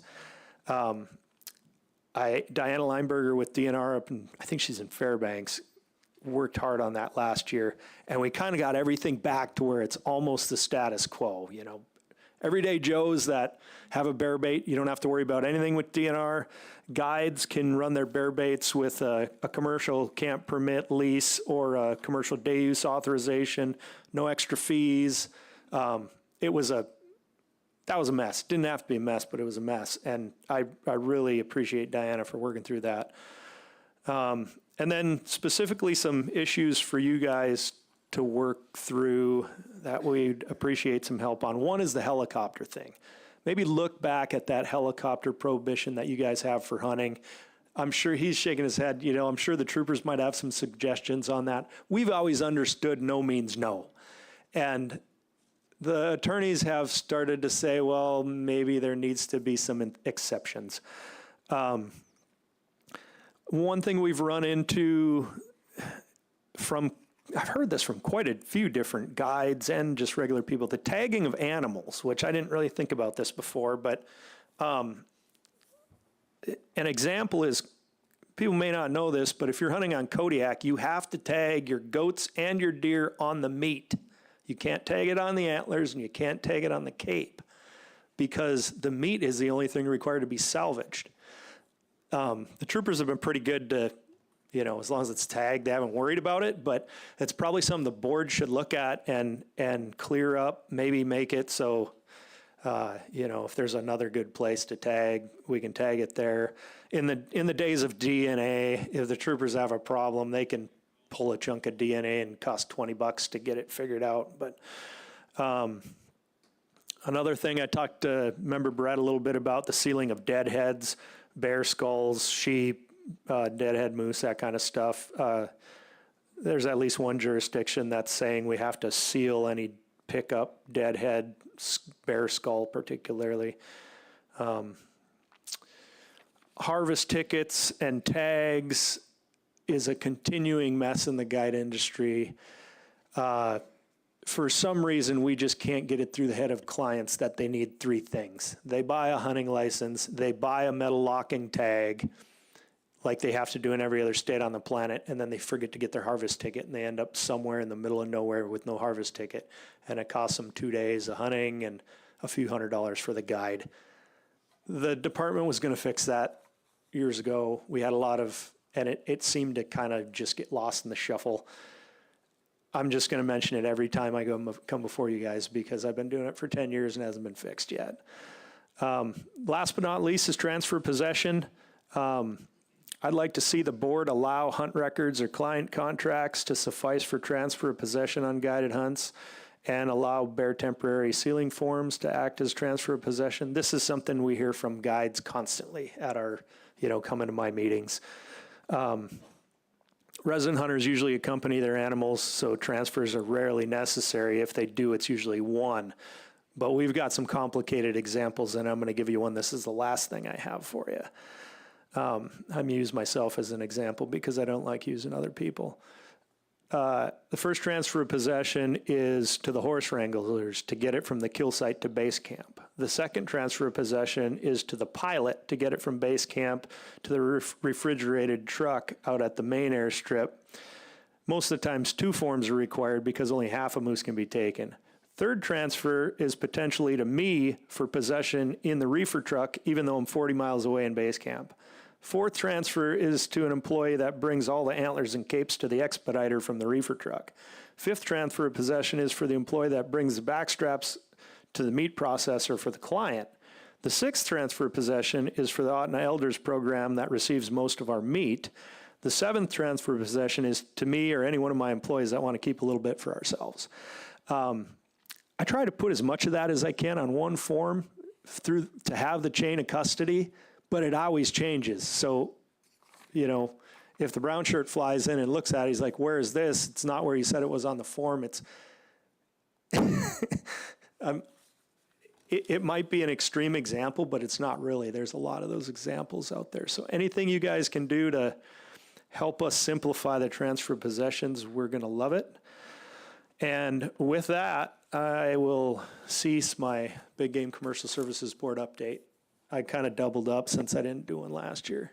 Hey, thanks, Aaron. We're going to have to put you on the agenda for a report in the regular meeting. Any questions for Aaron, guys? Member Brett. Yeah, thank you. Thank you, Aaron, for all that update.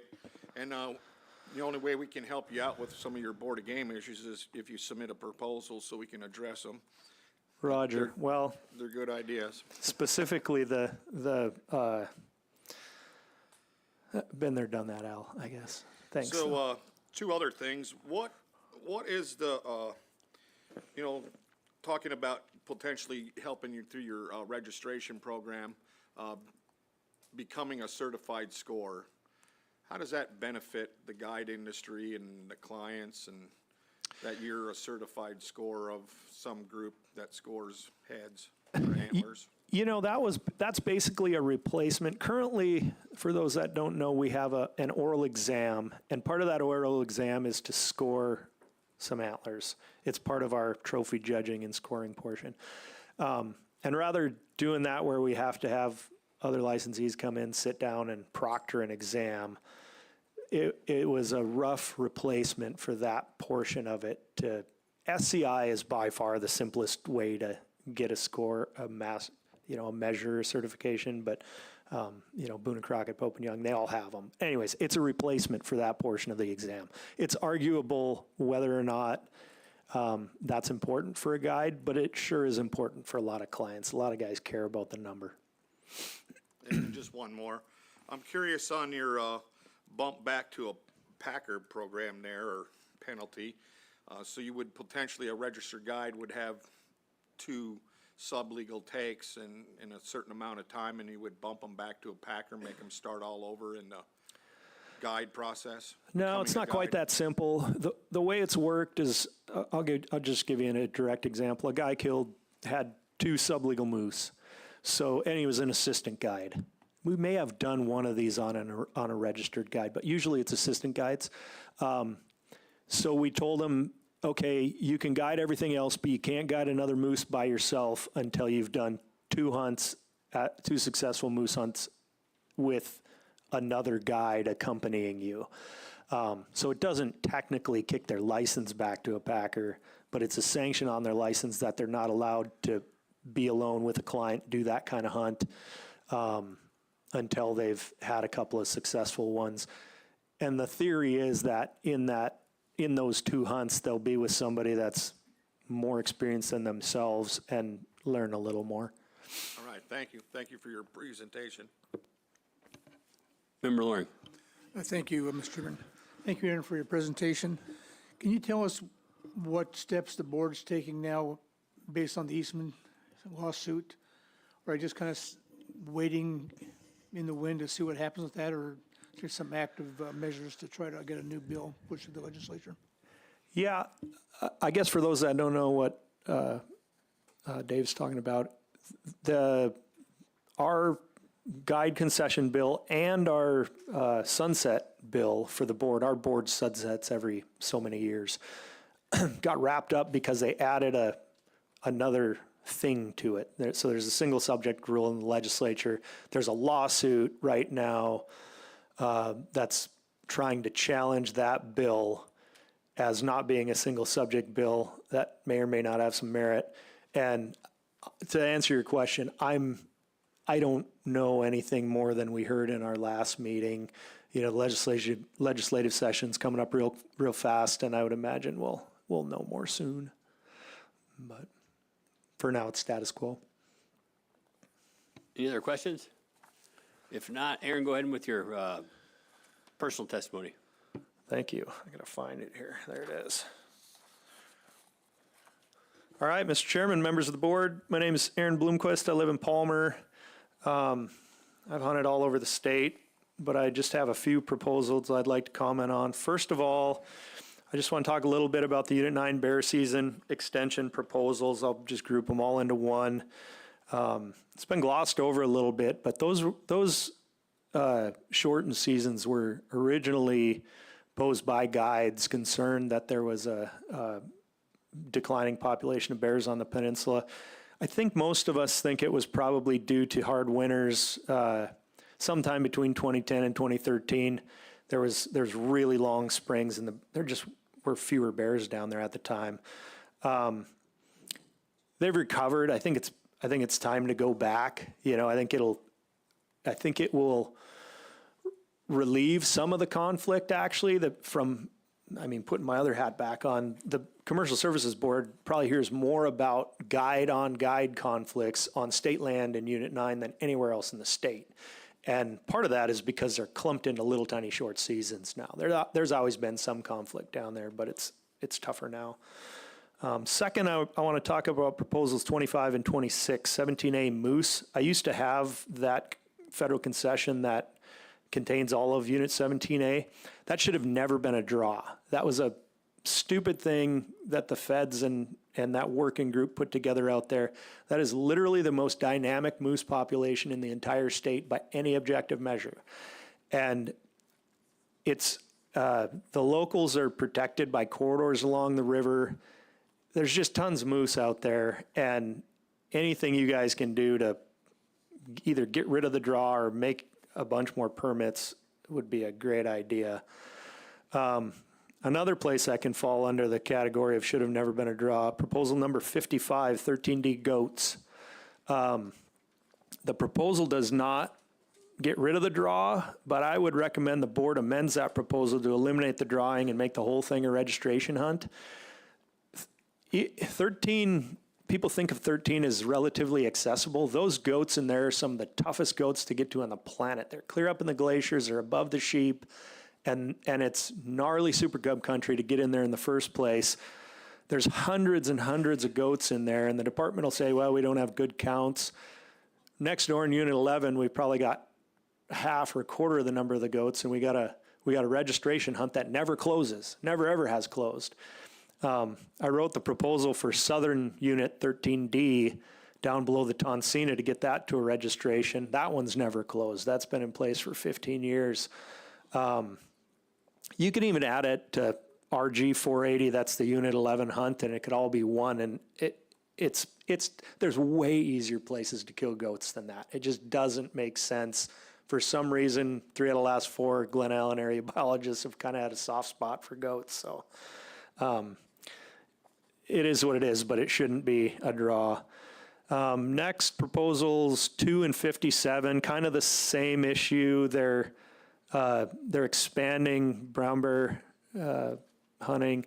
2 fall bears in proposal 2, I think, is probably too much in Unit 13. Maybe in greater Unit 13 up north where, they eat some caribou and that kind of stuff, it would make sense, but definitely not in 13D. I've hunted down there, probably 1,000 days over the last 20 years, and we're probably killing enough bears down there right now. I guess that was proposal 57. Number 2 was the fall bears over bait, and I think that would cause a bunch of conflict and may cause unsustainable harvest in some areas.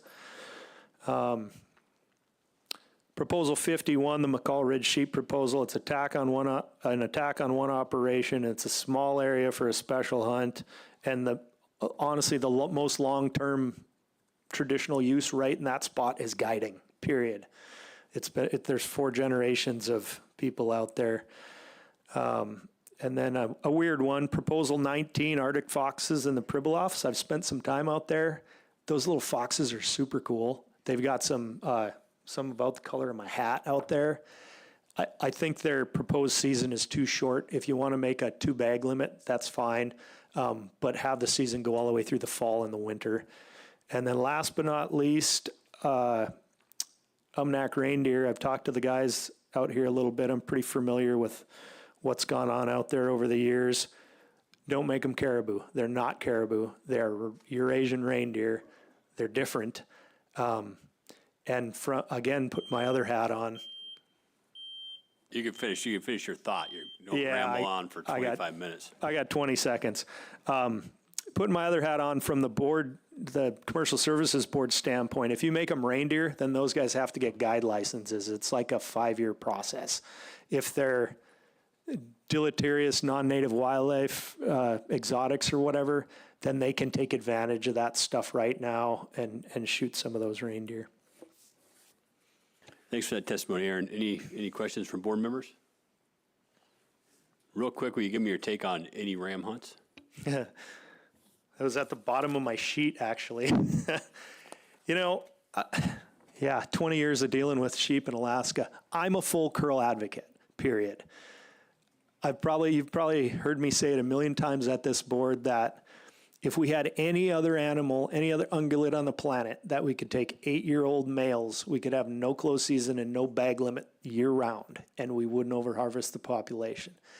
That said, I'm also stressed out by trying to judge full curl rams. I mean, I've been doing it for 20 years in a professional capacity. Knock on wood, I've had really good success with it. But I can totally see how having a few draw areas that are any ram that, Joe from the valley here that's never hunted sheep before and is just afraid of shooting a sublegal ram can put in for and maybe draw one day. I think there's a place for that. It's stressful. It stresses the heck out of me shooting sheep up there when we're trying to make them full curl. So from a biological standpoint, in open areas, full curl is the way to go in my opinion, period. Full stop. But in some of these little draw areas, 2 or 3 of them around the state that are kind of special, I think it's all right. Thanks, Aaron, and thanks for your testimony. Next up is Katie Finsand.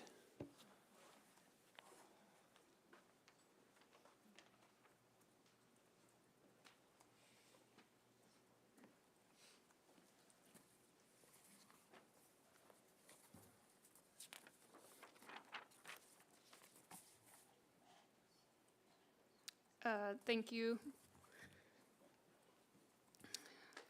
Mr. Chair and members of the board. My name is Katie Finnison. I'm a ATREC board member from the native village of Chitna. I was born and raised in the Cup River Valley. Speaking today on Proposal 49 to close the Nelchina caribou herd for a period of 6 years or until the herd reaches a midpoint objective of 37,500 animals. So this proposal was originally submitted in 2023. I'll just summarize some of the statistics taken from 2022 at that time. The objective is 35,000 to 40,000 caribou for the Nelchina herd. At that time, there was around 17,000 caribou with no confidence interval given, so plus or minus. There was a 67% decline in the population from 2019 to 2022. So more than 2/3. And since that time, there's an even greater decline, less than 8,000 animals. So there was a closure, and it seems that with this emergency order method that's used, that it's a really red light, green light situation, and it creates a dilemma for harvesters and our families to, set aside time for those hunts or to commit, parts of our lives for that. Jim spoke a little bit before me about Otna teachings, and he probably said it a little bit better than how I can articulate it, but I'm going to go ahead and state it again in my words. an Ahtna person, really the teaching is, and I know you've heard it from other tribes around the state as well, but in our valley, animals are sentient beings and they have the power of discernment just like humans do. And really the relationship that Ahtna people have with these animals is one of love and kindness and respect given to each other to help each other out. And at any point in time, if there is some sort of abuse in that relationship, the animals can choose to stop giving or go away. It's a good neighbor approach, just like any of us who have lived in a community where we really look out for each other. You know, if there's hardship or someone loses their home or there's a loss in the family, someone is always willing to step up and help with that struggle. It's the same with the ecological community that we exist. And so being a good neighbor is really the approach and the philosophy that we have. And it's really, I feel like management recently has been trying to squeeze out the amount of harvestable surplus from year to year on a herd that is clearly struggling is not a good neighbor approach. So proposing a moratorium is a difficult one, clearly for all stakeholders, and it's asking for sacrifice and compromise. But it's necessary for the herd to recover. It's that much needed resting period. It's that respect that we truly believe in. It allows us time to really assess some of the other factors that might be playing into what's causing that decline in the herd. I read some of the staff comments, the department staff comments on this proposal. There was concern that the moratorium might cause the herd, the population to rebound too quickly, exceeding the carrying capacity and leading to another precipitous decline. I feel like if that's a concern, then there really should be some effort to redefine or state just how that objective is met. Katie, were you at a point where you're stopping, or you can definitely finish up your thought? I'm going to finish. Thank you very much, Mr. Chair. So I guess what ATREC is asking is support for this proposal and a good faith effort for all of us who, you know, are sacrificing with a moratorium. And it really would be a show from the board and from the department to stand behind that claim of commitment, that commitment for conservation for the animals. And that's all I have. Thank you. Katie, thanks so much for that testimony. It was very clear and very, very concise. You did a great job. Any questions for board members? Member Loring. Thank you, Mr. Chairman. Thank you, Katie, for your testimony. If the board decides that they want to see a 6-year moratorium, and then all of a sudden the department tells us that the population has increased significantly, would you folks have any problem with an ACR, an emergency petition, back to the board to reopen it? No, not at all. Any other questions from board members? If not, thanks a whole bunch for your testimony, Katie. Thank you. Travis Ball's next, Nushagak AC.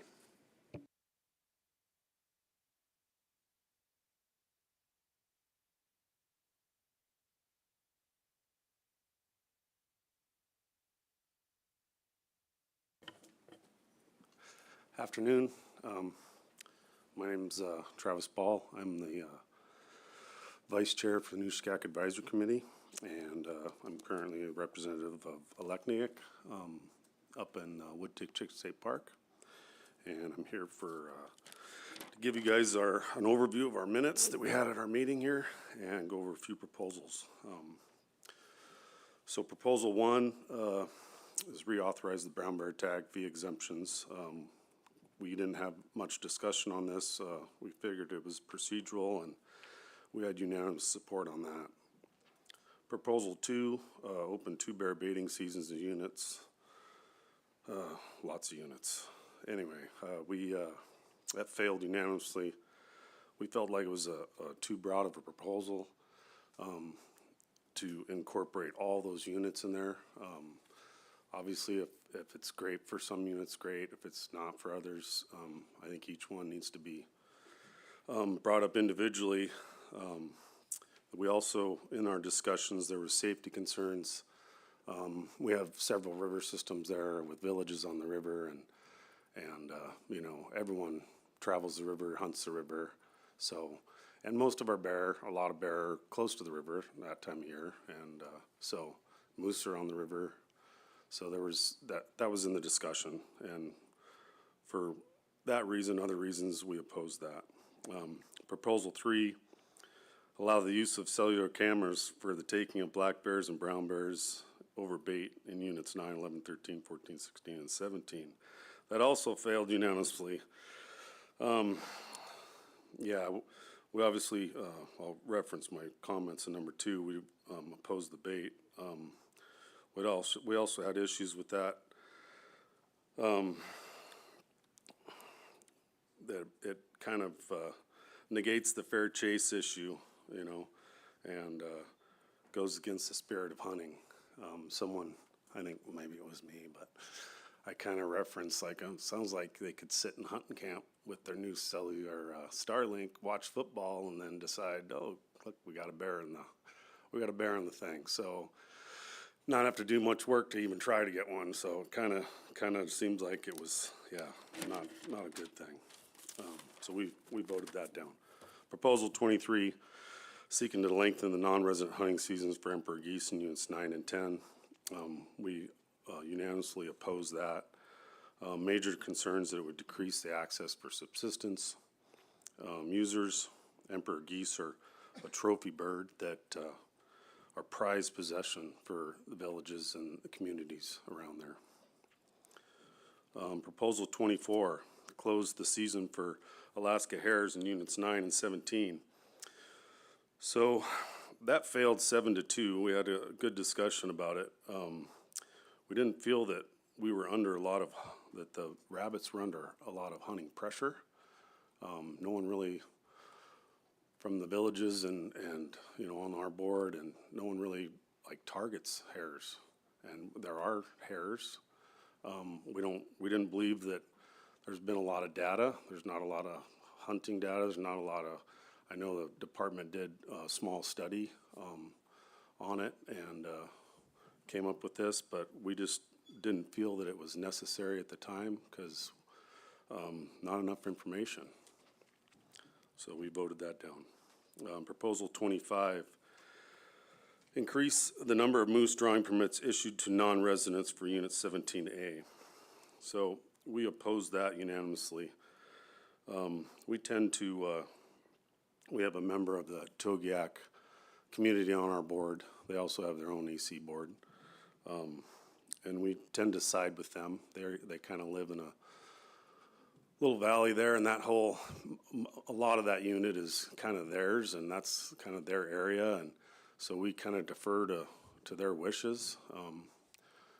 Just like you don't want me coming over to your house and telling you how to clean the dishes and that kind of stuff. So anyway, also there was discussion about, let's see.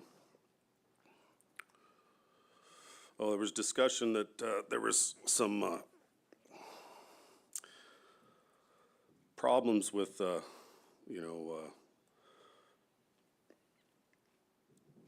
difficulty in hunts with non-res there. and concerns of overcrowding. The village, for those of you that don't know, the board has implemented a 2-mile hunting corridor on the river. So all the non-res that come in there are kind of have to come into lakes and that kind of stuff. So, and there's only about 15 to 17 areas there and lakes they can get into. Very remote area, hard to get into. Anyway, we oppose that. Right now I think they're drawing out, giving out 20, and according to the numbers we got, they had 6 successful hunts out of those 20. I think that the department has the ability to give out 50, but I think there's an agreement between the community and the department to only give out 20 as it is right now. So, yeah, we oppose that. Proposition 26, lengthen the non-resident fall moose hunt in Unit 17A. That failed 8-1. We did have a lot of discussion on this. There was, in our notes, we were misled in the beginning on accident that said that AC and Togiak had approved this proposal, and so we had some discussions, and then kind of halfway through our discussions, we realized that they had voted it down unanimously. So just so you know, that's in the notes there of our meetings. So that was a mistake. So anyway, we oppose this again. We defer to them as this is their area. Lots of discussions. There have been some issues with overcrowding. There was some support to pass 26 if 25 fails. Just to maybe allow some separation of those 20 permits because it is kind of a small area and hard to get into. But ultimately, it failed 8-1. Proposals 27, reauthorize antlerless moose in 17A. That was unanimous support. We have a very healthy moose population there. Because of that, this provides access to local villages in the winter, not only Togiak, but Manicodic, and when the conditions are good, even Dillingham. So if we have problems getting moose in the fall because of weather or, whatever, sometimes the moose are out, sometimes they're not, hard to get, if the leaves don't fall, that kind of stuff. So anyway, we supported that. And that's been really good for the communities, particularly with the lack of caribou in the area that we've been dealing with for a while on the Mulchatna caribou herd. Proposal 28, identifying big game prey population objectives. We supported that. That came from the department after discussions with them and having better information. It seems to be the right thing to do for that area. I believe it was 17B. Proposition 29, review the population and harvest objectives for the Mulchatna caribou herd. So that one failed 8-2. We did have some discussions on that, concerns that if we did get into a review of that whole thing, it might further restrict subsistence opportunity. Was some support to look at this, and we also felt the department had the tools they needed already to, shut down if needed. So that failed 8-2. Proposition 30, implement a 3-year moratorium on caribou hunting in units 9, 17, and 19 to match 18. That also failed 8-2. I'll reference my comments here on the last one. Department already has the ability to close or keep closed based on any harvestable surplus. Again, it failed on our behalf because of subsistence concerns, and if there is an opportunity for subsistence, we would like to have that. Proposal 31, close the resident caribou season in units 19B, 17, and 9. That failed unanimously. Discussion. Same. If there's any possibility of subsistence hunts, we want that to be available. If this closes and all of a sudden, there's that opportunity, we got to wait till the next board site. Well, we got to do an ACR. It gets pretty problematic to be able to get out and take that opportunity for local people and villages. Proposal 32, allow the year-round take of brown bear in Unit 17. So we had a great discussion about this. We supported this unanimously. I know over the years, we've been progressively been liberalizing our bear hunting due to our high abundance of bear.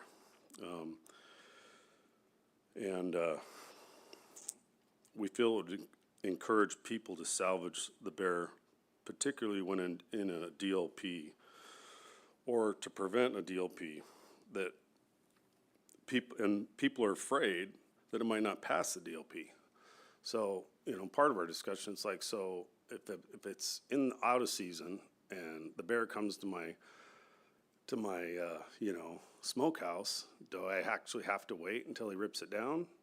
Or can I shoot him because he's already in my camp and my kids are running around in fish camp and the thing's not going to go away, right? So do we DLP it before? Do we make sure he rips half of it down so that when the troopers get there, then it's okay? And so we just thought that this would alleviate that problem and encourage people to report and to, get the hides and the skulls and sealed and all that stuff instead of maybe, just kind of getting rid of the thing after the fact so that they make sure that no one gets in trouble and they don't have to go through the hassle. So we thought that was a good idea.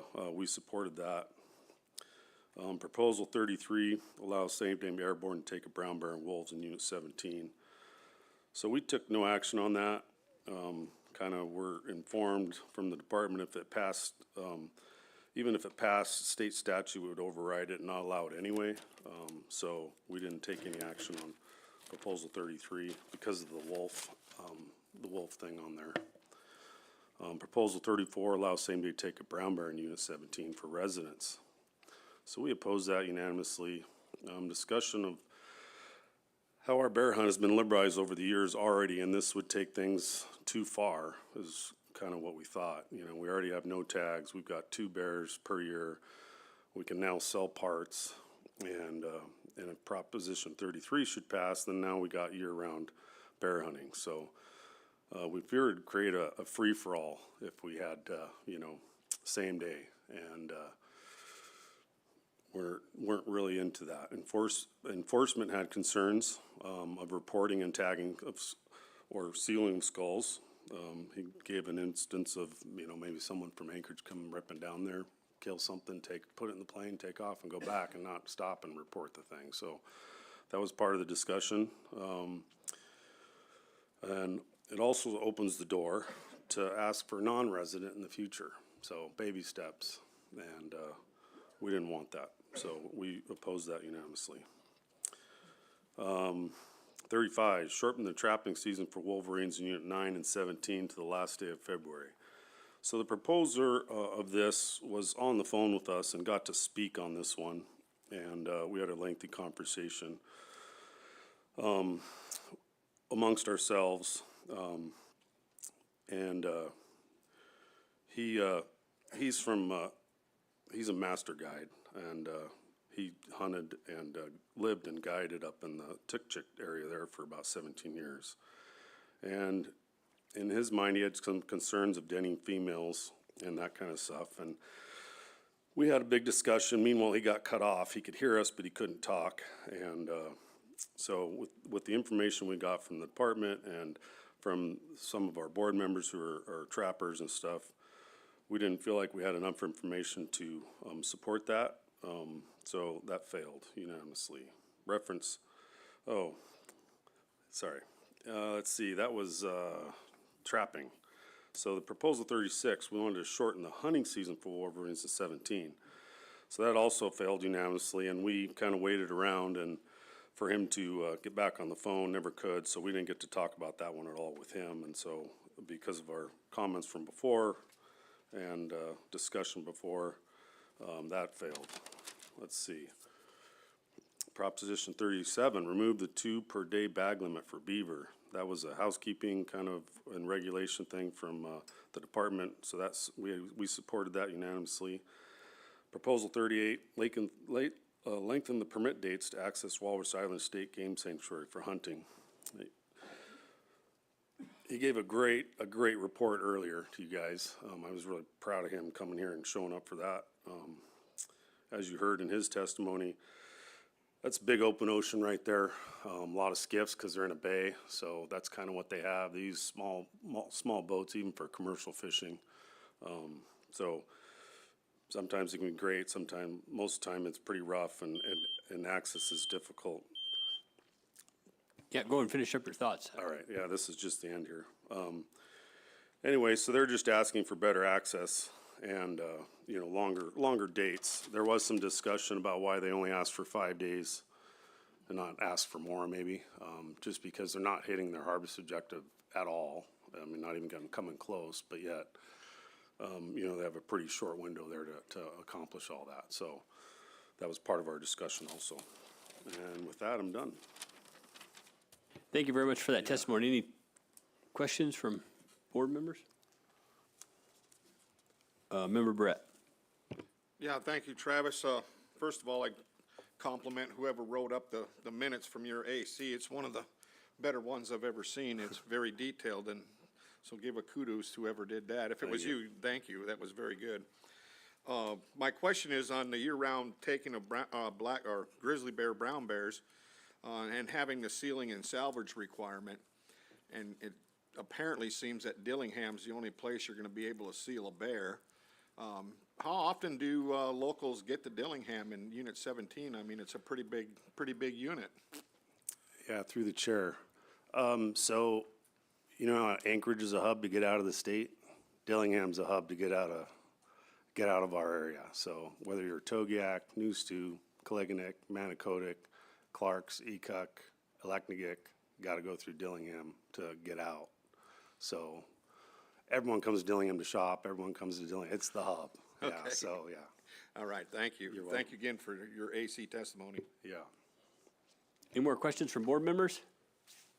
If not, thanks a whole bunch for that testimony. Okay. Appreciate it. We're going to take a 10-minute break, not like our 10-minute breaks we've been taking. We'll take a 10-minute break and be back. I'll do my personal after.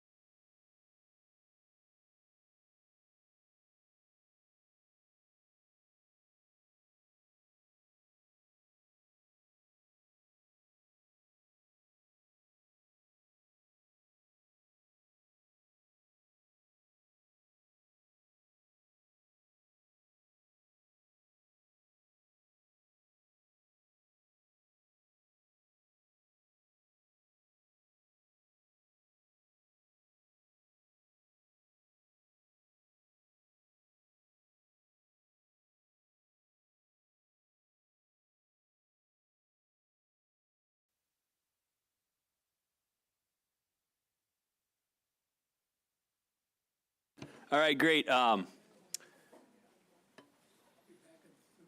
me see here. We have, I think, Travis Ball's personal testimony. Is that correct? Yep. Thank you, Mr. Chair. I'll be short and brief. I'm good friends with the proposer of 35 and 36 for the Wolverines. And after our meeting, I was able to, I was hanging out with them there, and we got to discuss it a little bit. And I just kind of told him I'd throw him a bone and kind of explain his thought process a little bit. And after discussion with us, he, like I said before, he's got a lot of experience up in the tick chicks, and that was kind of what he saw was in that area, probably predominantly, was the Wolverines denning up at that time. So that's kind of why he threw it in there. He just wanted to, he's like, really, he's like, I just would be happy if we could kind of amend Proposal 36 to just reference and change that date back to originally for non-residents. And so his big fear is that what's going on now is we get they start hunting bear in March, and now the guides are throwing on fur bear hunts with them. And so, so they can kill a wolf or they can kill a wolverine now. And so, and they're out there in force covering 300 miles a day, running everywhere. And, he's just afraid that it's going to put a lot of extra pressure on the wolverines. He wasn't really dead set against locals and didn't really want to hurt the local, hunting and trapping thing. And he knows it's not making a huge impact on him. But he was fearful of non-res, out there just killing indiscriminately anything they could find as they're traveling 300 miles a day trying to kill a bear. And, it's Wood Tick Chick State Park's almost 6 million acres, largest state park in the U.S. of A. So we got a lot of country, we got a lot of mountains, a lot of lakes and rivers, and pretty impressive. So anyway, that's all I wanted to say. I just wanted to throw that out there, and that's kind of what the intent of everything he was doing there, and after discussion with him. And anyway, thank you. Travis, thanks for that testimony. Any questions from board members? If not, thanks so much for that testimony, and I'm going to call up Walter Canuli.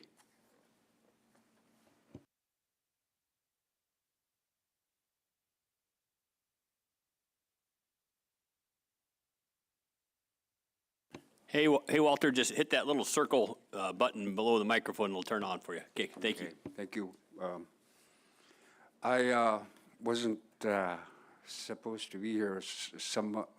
Like a more senior member of the AC was supposed to be here.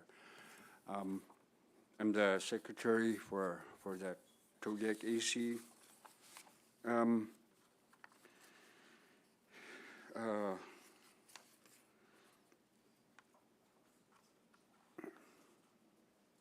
We approved most of the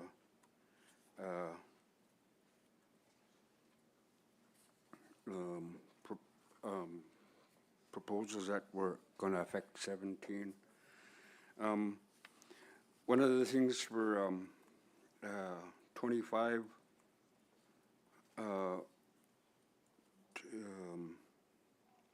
26 was one of the members asked one of the biologists, and then after a short discussion, we opposed 25, 26. And then 29, we approved. I don't, we with the caribou, we haven't hunted caribou in a long time down that area. We know there's some down Newnham Cape Pierce, Cape Newnham area. I went there a long time ago when it was open, and it's just,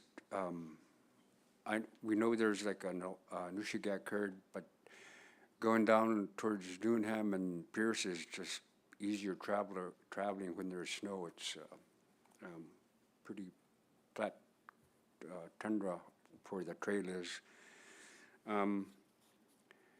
I know some people that did go to the Nushagak area, and then we've been hearing they're getting moving westward towards our area, one of the bays there.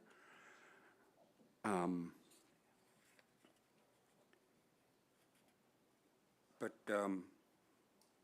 you know, the proposal 29 by Pat Walsh to have separate hunting, I guess, for herds in a certain area rather than, I guess, keep it all of Malchatna. I really don't know the science behind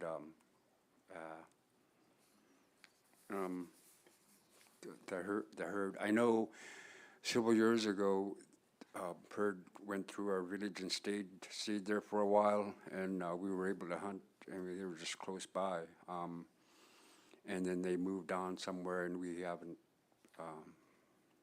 hunted any caribou. We approved 29 and then 3031, the 3-year moratorium. We just didn't sit well after we approved 29. You know, we had a long discussion on 31,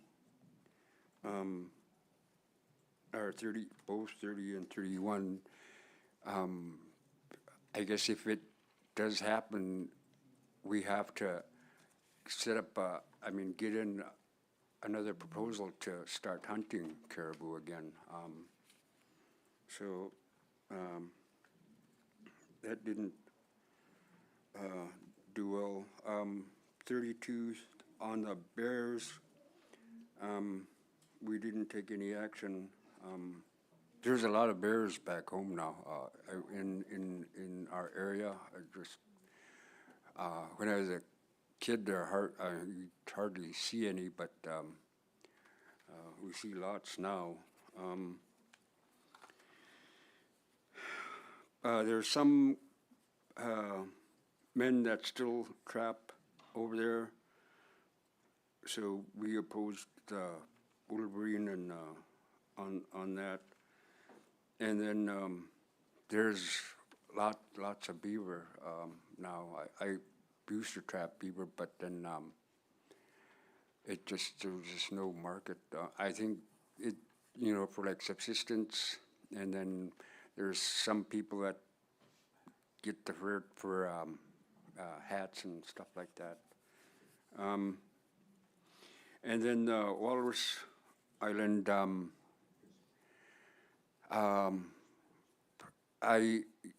when I was a village administrator, I used to take my boat, which is a 30-foot bow picker, and then the skiffs to Round Island. One time we went to, Round Island, there hasn't, for some reason, sometimes there's nothing down there. There was one year there was just one that when we went down there, I don't remember the dates anymore, but traditionally, I guess our people back then used to go down there like in October, probably when there were no more flies. I think that was the reasoning behind it, to Round Island. But now, with better stuff, faster boats and skiffs, we can go down there, but sometimes there's nothing down there. I didn't go last year. I think there was two men with a couple of skiffs that got two last year. I had a medical thing. So I wasn't able to go. I went the previous 2 years. We went down towards Hagemester on the south side, where there's a little cove where the walrus haul out. But that one, being out in the, the Bering Sea side, the surf is just, even when they're out below them, it'll be calm, but then the surf is still, I remember as a kid, my mom would tell us not to be too close to the waves. It would take us under. We had an incident how many years ago where we had to call in Coast Guard, and those guys are good. They landed to where the men were, because the surf swamped a couple skiffs, and they spent the night over there, and the Coast Guard took some of the younger boys home. But as far as lengthening the date, I don't know who's on the Walrus Islands committee, but that would help us.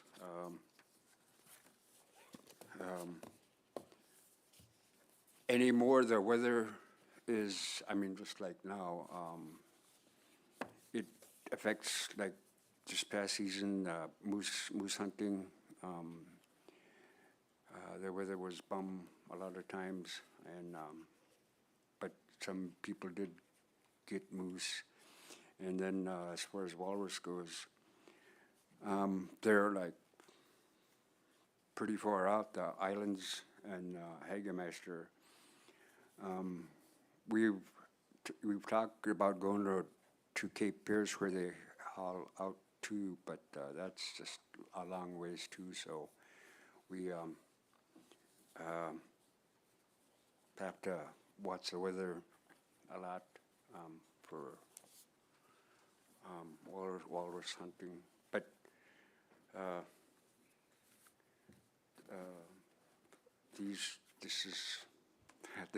I wasn't prepared, so those are what that's what came into my mind when I was asked to come for that other member. Walter, thanks a whole bunch for traveling all this way. Thanks for presenting. Are there any questions from board members?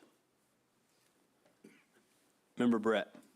Yeah, thank you, and thank you, Walter, for coming down here and volunteering and giving your AC's comments on it. They were very good notes and AC comments, and you did a good job up there too, representing the AC. So thank you. Natalie helped us quite a bit, so we appreciate her help as well. So no, thank you. Yep, thanks for that. I'm gonna. We have a question. Sorry. Yeah, Member Loring. Thank you, Mr. Chairman. Thank you, Walter. With that round island, when you folks go out there, do you very often run into, I guess, tourists or other folks who go out there with permits to view the walrus, or is there enough separation between when you're there and when they're there? There's one. I think they monitor walrus there in the summertime, and then there's a guy in the village who takes people out. I think they have to get permits to go down there and view the walruses. But by the time we're going down there, getting ready to hunt, they're gone. It's so we really don't see anybody when we're hunting for walrus. Just a quick follow-up. So this linking of the of the season is not gonna cause any conflicts, and it's gonna be pretty self-regulating, no conflicts with anybody else by these extra days. We've never experienced that, so. Okay, perfect, thank you. Walter, thanks very much. I'm going to call Janet Bavilla.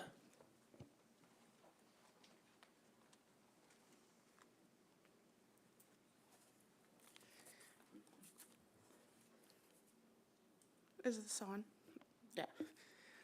Hi, I want to thank the board and board support for their time. My name is Janet Bavila, and I was sent to speak on the Central Bering Sea Advisory Committee actions on some of the proposals. We are in Unit 18, but we do border on 17, and they sent me because my village is one of the two that's closer to that border. So we talked on Proposal 23, and all of the board to open the emperor geese to non-residents. We all opposed it. And I think like a few of us were, don't think they realize how much interest natives have in geese hunting. Because we do have a federal subsistence spring hunt, and you don't need a permit to do that. And I mean, for the longest time, we were discouraged from going after them because their numbers were so low. It was closed for decades. And the interest is there, it's just you're not getting the numbers because we're not getting the permits. I can't speak for other households, but I know in my household, my parents have lived in Alaska and in that village for 80 years. And they're like, no, emperor geese in the spring are the best because they're fatter and they taste better. And we don't normally personally go for them in the fall. We're not going to turn them down if someone gives it to us, but I don't know. I think it kind of got some of the AC members a little bit riled up because, you know, they don't know our hunting area very well to say that we don't have an interest in going after emperor geese. And for Proposal 29, we took no action. We do want to wait and see, but we figured with the moratorium we put on Mulchatna caribou herd, we didn't want to visit that yet. We do think it's kind of a good idea to go over it, but we wanted to wait and see what actions that were taken with the intensive management and the moratorium closure to see if anything changes before we visit that. For Proposal 30, we were all in support of that for doing a moratorium on the Mulchatna caribou herd since it's a shared resource with all these different units. And,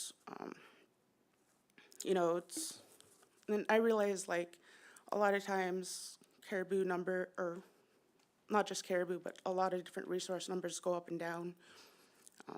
And some people grow up eating one thing and then the next generation grows up eating a different thing. When we got to Proposal 31, we figured it was kind of the same as Proposal 30, but we wanted to put an amendment in there because they did not mention Mulchatna caribou, and we want to make sure it's only for that, and we didn't want to infringe on the other hunting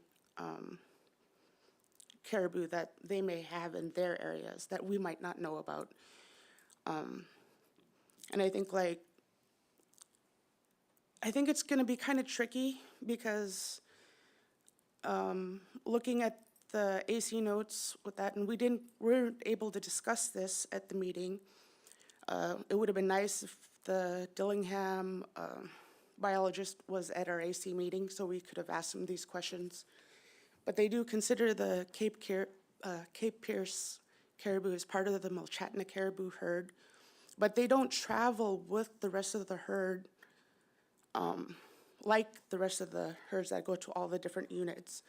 And I would agree with the locals that it's a different one, though it's managed as the same thing. And I don't know how difficult that would be for the Dillingham office to try to take it out and have their own little hunt for Unit 17. Even though we didn't get a chance to discuss this at the AC meeting, the other AC members were very clear we did not want to infringe on their own local hunts, kind of thing, you know, though we still wanted a moratorium. Well, I know this might create more work for the biologist at the Dillingham office. They are paid to manage the resources, so I don't know all the rules and regulations and how hard that would be. And this is just because I got more information now, and I wish our AC had had a chance to discuss it with the different biologists and stuff. On proposal 32, allow the year-round take a brown bear in Unit 17. We did have a member of the public who said there are some villages in Unit 18 that go over and hunt. I don't think any in my community. And so we supported this. We're a little bit hesitant about it. But there are a lot of bears in our country, and we see that even in the villages in Unit 18. So I don't think we have too much of a concern with the number of bears. For proposal 33, we took no action since we were told the board wouldn't have any authority on it. For proposal 34, allow same-day airborne take of brown bears in Unit 17.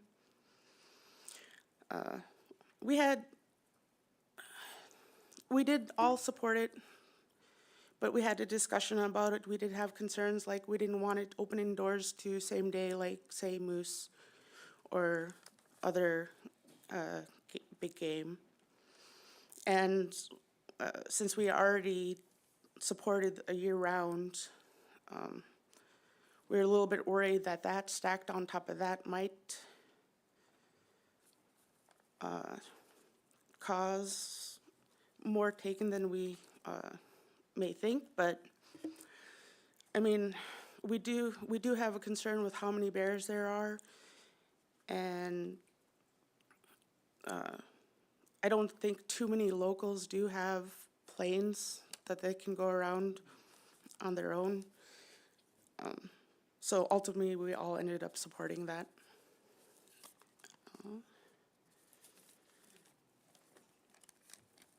And I think that was it for the AC. Janet, thank you very much for that. You did a really good job. Do we have any questions from board members?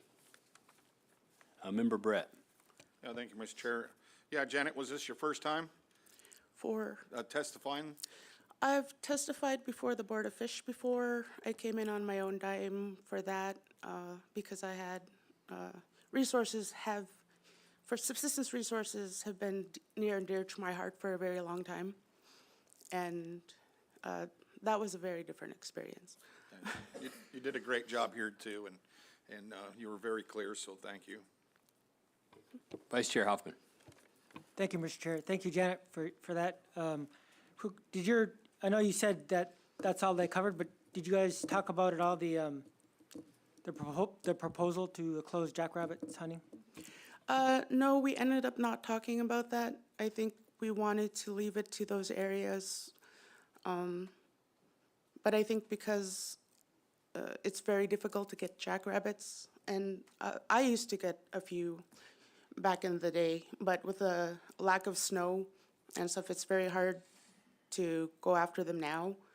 And I don't think, like, people are going to go for the easier subsistence before they go for the very hard one, especially with how small of a game that is. So I think we don't have too much of a concern about it. And if it's in someone else's unit, we want them to be able to assess it and be like, hey, Any other questions for Janet? If not, thank you very much for testifying. I'm going to call our personal testimony. Okay, sorry, go ahead. Personal testimony.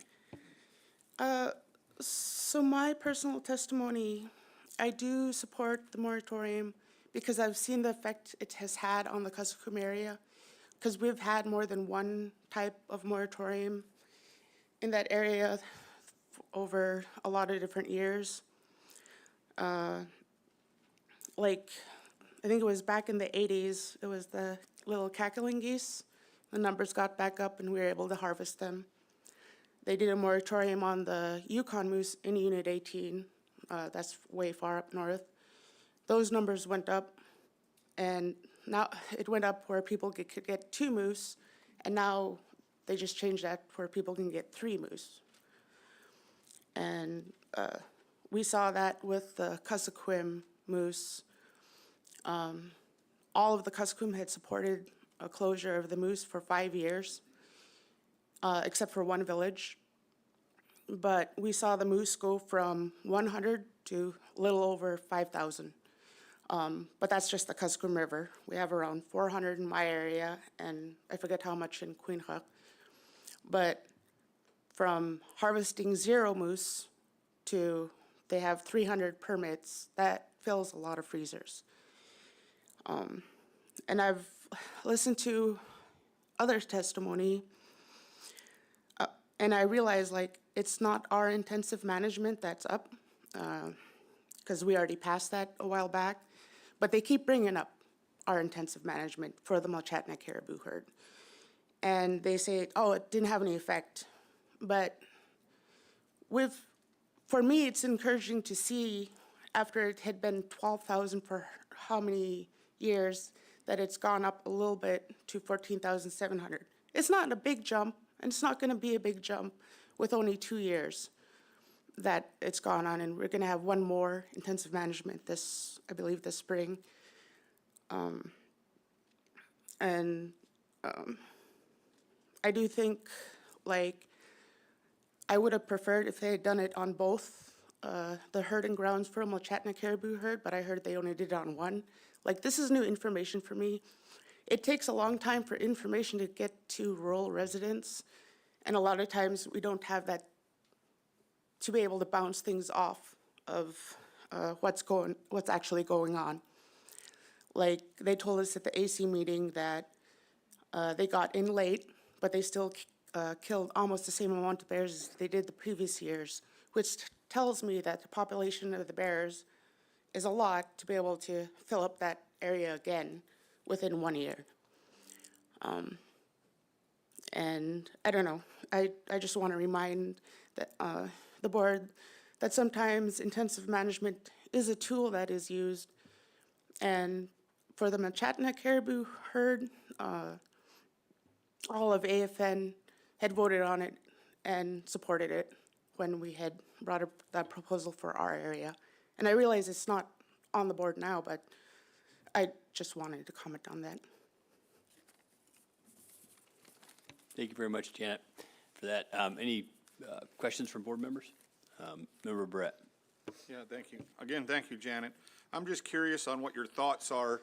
Is there a difference between a moratorium or a state closure in your mind? I feel like a moratorium, it is a closure, but I feel like it's more like people, how do you say that? Making a promise that they're not going to do it. You're going to get some of those bad actors that are going to go out for caribou no matter what, even if it's closed now. But I feel like if you can get everyone on board, there's more of a consensus to, like, work together, So in you my think mind. it's a moratorium's more community-driven and more buy-in than having the state say, we're going to close the season on this? Yeah, that's how I feel about it. Okay, thank you. Thanks. Any more questions from board members? If not, Janet, thank you very much for that personal testimony. Thank you. And the next person I'm calling is Karen Linnell.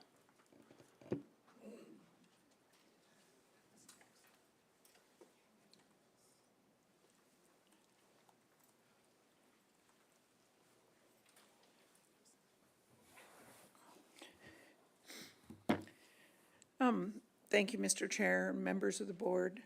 For the record, my name is Karen Linnell. I'm the Executive Director of Otton Intertribal Resource Commission, which is comprised of 8 tribes and 2 ANCSA corporations with over 9,000 years of history in Unit 13, 11, 12, and approximately 360 generations of stewardship of the fish and wildlife resources that our people depend upon.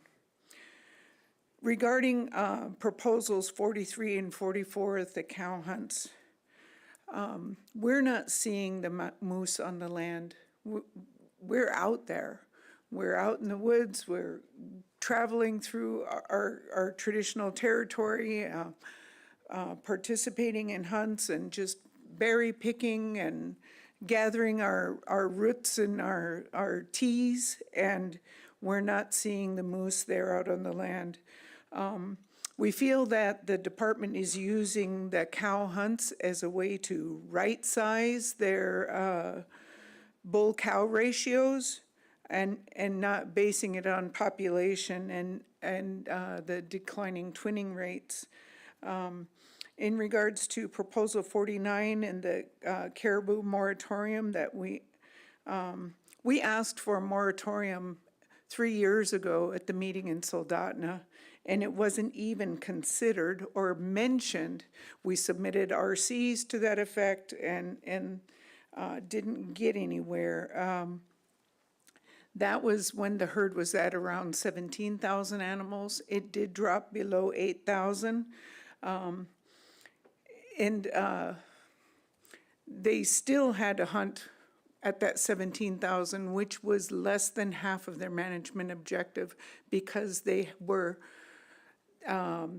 we get told that there's a wide range of confidence levels in the population counts, but they're so certain that there are 6 extra bulls out of that. It just is unbelievable, right? When you have a range of several thousand animals in your confidence levels, and then have that certainty that you have 46 bulls to 100 cows versus 40 bulls to 100 cows, that allows for a bull hunt. And so that's something that we're concerned about.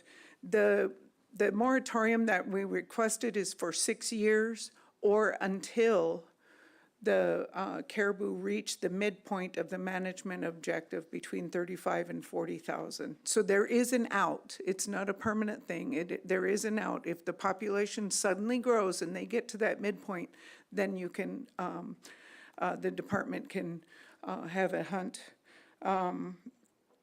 As for Proposal 46 submitted by the PACs and AC in changing the community hunt to a registration hunt, this hunt will limit the area to be hunted to road corridors, with other hunters traveling through and scaring the moose away from those corridors.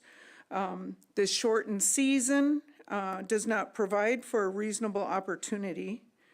And during that season, the temperatures can still be in the 60s and 70s. We've had it that way, and it leads to folks bringing home spoiled meat because you couldn't get them home fast enough. When it takes you a day and a half to get out to camp, or to clean up your camp and get ready to come home, you can your meat can spoil in that time. And our Otna people have hunted all across Unit 13, from Cantwell all the way over into the base of Mount Drum and Sanford River, Copper Lake. And we've been slowly getting regulated out of our way of life. And that's something that our late Roy S. Ewan, who sat before you folks many years, talked about regulating us out of our way of life. Starting with that 36-inch bull requirement. The court case, to answer one of the questions that Member Barrett had regarding the community hunt, we've supported our community hunt all the time. the court case said that other groups may be eligible. And while I was on the board, we did, Board of Game here, sitting on that side of the table, we did try to look at the criteria, try to get an application process. The Ahtna people had to put in a proposal to become a community. We had the entire state submitting public comment, telling us whether we were a community or not. And just to Yeah, please finish. just to finish up, that was what was done. There was also, Dr. Simon mentioned the ranking criteria and meeting those 8 criteria to become a community. That's not being addressed or assessed. We had a proposal in at one time to talk about a failure to report for those communities, and that didn't pass by this board, but that was something else. It's a requirement for a community participating in the CSH to provide a report proving that they have met those criteria and things like that. And some of those groups were not reporting, and they are still able to participate in the hunt and not get on the failure to report list. And if they get on that failure to report list, it shouldn't just be the hunt administrator, it should be the entire community, because it's their responsible to hold their administrator accountable for providing that report. And then I'm ready to answer any questions if you have any. Thanks for that, Karen, and I might start off here with a question. In your proposal 49, one of the units you're talking about is 20E, and Unit 20 isn't on the call for this meeting. Let's say the board decided that it wanted to adopt this proposal. Would you prefer that be included and kept and moved to the statewide meeting, or would you prefer that be amended out? I would prefer that you take action now, and we can submit another proposal for Unit 20 and Unit 12. Thanks for that. Any other questions from board members? Vice Chair Hoffman. Thank you, Mr. Chair. Thank you, Karen, for that. That was pretty straightforward and clear. In the beginning of your testimony, you kind of gave us your background and your affiliation. I know I experienced this myself, so I just thought, and I've heard it around earlier, just a quick answer on this. For my example, I work for AVCP Housing Authority, and lots of people think I directly correlated with AVCP Inc., and we're not even close. But what is the affiliation between AITRC and Ahtna Inc.?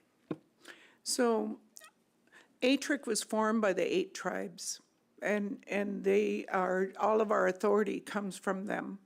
We also have a seat on our board from Ahtna Incorporated and Chittenden Native Corporation who get to vote, but the tribes get to vote as well. So they have a seat, but they do not direct everything.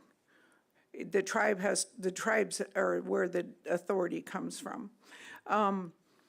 And as you know here, being one of 7 members, what you say doesn't always go, right? And you can tell by looking at our comments and things like that, we took very different approaches in the comments from Ahtna Intertribal Resource Commission and Ahtna Incorporated in regards to the cow hunts, in regards to some of the predation. We have different committees. My Fish and Wildlife Committee is not all of my board members. It is hunters and fishers and people with experience in looking at regulations, but more in our traditional ways of life and guiding us with the traditional knowledge that we have. We're looking forward to the day that we can actually write our own regulations for hunting on our own lands using that traditional knowledge. And so we've held on to that aspect of it with our elders on our committee and young people who were raised by elders and have a very strong connection to the land. As Katie talked about, it's in our DNA to take care of the land, take care of the waters, take care of our animals and our fish in a way that they will continue to come back to us. one of the things that we're trying to say is that it can't just be on the Ahtna people to take care of that land so that it can feed the state. Unit 13 cannot feed the entire state. Unit 13 cannot feed everybody from all over the place. The Copper River can't feed the entire state when there's no fish in the Yukon or Kenai or the Kuskokwim. And so we're struggling to protect the resources, and that's what ATREC was formed for, was to protect the resources so that we can ensure that it's here for generations to come. My great-grandchildren's great-grandchildren should be able to hunt moose and caribou and eat that Copper River salmon. Thank you. Any other questions from board members? Member Brett. Yeah, thank you, Karen. I'd just like to thank you for your continual service, you know, defending wild resources in the state and in your area. And also the Ahtna Intertribal Resource Committee is another one of those groups, you know, that we're able to finally collaborate with the state on this, in this case, to have, you know, some studies go on. And, you know, so I'm starting to see some small changes going on, some footholds to where there's a little more collaboration between, you know, user groups and state and federal, you know, managements. So I hope to continue, we'll see some more of that stuff. Yeah, and that's one of the things that we were tasked with, and it's part of our mission to blend traditional knowledge with science and to help fill those data gaps so that we can better inform management, not take over management, better inform management, so that you folks have the best available information to make decisions that will, for the resources that you are charged with managing and creating regulations over. Any other questions from board members? If not, Karen, thank you very much for that testimony. Thank you. And I'm going to call Robert Castle.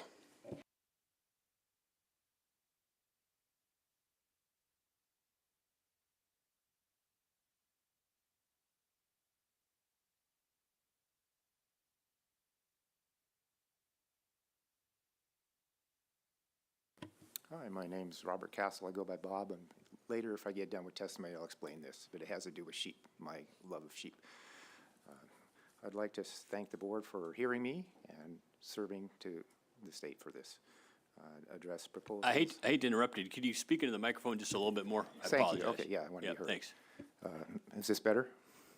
Thank you. So if I have a chance, I'll explain this later, and I want to thank the group for allowing me to testimony and serving the state for this.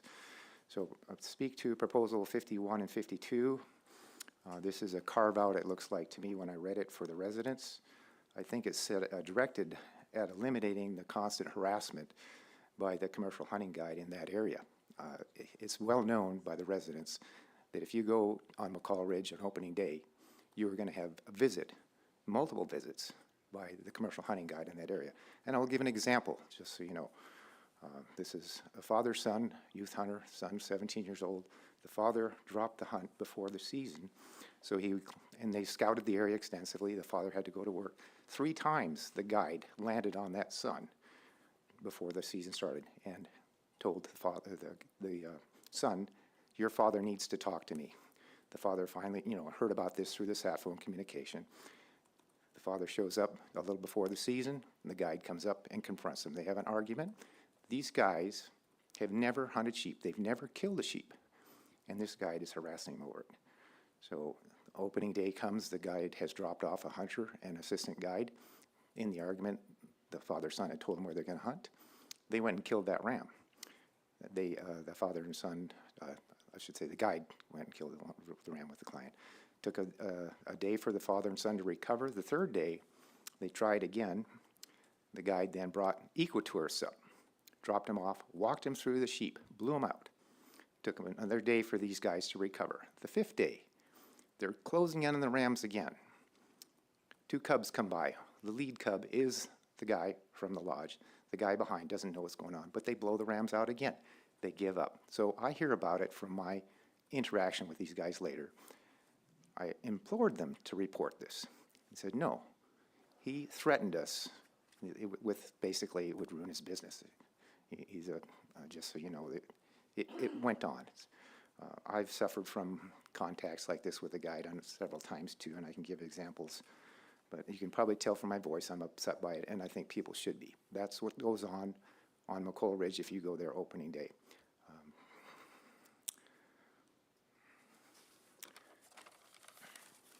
Okay, on to Proposal 54 and to me 73 are similar. It would be leave the any ram draw permit hunt as is. Proposal 54 has a history of it, and I think it should be left in place to be able to assess that management strategy. And it's one of the most popular hunts for the residents, as you don't have to worry about the size of the ram you harvest. And I would agree with Tony Cavallo's proposal for 73 to have it, but I would ask that it would have a long-standing management strategy, or I would say leave that hunt in place for a long period of time so you could assess how that hunt affects the sheep. I'm concerned if over a full curl harvest management strategy, if you're taking and making a full curl a selective negative pressure, and if you don't make full curl a positive selective pressure, you're going to affect the population. Mendelian genetics says that for sure it will happen. Look at what happened at the Kenai River. 70 pounds, 60 pounds, 40 pounds. You don't see big salmon anymore. That's from gillnet size and selective sport harvest. That will happen to our sheep, I believe, too, at intensive management levels where they're harvested at everyone is full curl. And so I think there should be areas where it would be allowed to have any ram harvest strategy. Going to the Unit 9 brown bear proposals, I would ask that there be a separation from the commercial hunters for the harassment aspect. I have suffered that too down there. This is a hard one. So 4 springs ago I was down there. I had bow hunting with a friend. This is an airplane I made myself. I knew every nut and bolt in that thing. I came back from that hunt, and in the summertime I was prepping it for a check ride, doing the pre-flight. A very critical part was missing. I keep this airplane in my backyard in a hangar locked. I'm the only one that has access to it. The bolt holding the stick, my control stick, the nut and washer were missing. I didn't miss that. 5 other mechanics looked at it and didn't miss it. I can go on about other hunter harassment. Oh, I soaked up a little bit of your time messing with the microphone, so. Okay, thank you. So I will just say that the hunter harassment does happen down in the Unit 9 also. Example would be 2 hunters were down in Beaver Bay. This is an area they had, they were charged in the, for civil trespassing in a court in Sandpoint. It was ultimately thrown out after $60,000 of legal fees, and the guys, of course, are what brought that on. And so it's an issue. The board should be aware of it. And in closing, I would just say Proposal 75, I have intimate knowledge of predator management. Unit 16, you look outside, is not being actively worked by the people that have permits, and I would support department getting the ability to do that.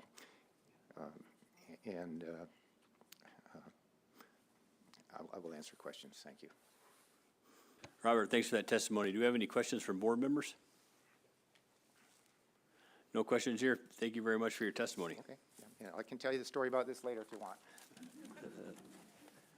I'm going to call Glenn Helmuth.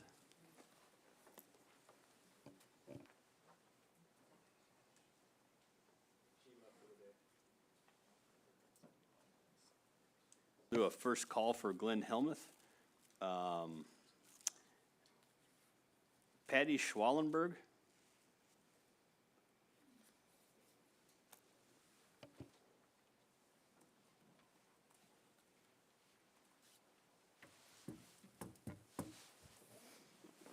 Good afternoon.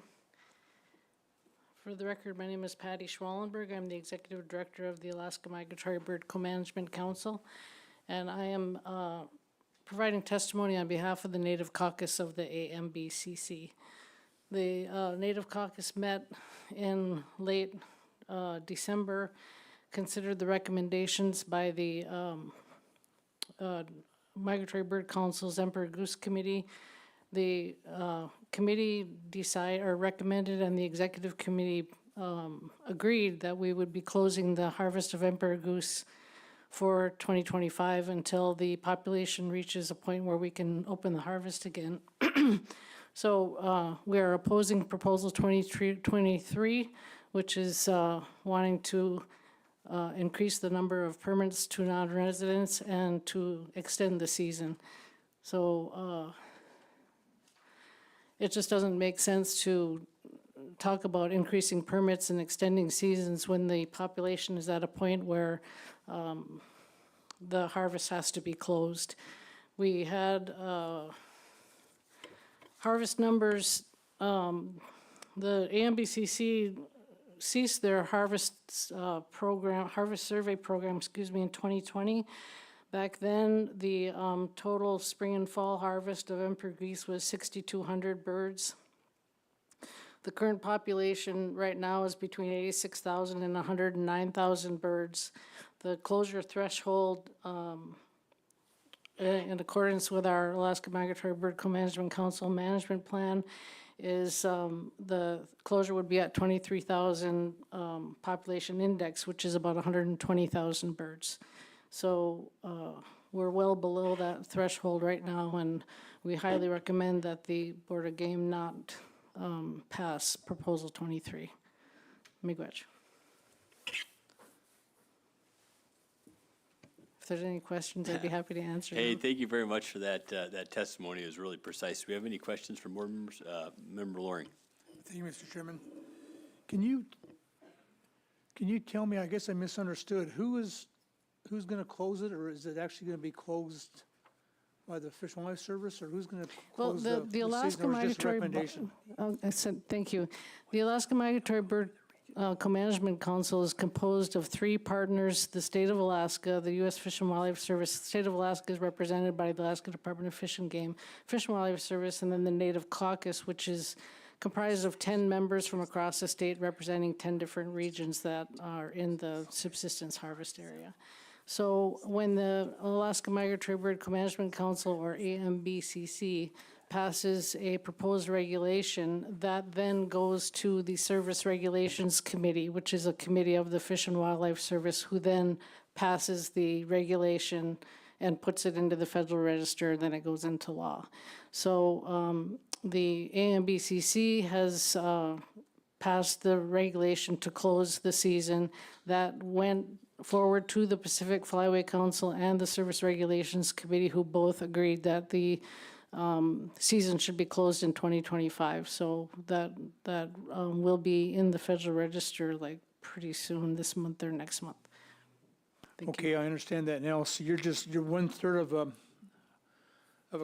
of a 3. Yes. But then it's moving through, and federal government is told you they're going to close it in 2025. Yes. Okay, so is that closing, is that just for sport hunting, or is that subsistence hunting, or is that a total closure? That is total closure. The Pacific Flyway Council also has an emperor goose management plan that is a companion plan to the AMBCC's management plan. They pretty much mirror each other, except one is for the general fall hunt, and then one is for the spring. And so the AMBCC only deals with the spring summer hunt. But since the Fish and Game is a partner of the AMBCC, then they take that information and they've made the decision to close the general hunt as well. So that Thank you doesn't for go that to the clarification. AMBCC. Yep. I didn't know about that. Appreciate it. Any more questions? Director Scott. Not a question, but thank you, Mr. Chairman. Patty, it's great to see you. Just a little bit of background for Patty. She's been the executive director for AMBCC for many, many years, and has kept me out of trouble several times on that council. So it's great to have her here. Great. Any other questions? All right. Thank you very much for your testimony. Thank I think you. we're gonna break now until tomorrow morning. We got about 9 more testifiers. We'll start off with the second call for Glenn Helmuth. Probably tomorrow, but we'll get in with all the testifiers before the first break, and then after that break, we'll delve right into the region-wide multiple unit proposals. So, 9 o'clock tomorrow, not 8:30, 9 o'clock. Thanks.